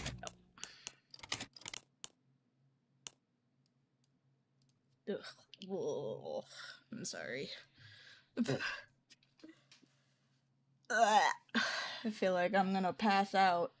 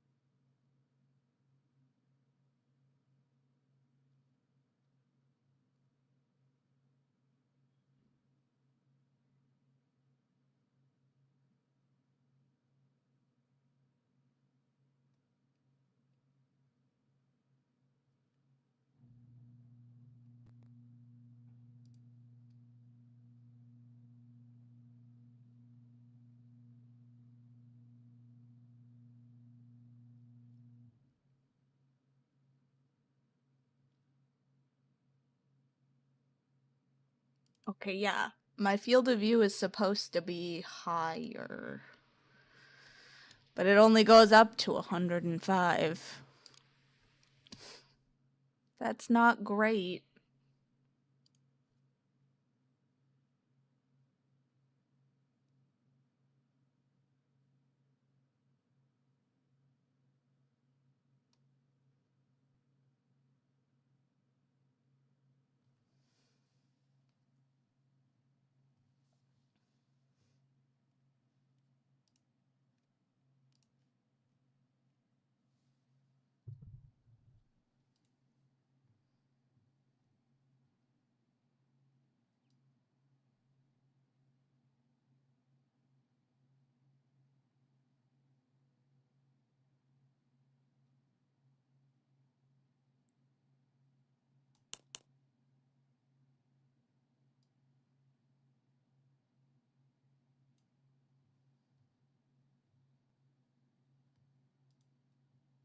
Okay, I'm looking up.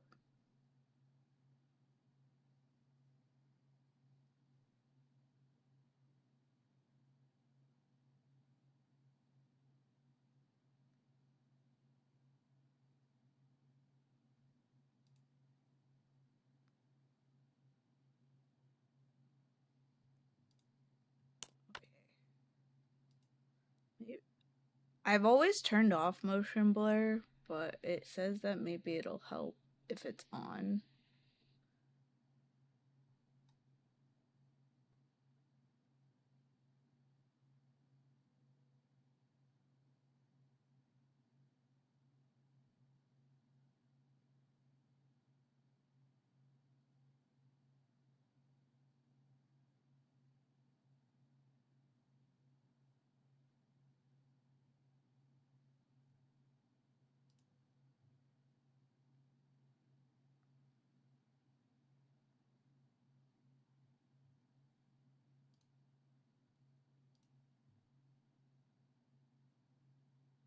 I feel like motion blur makes it worse.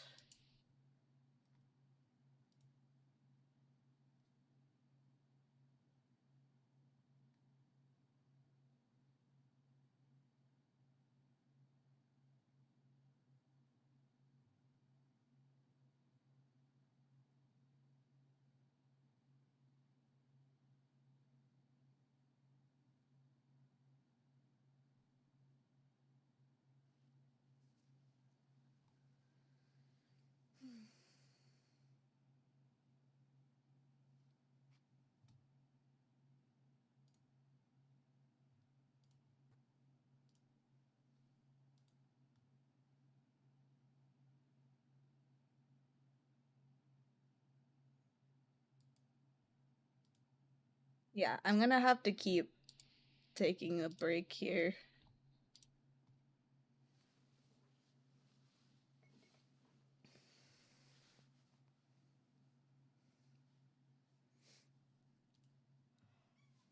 Hi.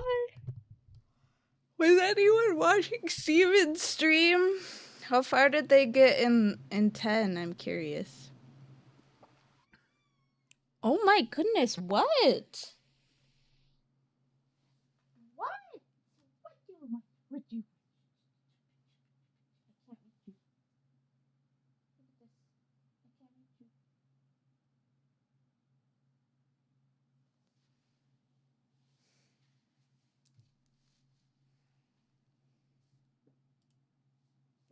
God. Why is this one so much different than the other one? I wonder if it's just because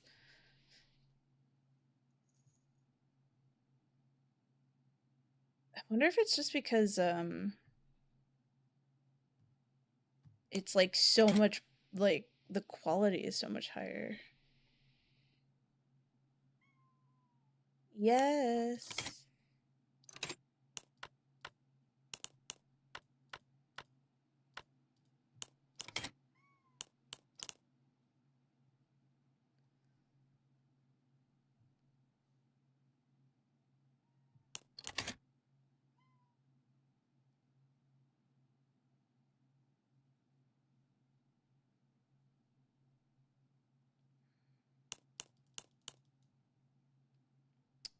What if I turn off camera shake?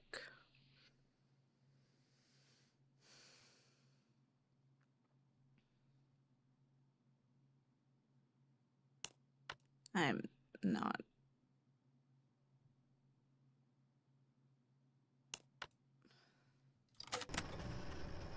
Oh, absolutely not. That made it way worse.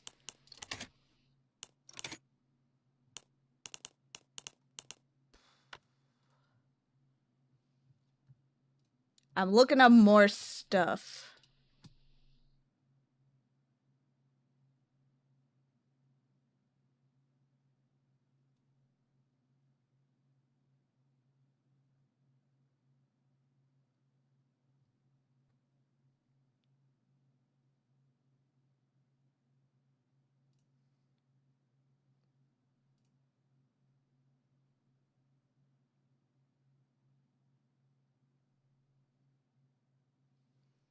Okay, I'm turning this off.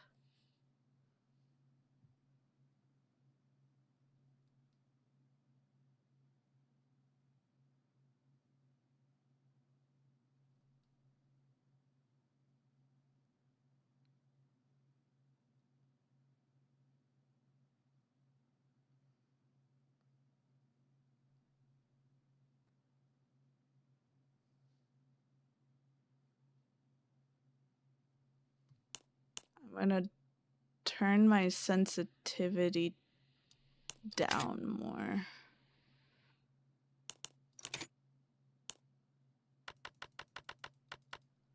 That might help too.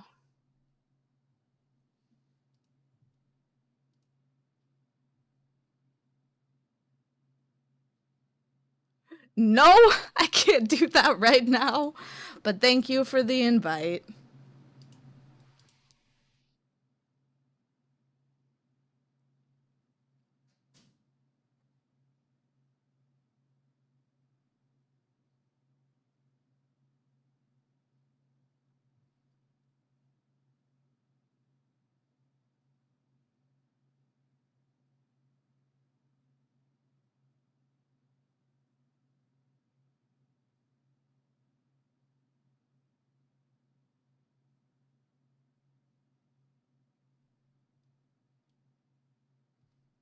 Okay, I think this is like everything that I could possibly do.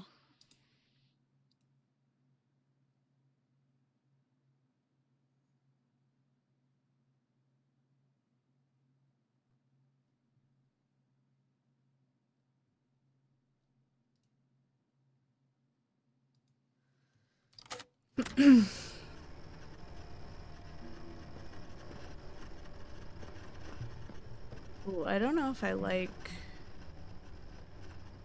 that.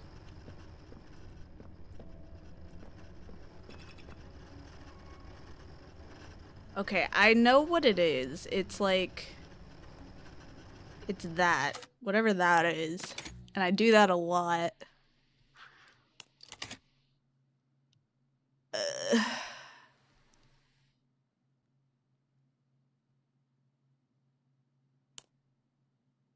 What is bloom effect?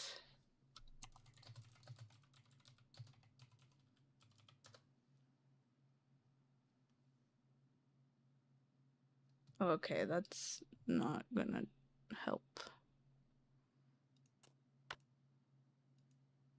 Go 120 FPS.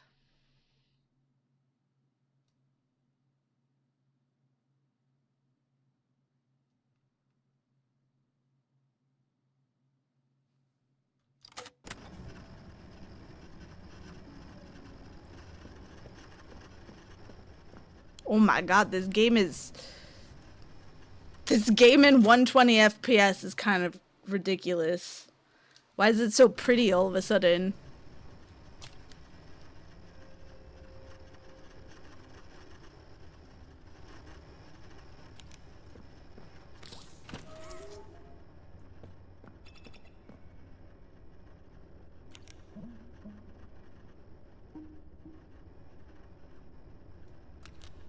It's E.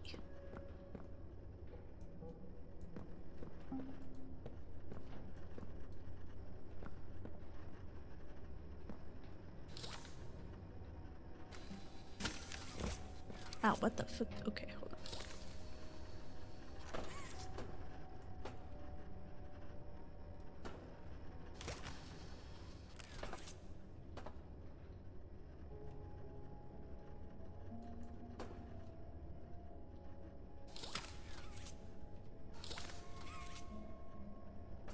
I have to go to this side.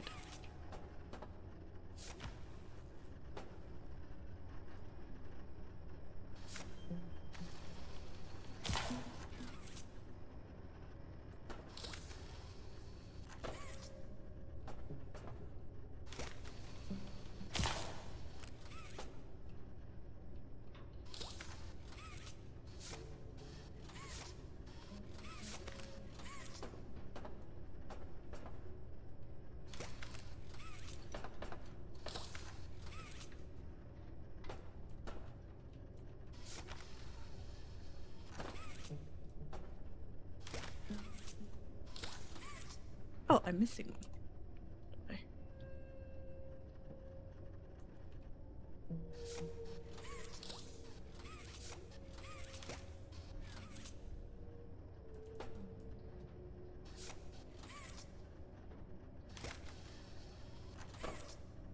Come.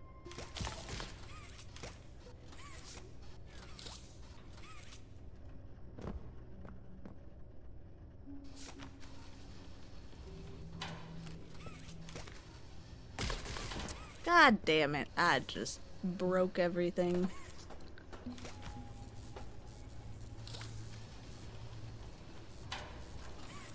Excuse you.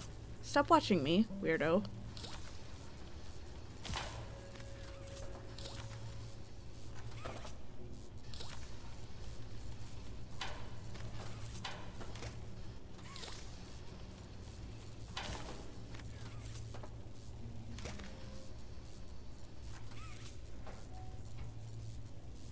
Oh, it is slowly going back up. Okay, I have a time limit to do this, apparently.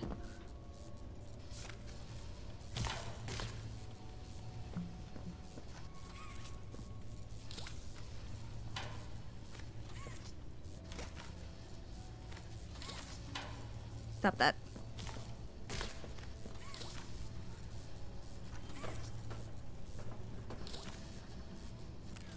I said stop that.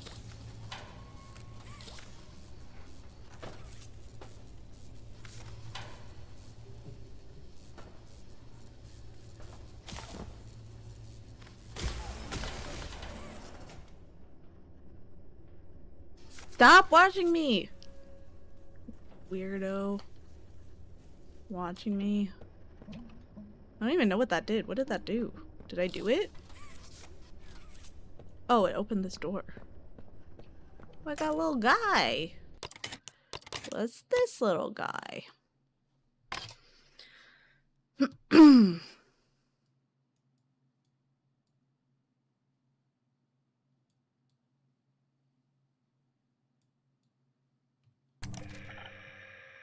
Bindle Boogie's that chill, unemployed friend who always manages to do the funniest stuff. It's okay to judge them just a little for that. Okay, that's good to know.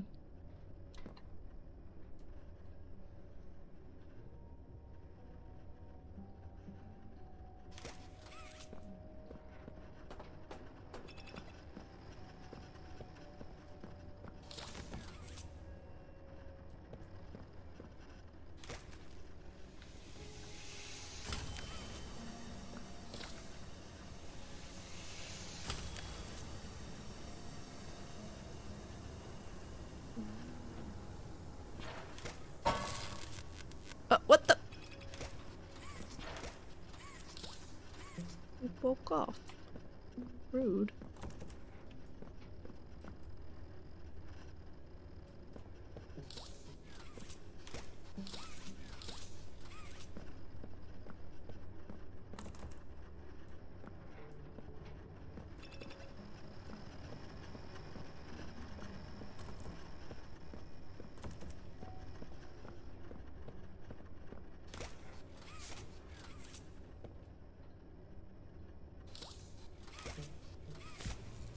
Okay, I don't know.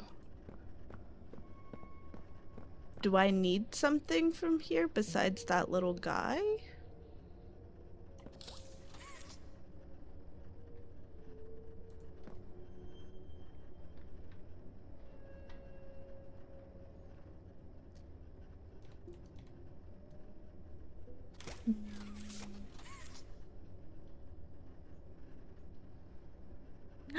Yay!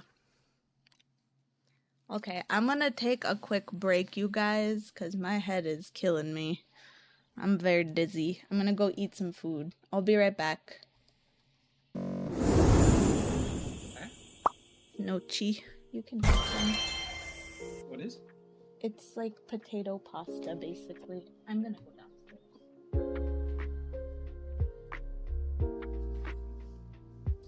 Street tacos. Or street chalupas. Yeah. They're back.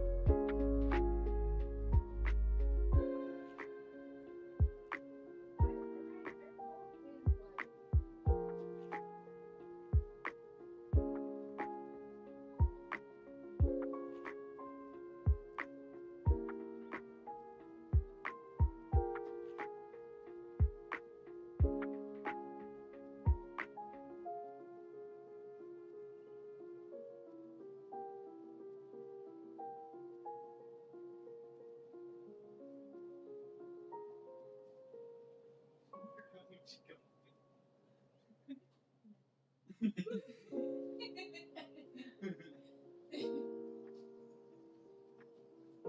my chair? You want to try sitting in it? I don't know why it's so low. So low? Yeah, it's so low.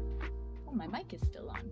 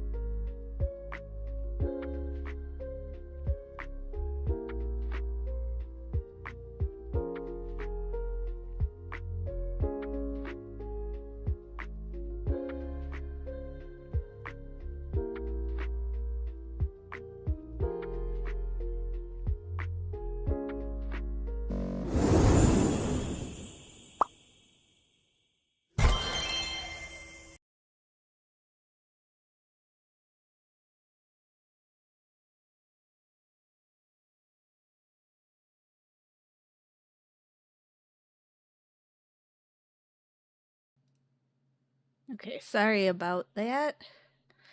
I feel a little better now, but in all honesty, I don't know.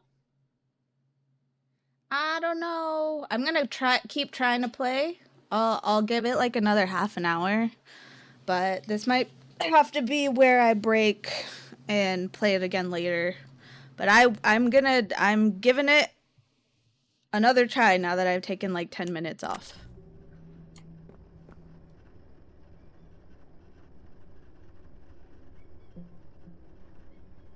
Yes. What's up? Yeah? Mm-hmm. She's just talking to me. Okay, what am I supposed to do now that this is broken, though?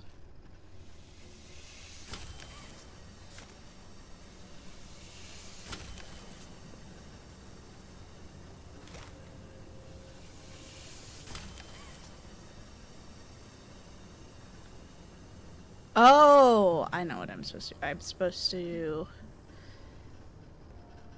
Okay, this one has to go first.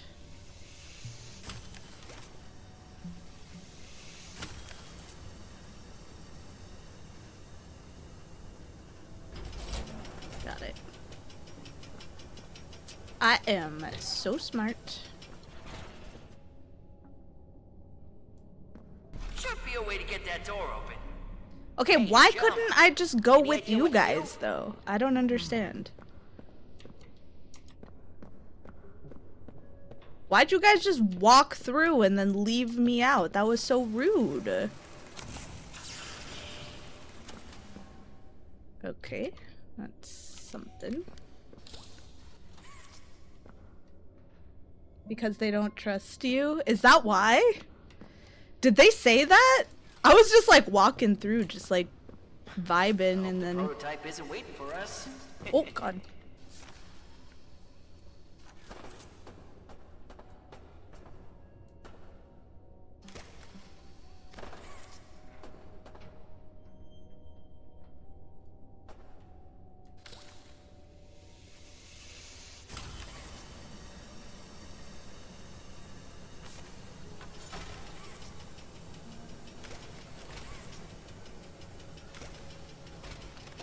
Oh, okay. Oh boy.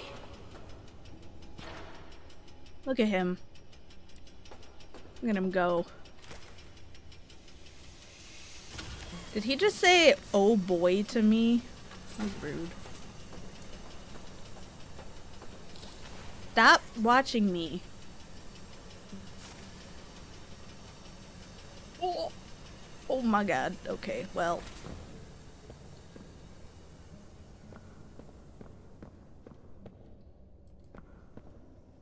I got it. Maybe unplug it and plug it back in again. Okay, my cat? Yes. Yes, what would you like? Okay. Hold on 1 second, you guys.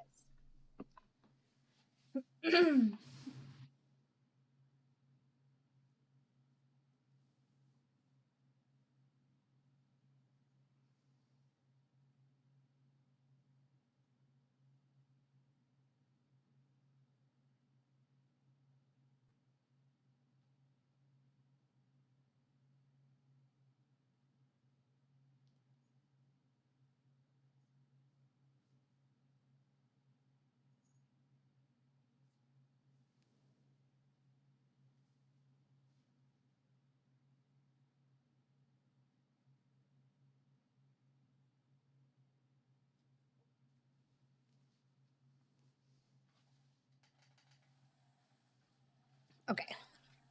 My cat would not stop bugging me. It's all good now. Okay. No idea if they said that, but if they've survived on their own and someone new showed up that prototype wants to kill, would you walk around with them? No, but now they're trying to help me get back, so...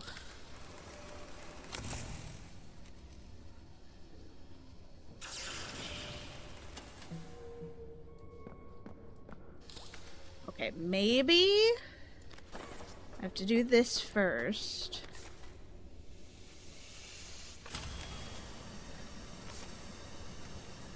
Oh boy.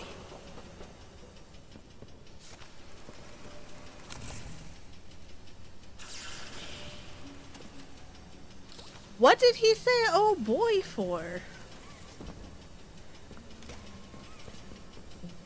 I'm super confused.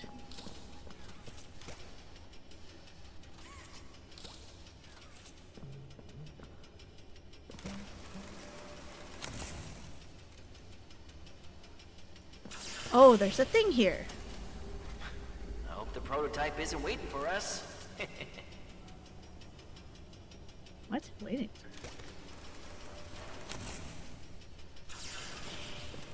Well, you could friggin' help me, you know.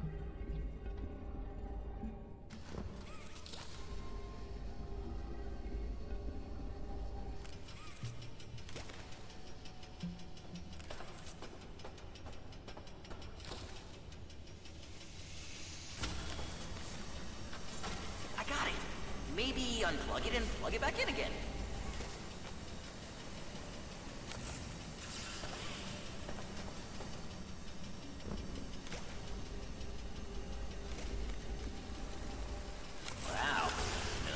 looks complicated.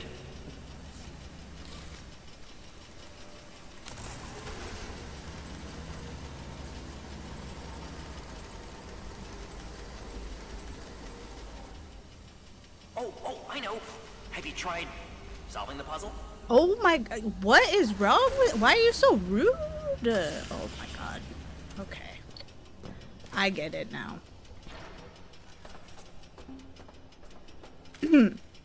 This guy's mouthy. Is some sort of, prank, Butcher?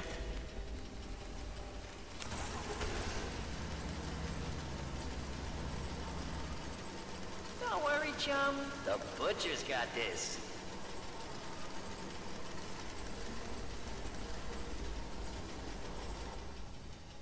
Oh, I feel like you almost had it.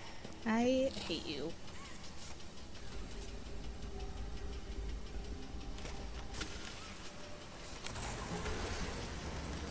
Steady as she goes. You're doing great. Oh my god. Can I get over there now? Are you? I mean, did you hit your head or something? Oh my, I hate you, actually. I thought you were cool at first. I've decided that you are no longer cool. This is just a stupid puzzle.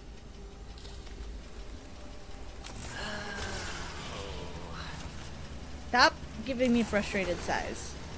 And come do this yourself if you're so frustrated.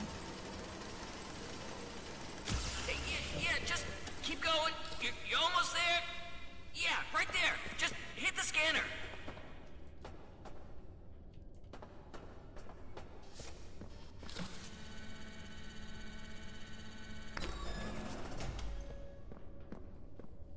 Good lord.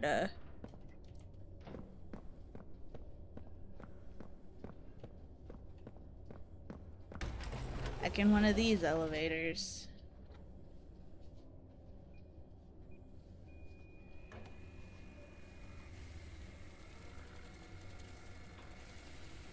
Thank you. I am indeed back. I'm giving myself just a little bit more time. I feel better after eating, but it is still making me a tad nauseous, unfortunately.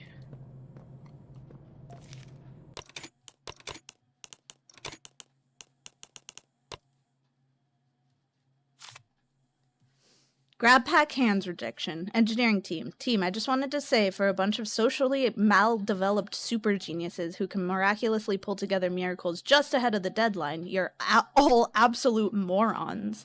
Let me break down the concepts I say derogatorily you've sent me. Gravity hand? Really? This is the fantasy the company's innovation dime is going toward? Gun hand gunny wunny. First, a pox on whoever came up with the travesty of a name. Second, are you seriously about to give a bunch of overworked and severely underpaid 9-to-9ers a gun hand? Let's think about this. Big freaking fist. What employee under Playtime's payroll needs a fist? Please enlighten me. I would love to hear your reasoning and then promptly hand you a straitjacket. Please, the last thing I need in lead reviews is to show these travesties off, like they're serious projects. Promptly tossing these down into recycling and reclamation. Let's forget all about them. I know I intend to. Adam Worthy, head of engineering. Sounds good, Adam. Welcome back, Gershie.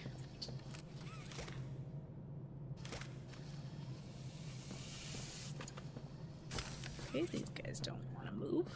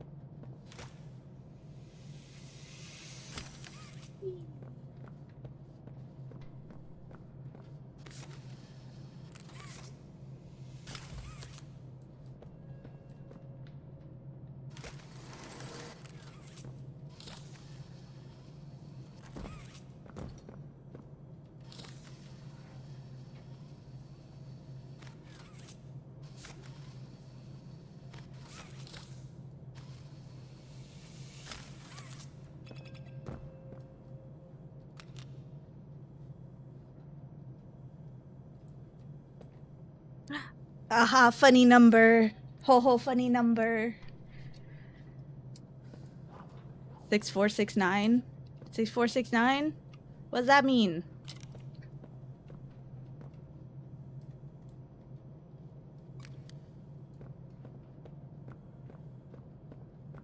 Where is this pointing to? Oh, 91. Oh, these all have things on them. Okay. Figure out what they're for first. Ugh.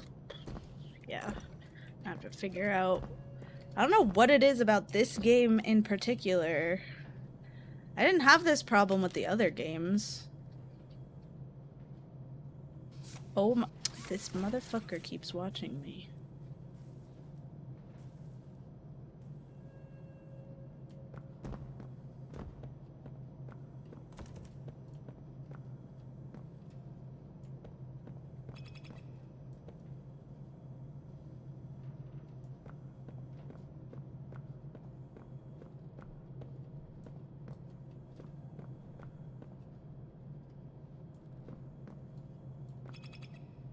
Ah, I see.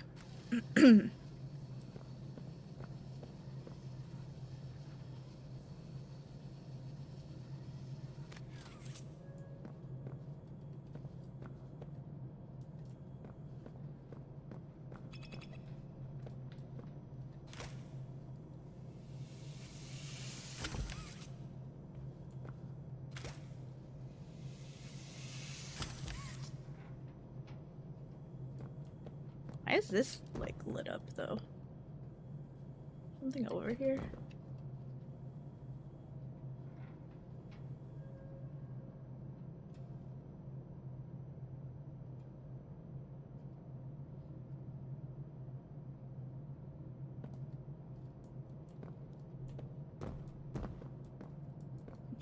I don't know. I see a lot of funny numbers. Hi, Stray Kid.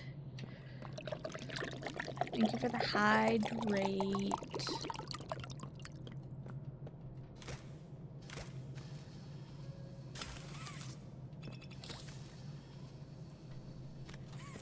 Okay, I can't. I don't think I can actually get on this thing.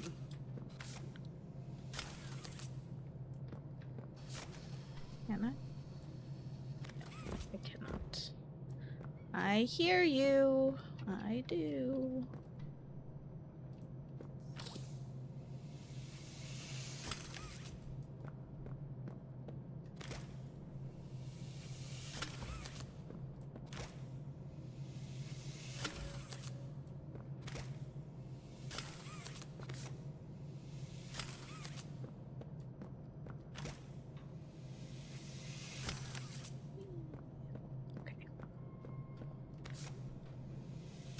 I did get scared. There were several times that things were scary. Okay, hold on. I got this. Come this way. Come this way. I hate you.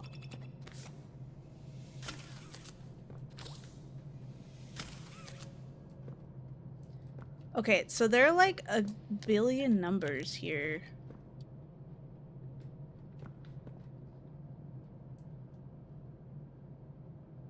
Some stars.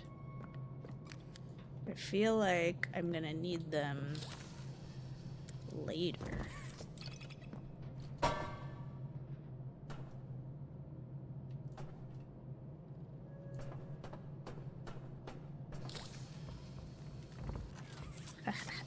Battery. You thought you could hide that from me? No. That was too precariously placed.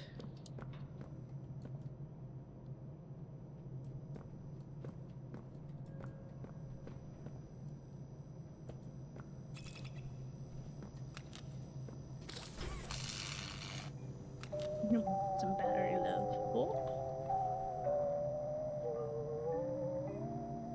Research findings.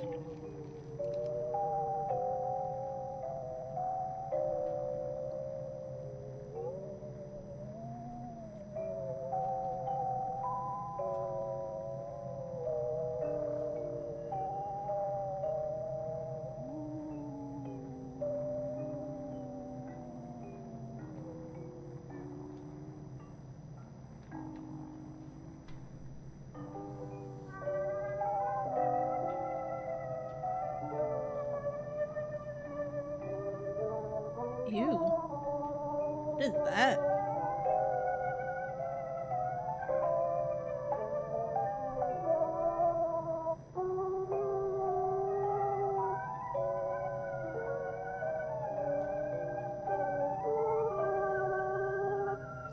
PowerPoint. PowerPoint with some awful music going on in the background.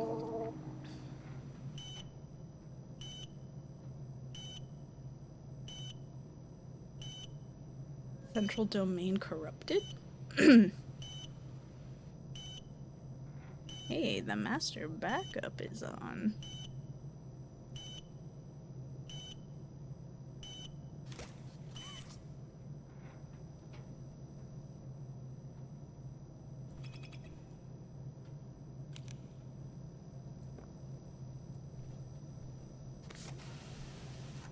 Oh.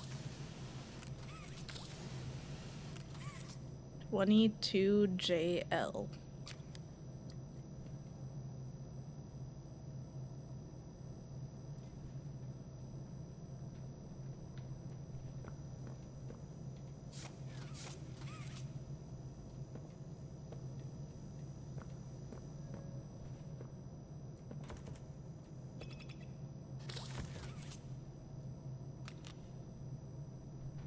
Well.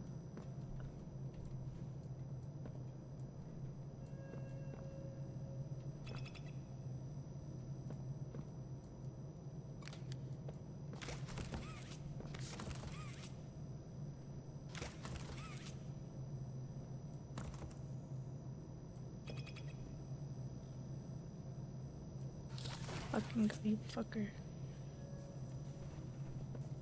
Stop watching me. Okay, so 22. What does that mean?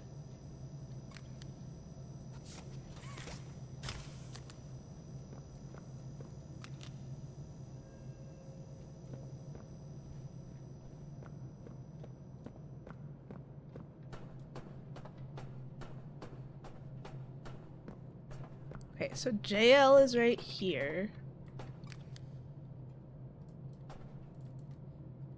20 JL, 22, 24.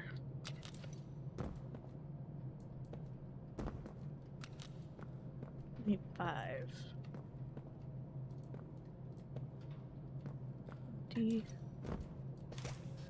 Is this 22?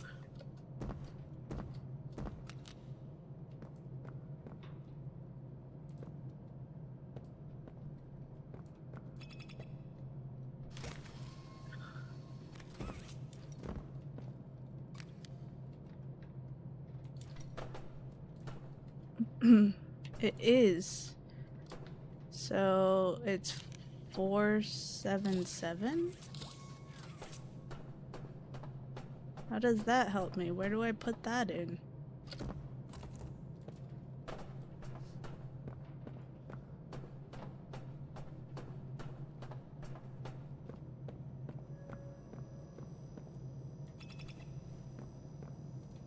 Is there like a code thing?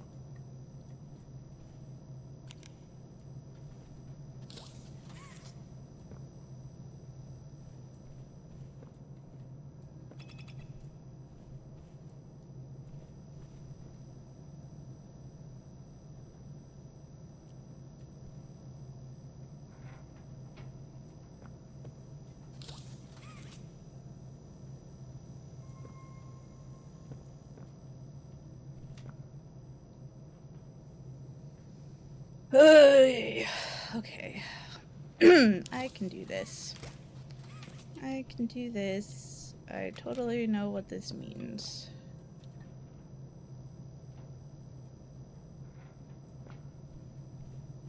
Oh, it's here.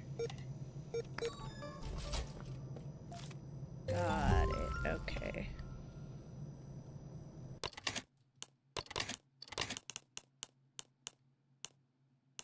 Whoa, so many things. Okay, master backup. Oops. I didn't have to read it.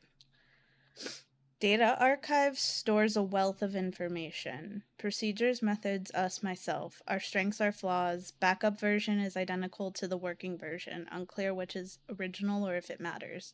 Too valuable to erase. Need to keep as leverage. Keep stored in data center just in case. Negation compound presentation 1 of 6. Research findings, legacy subjects 1006 and 1007. Gold level authorized personnel only. Sensitive information ahead. Team has identified key substrate used in Mr. Ludwig's process. Restorative gel mixture. Encourages cellular regeneration and tissue growth. Integral to experiment successful outcomes. Spreads indefinitely when untreated and exposed to biomass. Chemical analysis indicates some similarities to DMEM. Comparable levels of salt, amino acids, and B vitamins. However, Ludwig's mixture outperforms all other commercially available cultural mediums. Beware, exposure to raw, untreated substrate may be hazardous. Documented sequelae include non-biological biological grafting, progressive subluxation with sustained exposure, heterotopic ossification, urticaria hives, multisensory distortion. Oh, these are all from the slides. Team has successfully recreated the medium in a lab environment. Now able to create, modify, and neutralize the medium as well. See negation compound. Negation compound renders the medium inert, required for preventing runaway overgrowth caused by self-replication. Okay.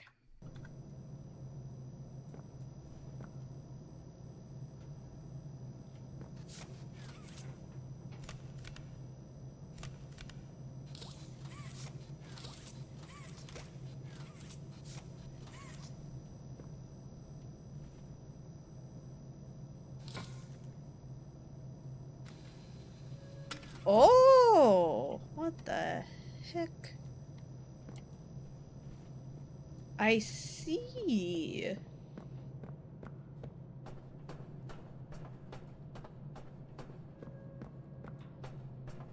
That's kinda nifty. Whee!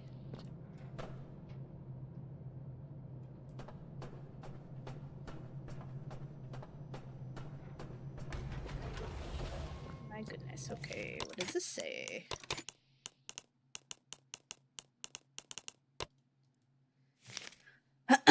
Letter to Leith number 1. Leith, I'm pleased to say that one of my pet projects has had a breakthrough. During our latest attempt at neural mapping, we were able to successfully record and reconstruct brief subjective moments from our subject's short-term memory. If we can scale this project, it could give a whole new dimension to our work. Think about it. How many subjects can we realistically pull from Home Sweet Home? 30? 50%? I can hardly imagine this being sustainable in the long term. If, however, we use the mapper, it could allow us to completely reconstruct a subject's psyche based on prior imaging.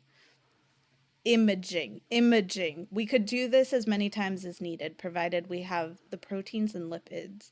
That is to say, duplication. Were that the case, we'd never need to worry about a shortage of test candidates again. Wait a minute.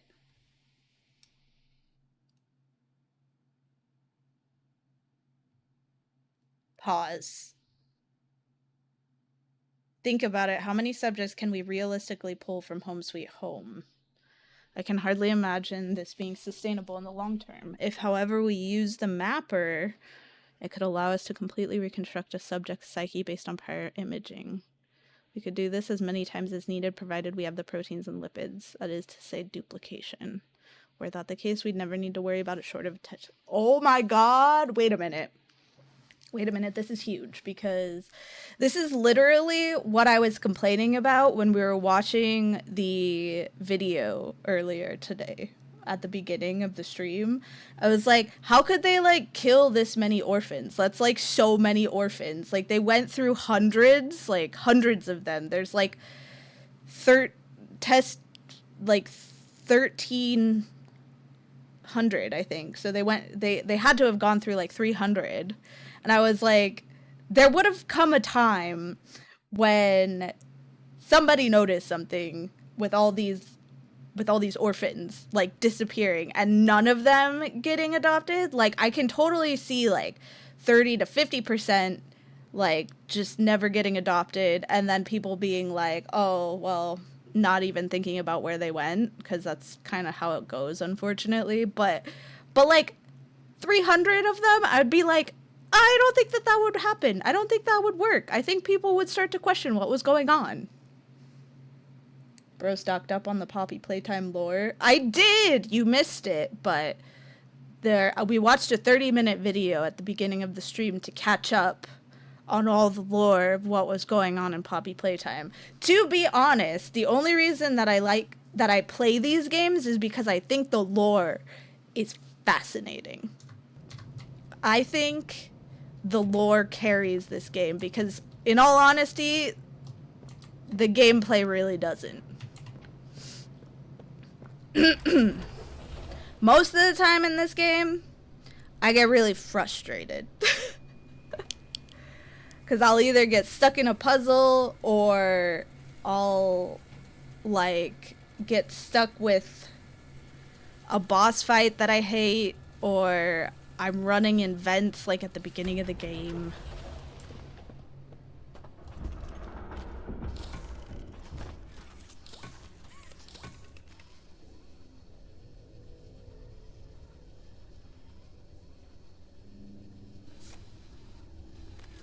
Oh god.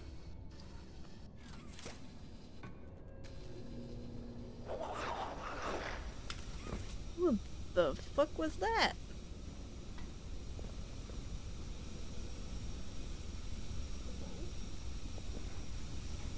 I don't think I could go there. There's like fire there.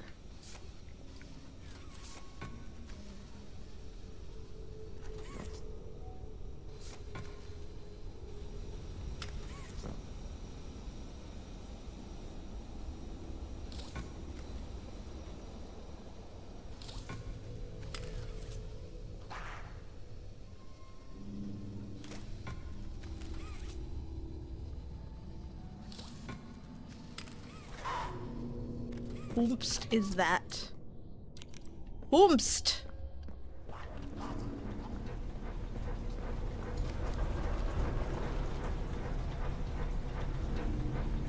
Was that the prototype?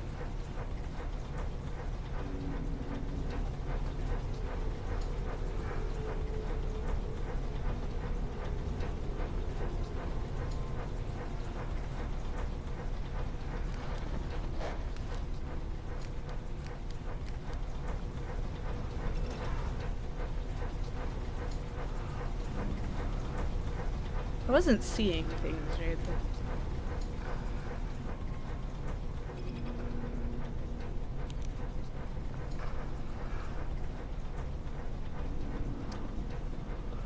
Playing geometry here. Alright.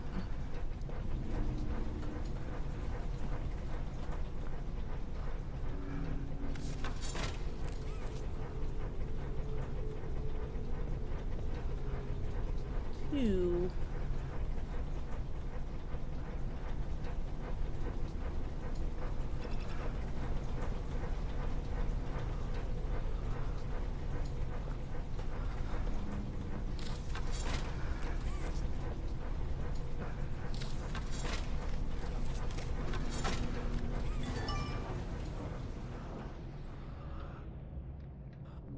Who is heavily breathing? I hear you.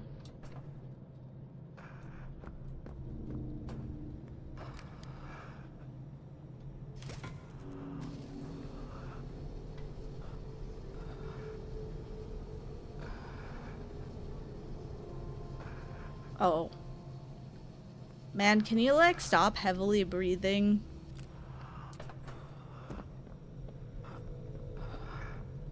You hit.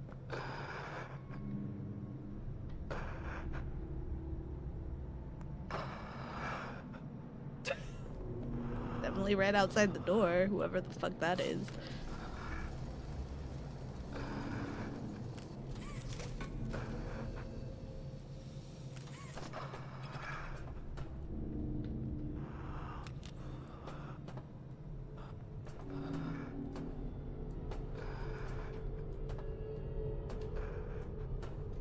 Okay, well, if that's one, I'm assuming this is two then?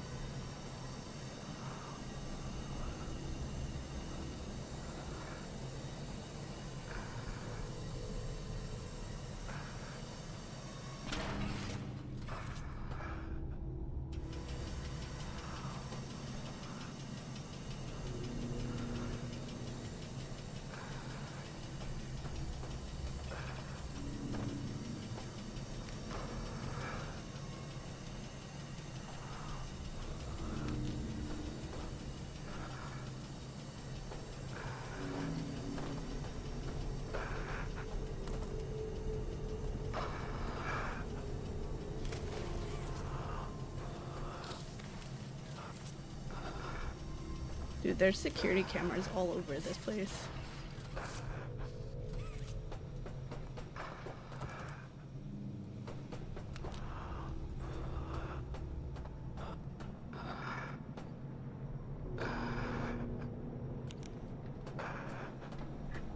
What is that?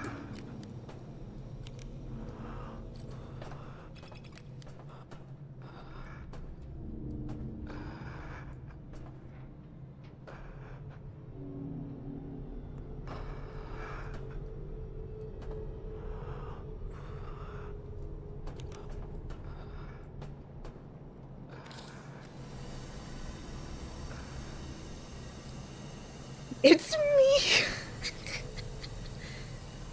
Thanks, Mel.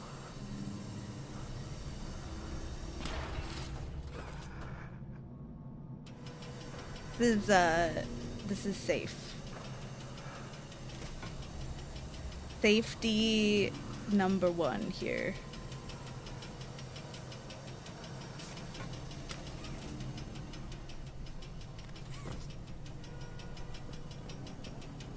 Okay, is there a reason I came in here? What's happening?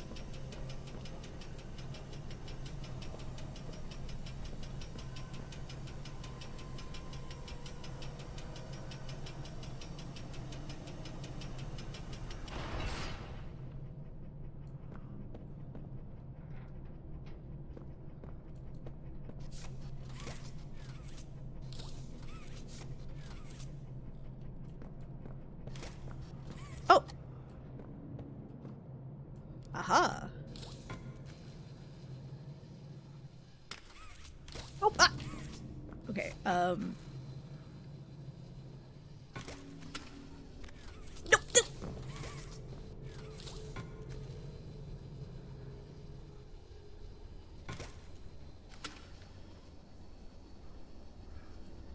How does one... Yeah, over there. There we go. Okay. Got it.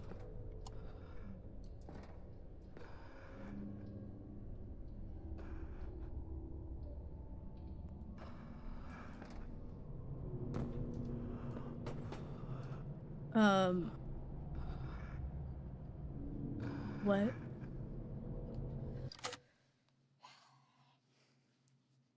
This is a boss room, isn't it? Yeah, definitely is. Definitely a boss room.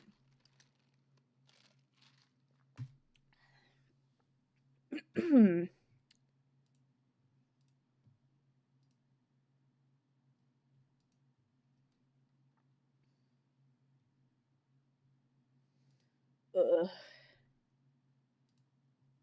My head is killing me.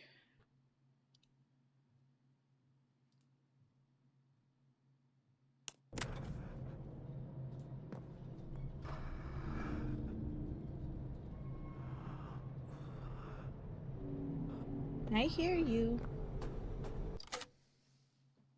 Ugh.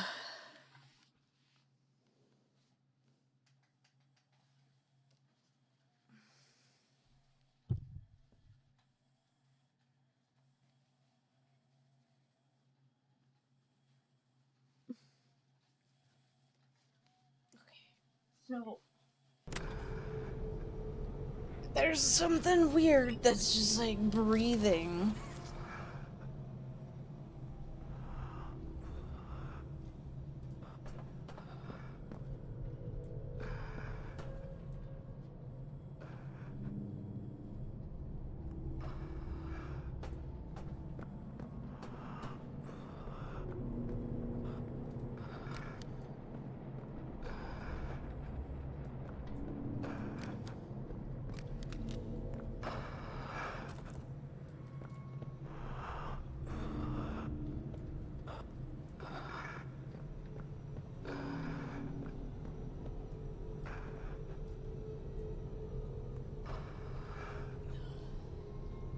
Kinetic hand upgrade.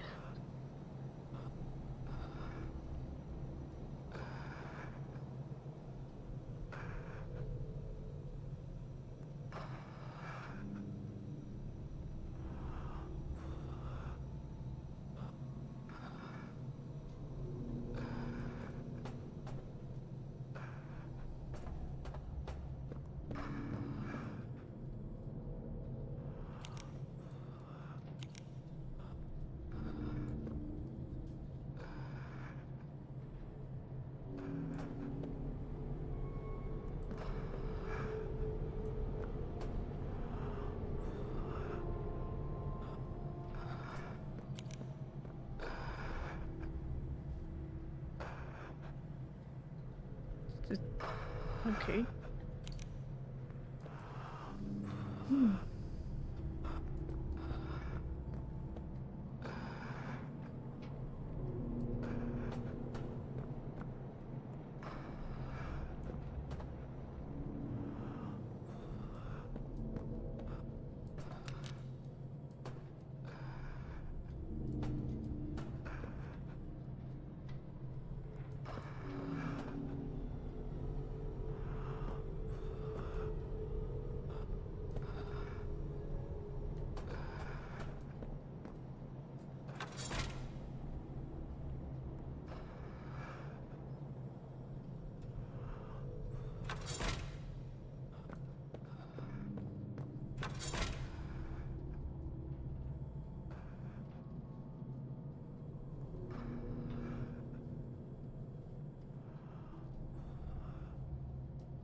Why is this one?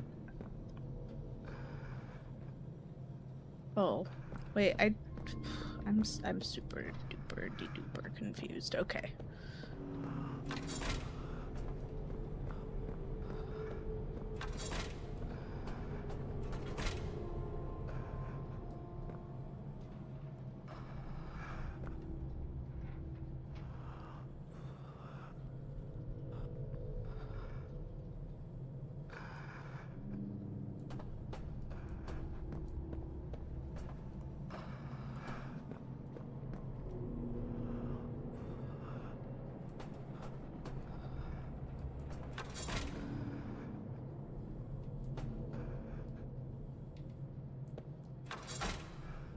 Are you gonna stream?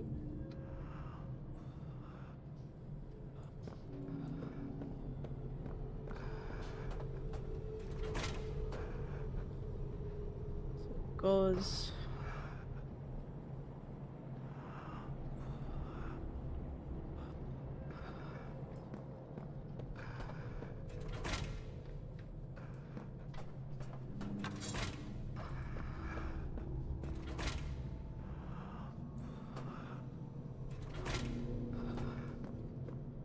It might have been something that told me what order this was in, but...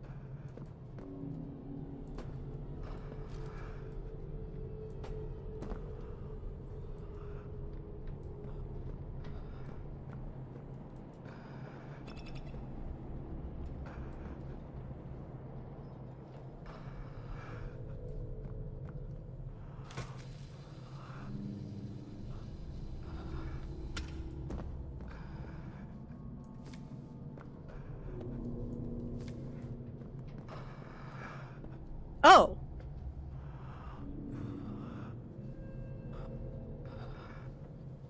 Wait a minute.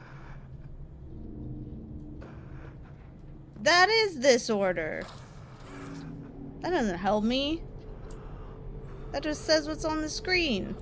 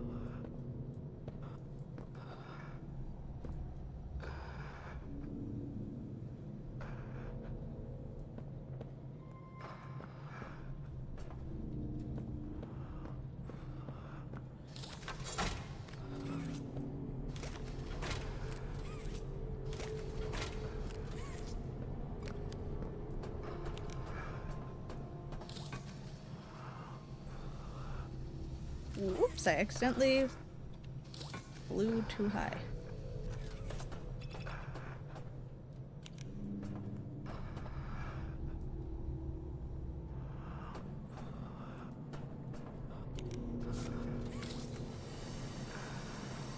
What happens when I do this one?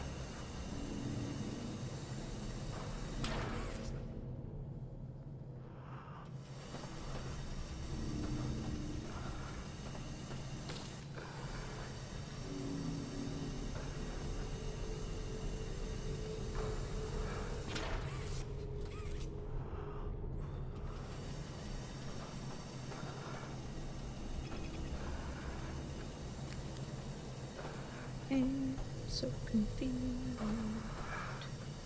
Oh, I think it opens that door.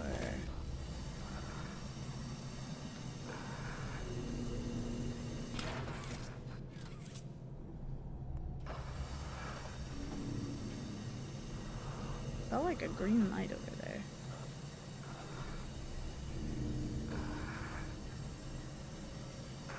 Maybe not, I don't know. Yeah.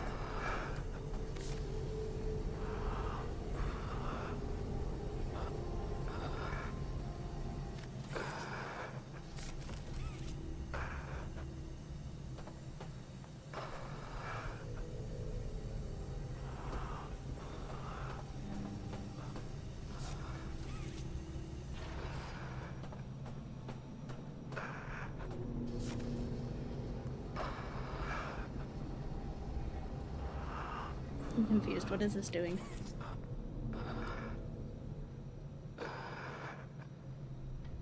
Okay, there's like blue stuff coming out down there.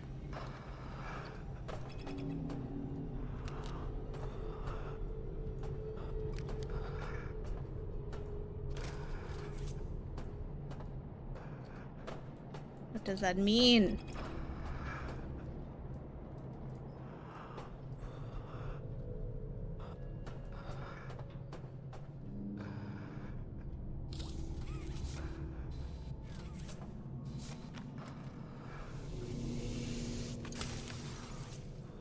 Oh.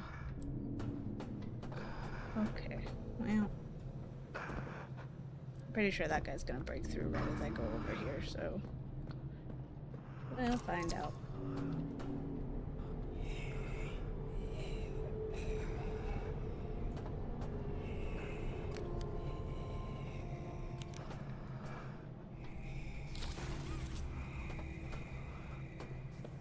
Is someone sleeping, or are you like breathing really badly?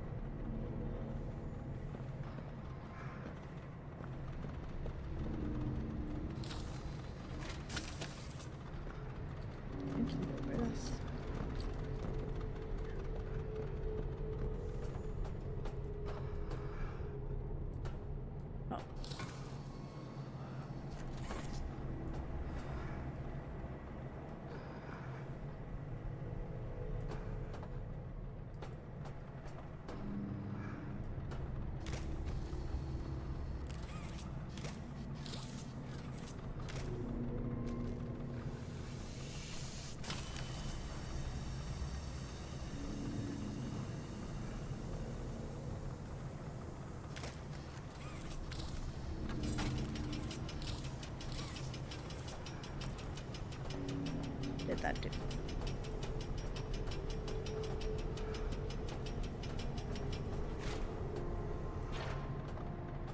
Okay, but what did it do? Did not open that door or that door. And this is unusable right now.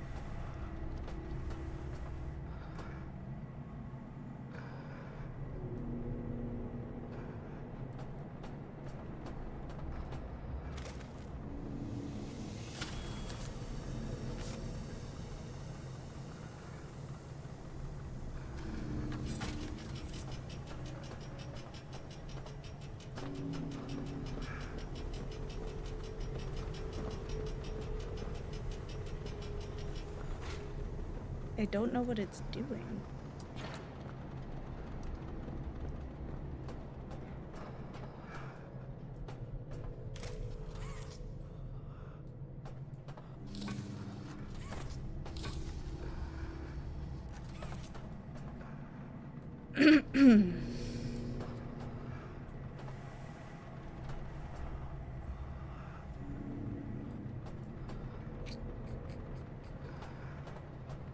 Oh, you know what? I can probably use this down here.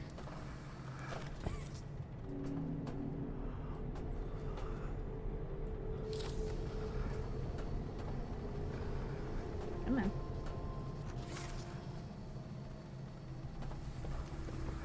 Because for some reason, I can't jump for shit in this game. Or climb over anything.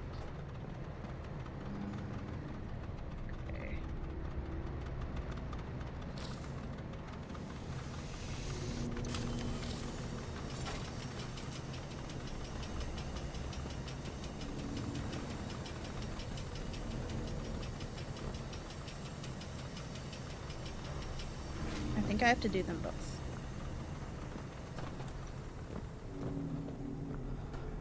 This one first. Wait. It probably does that. So I should do this one first.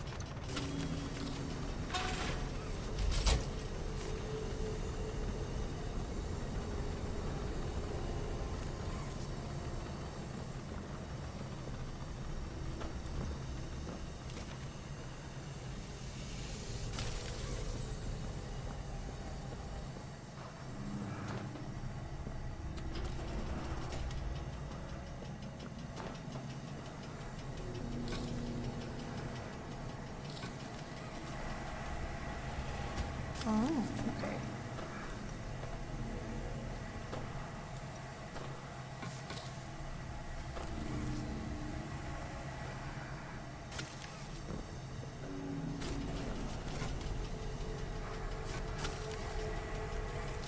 Oh fuck, I fell.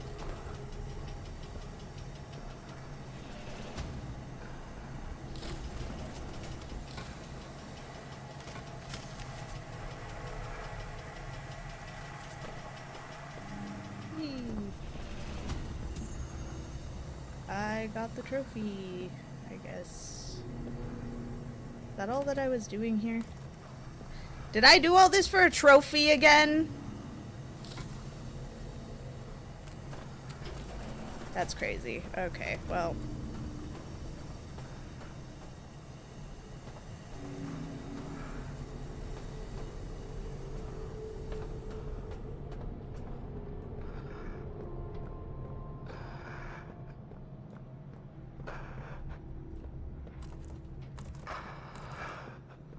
Hey, whoever's breathing in there, can you just come out? I don't even know what I'm supposed to do anymore.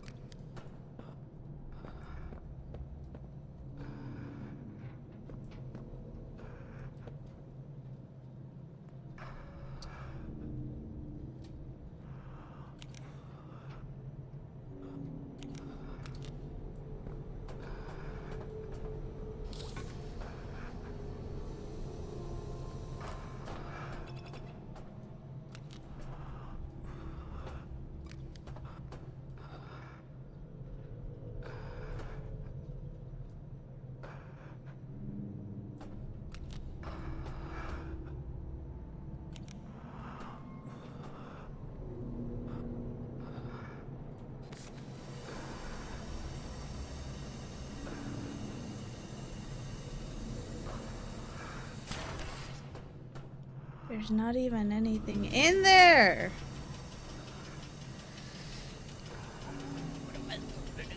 What am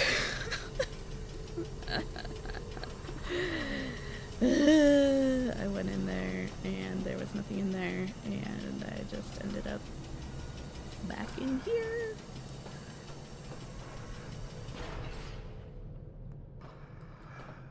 Games make me want to crash out sometimes.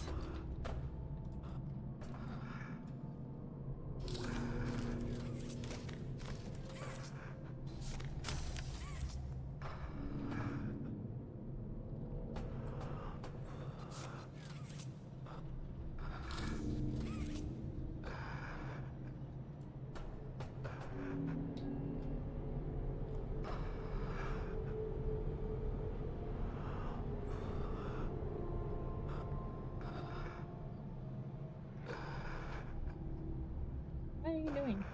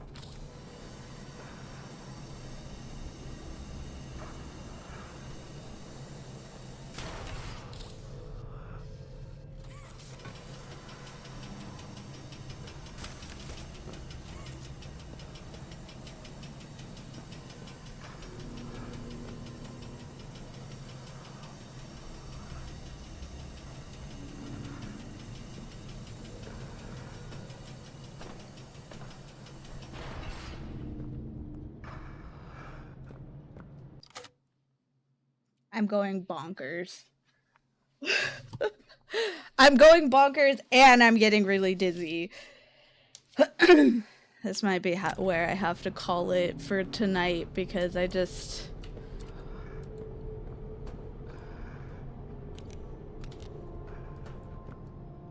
don't fucking know what I'm supposed to be doing.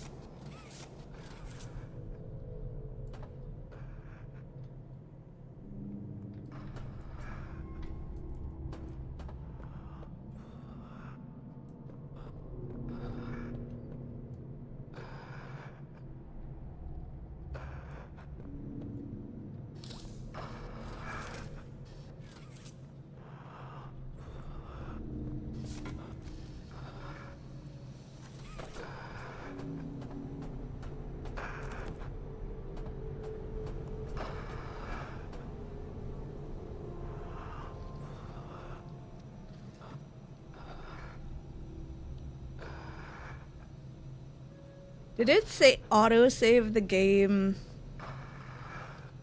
Did it auto-save the game after I got that trophy? Let me find out. I wasn't paying attention.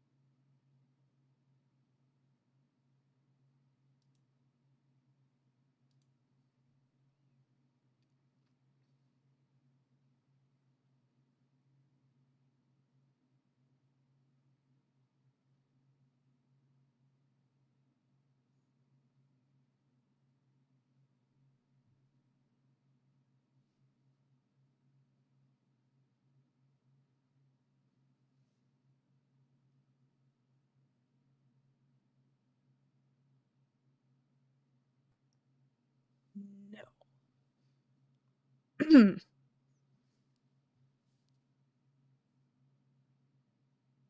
It does not look like it did.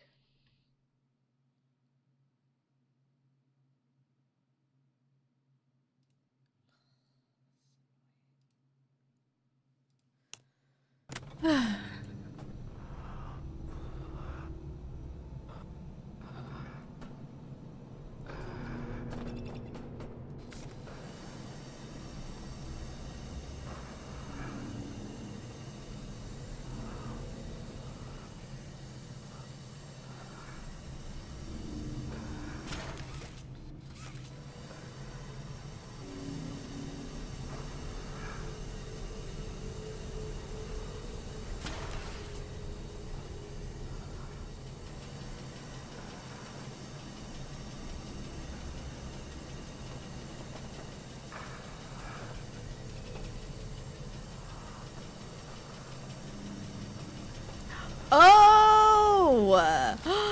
Oh my god. I saw it. I did it.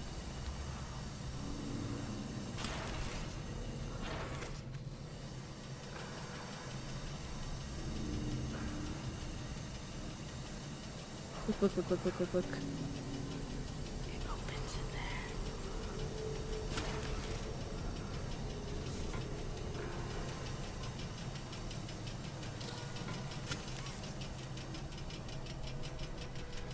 Nope. Son of a bitch. What? Whoa! Okay, well, I was pushed down there. Yeah, that's what I heard. Gas, mining charges. She was gonna burn the whole place down. Her heart's in the right place, but man, that girl's been behind glass too long. Well, she doesn't know what happened to her, and I'm not gonna be the one to tell her. You know Joey. I mean, I'm sorry about what happened, but now, wise. I always said it was safer down in recycling, and I was right.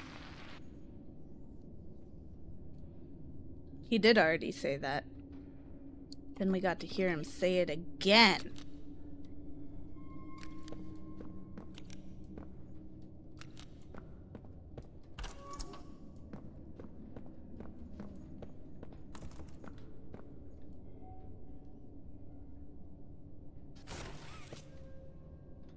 Dude, I do not trust this guy for anything, honestly.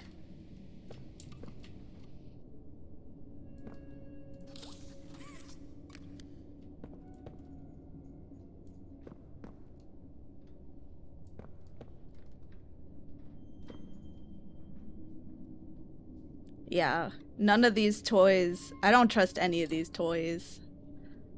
I'ma keep it real with Ch. I feel bad for Joey too.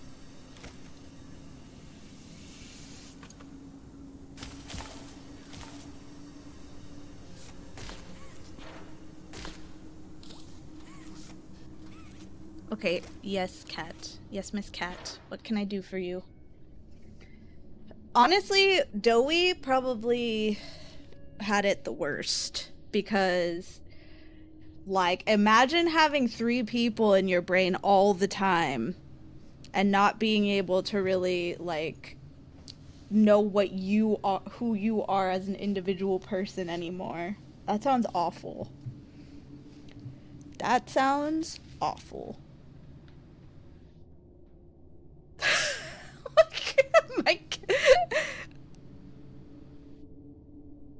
I have no idea what that was, but I was like,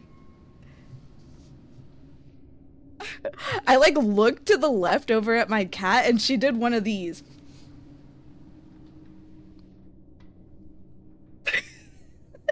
Then she went back to normal.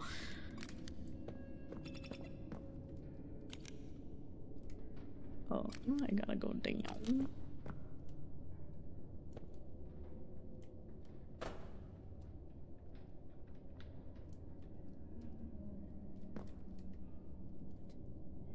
Okay, I went down, but there was nothing I wanted down here, so... Not sure what you wanted me to do there. Down. Sunshine. Okay.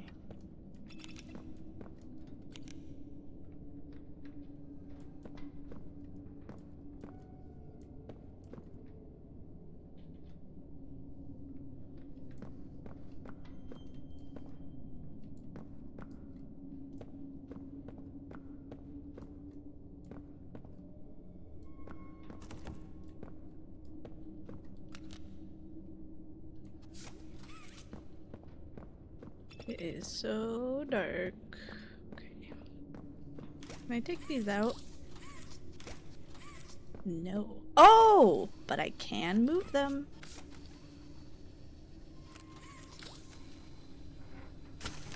Maybe I have to move them.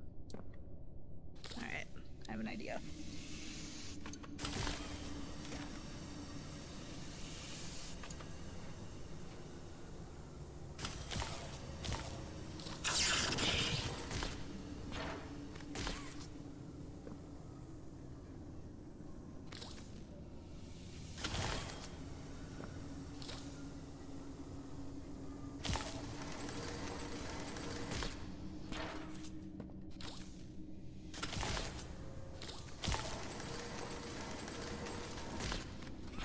Wow, this is not annoying at all or anything. So fun.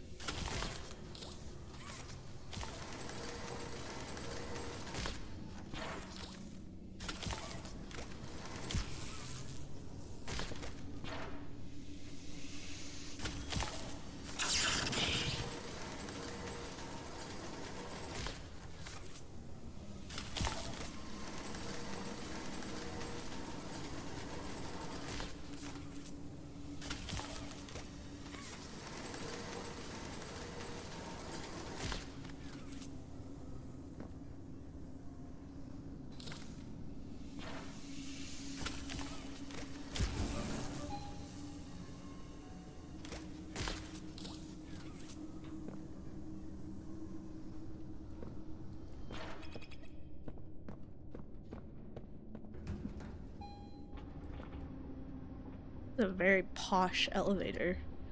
It's got carpeting in it. I didn't even get to choose my floor. I'm just going wherever they tell me to. This place stinks.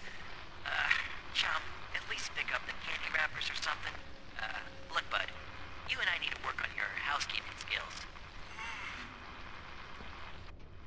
So, how do you keep your fur so clean? Asking for a friend. The friend is me.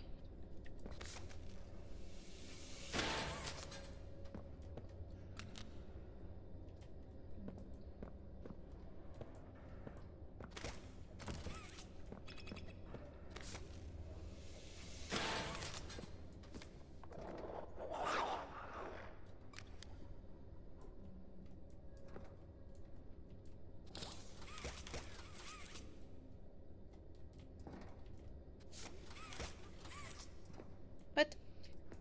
Did this thing lie to me? Look, it shows that one. Is it not that one? It is this one. Where am I supposed to go then?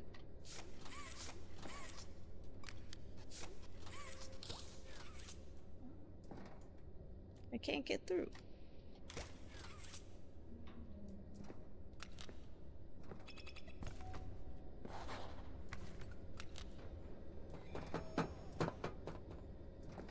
Don't do that to me, though.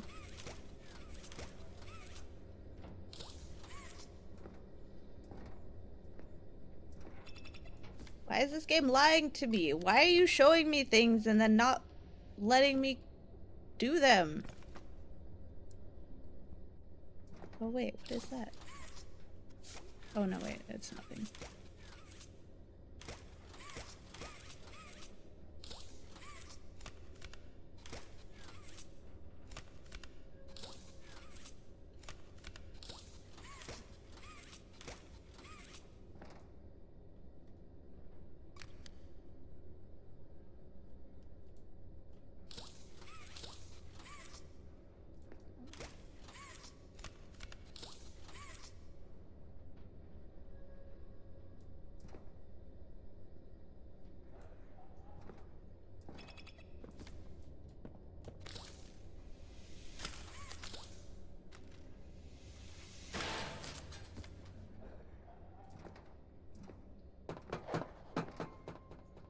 And this is the only one I can go through. That's ass. Hey, don't you take that tone with me.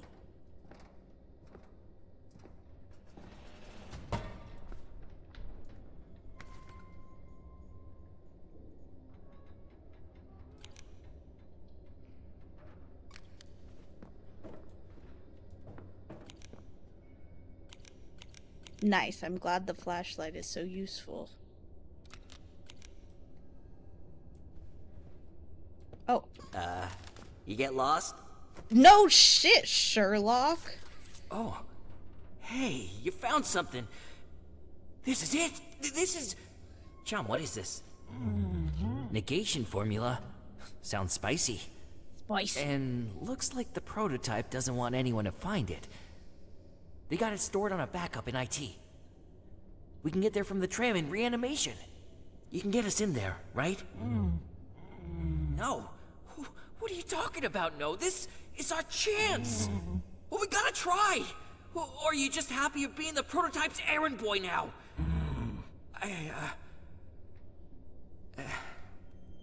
Look, I'm sorry. You help us out and... we're even. I mean it. Huh. Gel Lab's a mess right now. Could go up from the pit, but... let's see.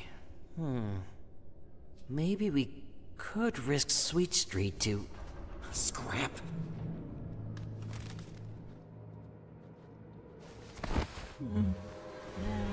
Oh god.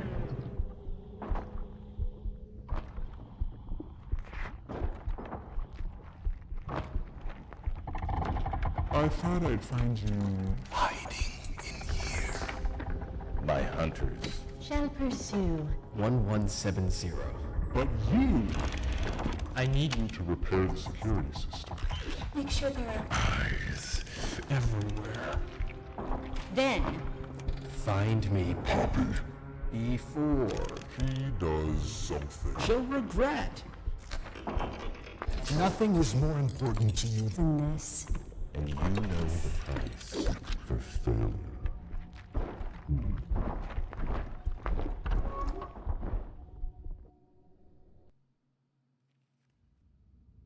I was just eated. But now I'm all gross and stuff.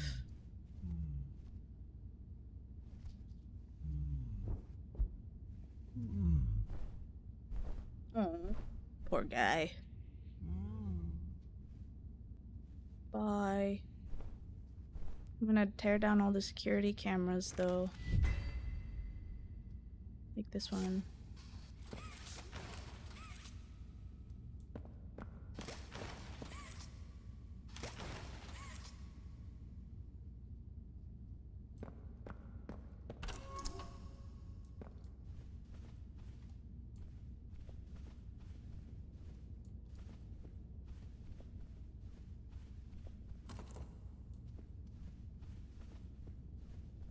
Imagine, like, going to work every day.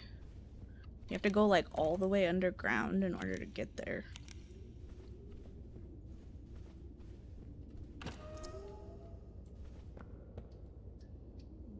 Interesting.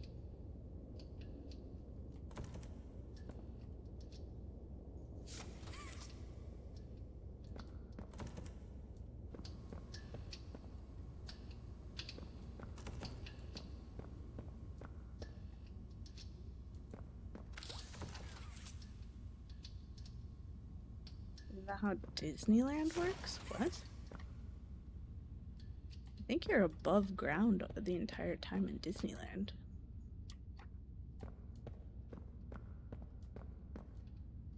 Are we going to different Disneylands?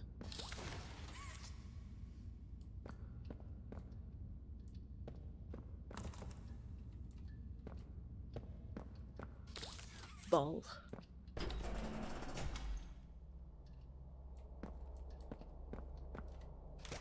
Fake door.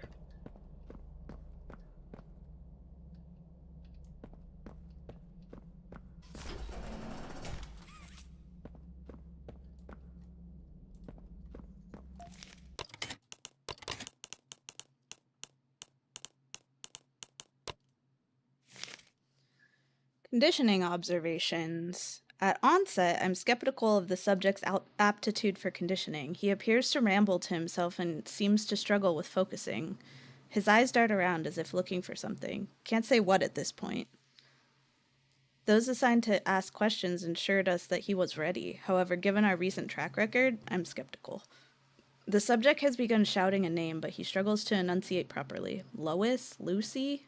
Likely the meshing of bone, muscle, and plush, with the medium as the culprit here. We'll continue to monitor and note. 7 more hours in, and the subject appears to have quieted. Less thrashing against the restraints, less muttering. While making my rounds, the subject appeared to be singing and tapping his foot against the restraints. Subject is now repeating, joy. I live it, I feel it, I am it. After additional observation time, I can confidently say that the subject's conditioning is now complete. Approved. F. Who's F?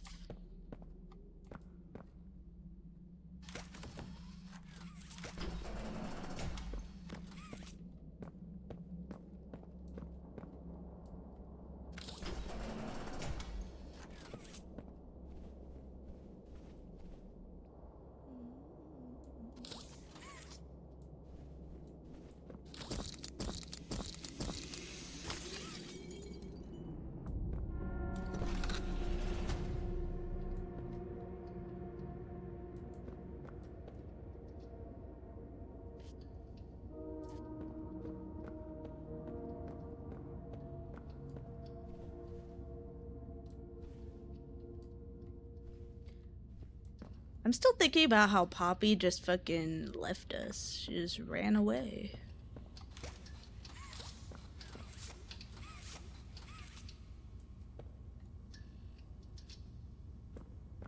Ooh, what are those? Gross. Assume I go that way because there's a light flickering over there, but I want to make sure there's nothing over here first. It's been a while since we found a tape.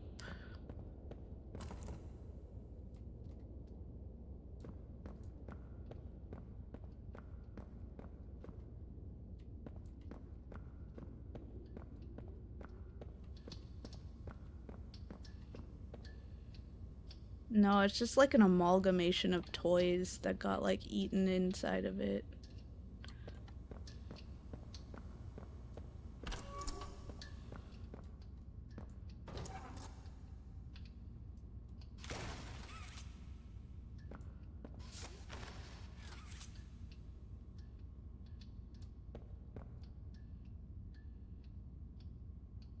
Berry.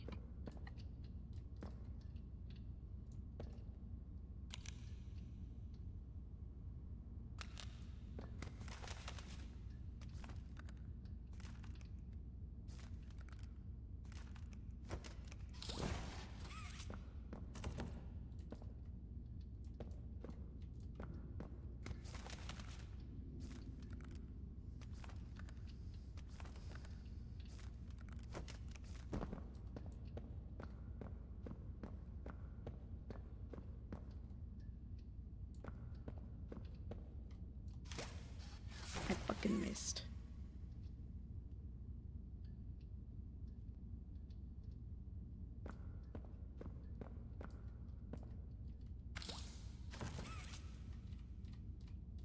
That guy's like staring at me. I'm back in Bakersfield? Why? Why you gotta always be in Bakersfield?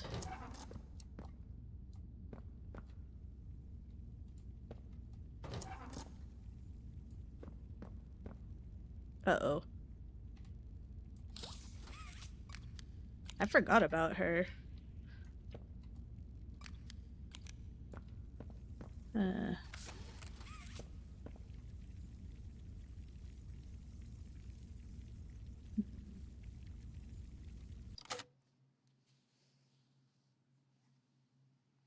Oh, house repairs.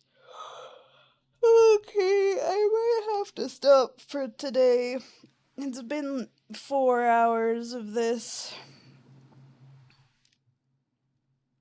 Somehow I always make these games so much longer.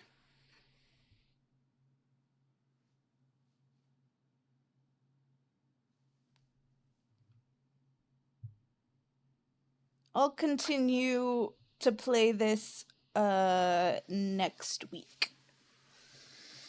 And I think I'm done for today. It was a good place where it last did our little save, I think. Hold on. Let me see. When was the last save?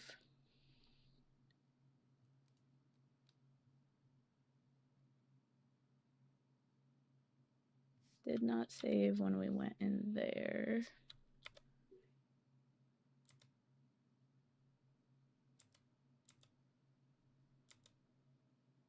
I'm trying to look at something, kitty.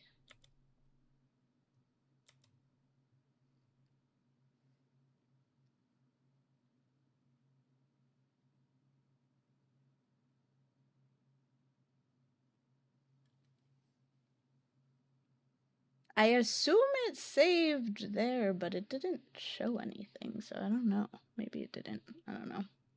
It's fine, though.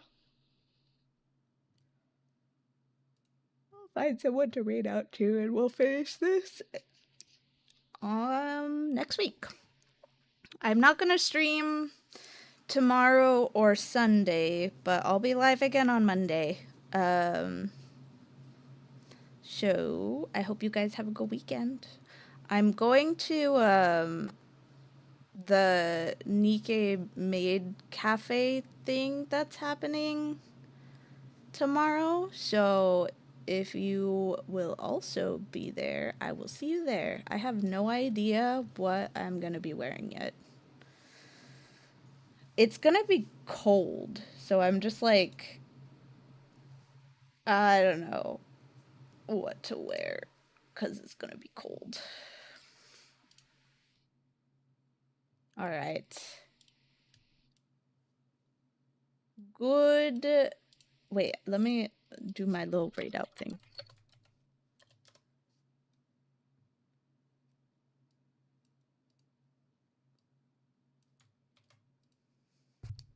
All right. Let's see.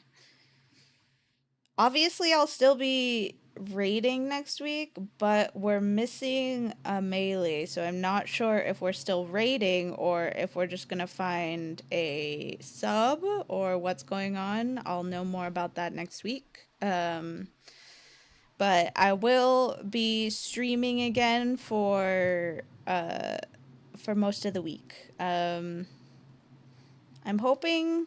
Ooh, sorry, my cat is in the way. I'm hoping that I can get back into Resident Evil, but we'll see. Things have just been like so busy lately with like all these updates and stuff to other games. So we'll see what happens, but hopefully I can get back to that. I know it's been like months at this point, and friggin' Resident Evil 9 comes out next week. So anyway, good night, everyone. See you all later.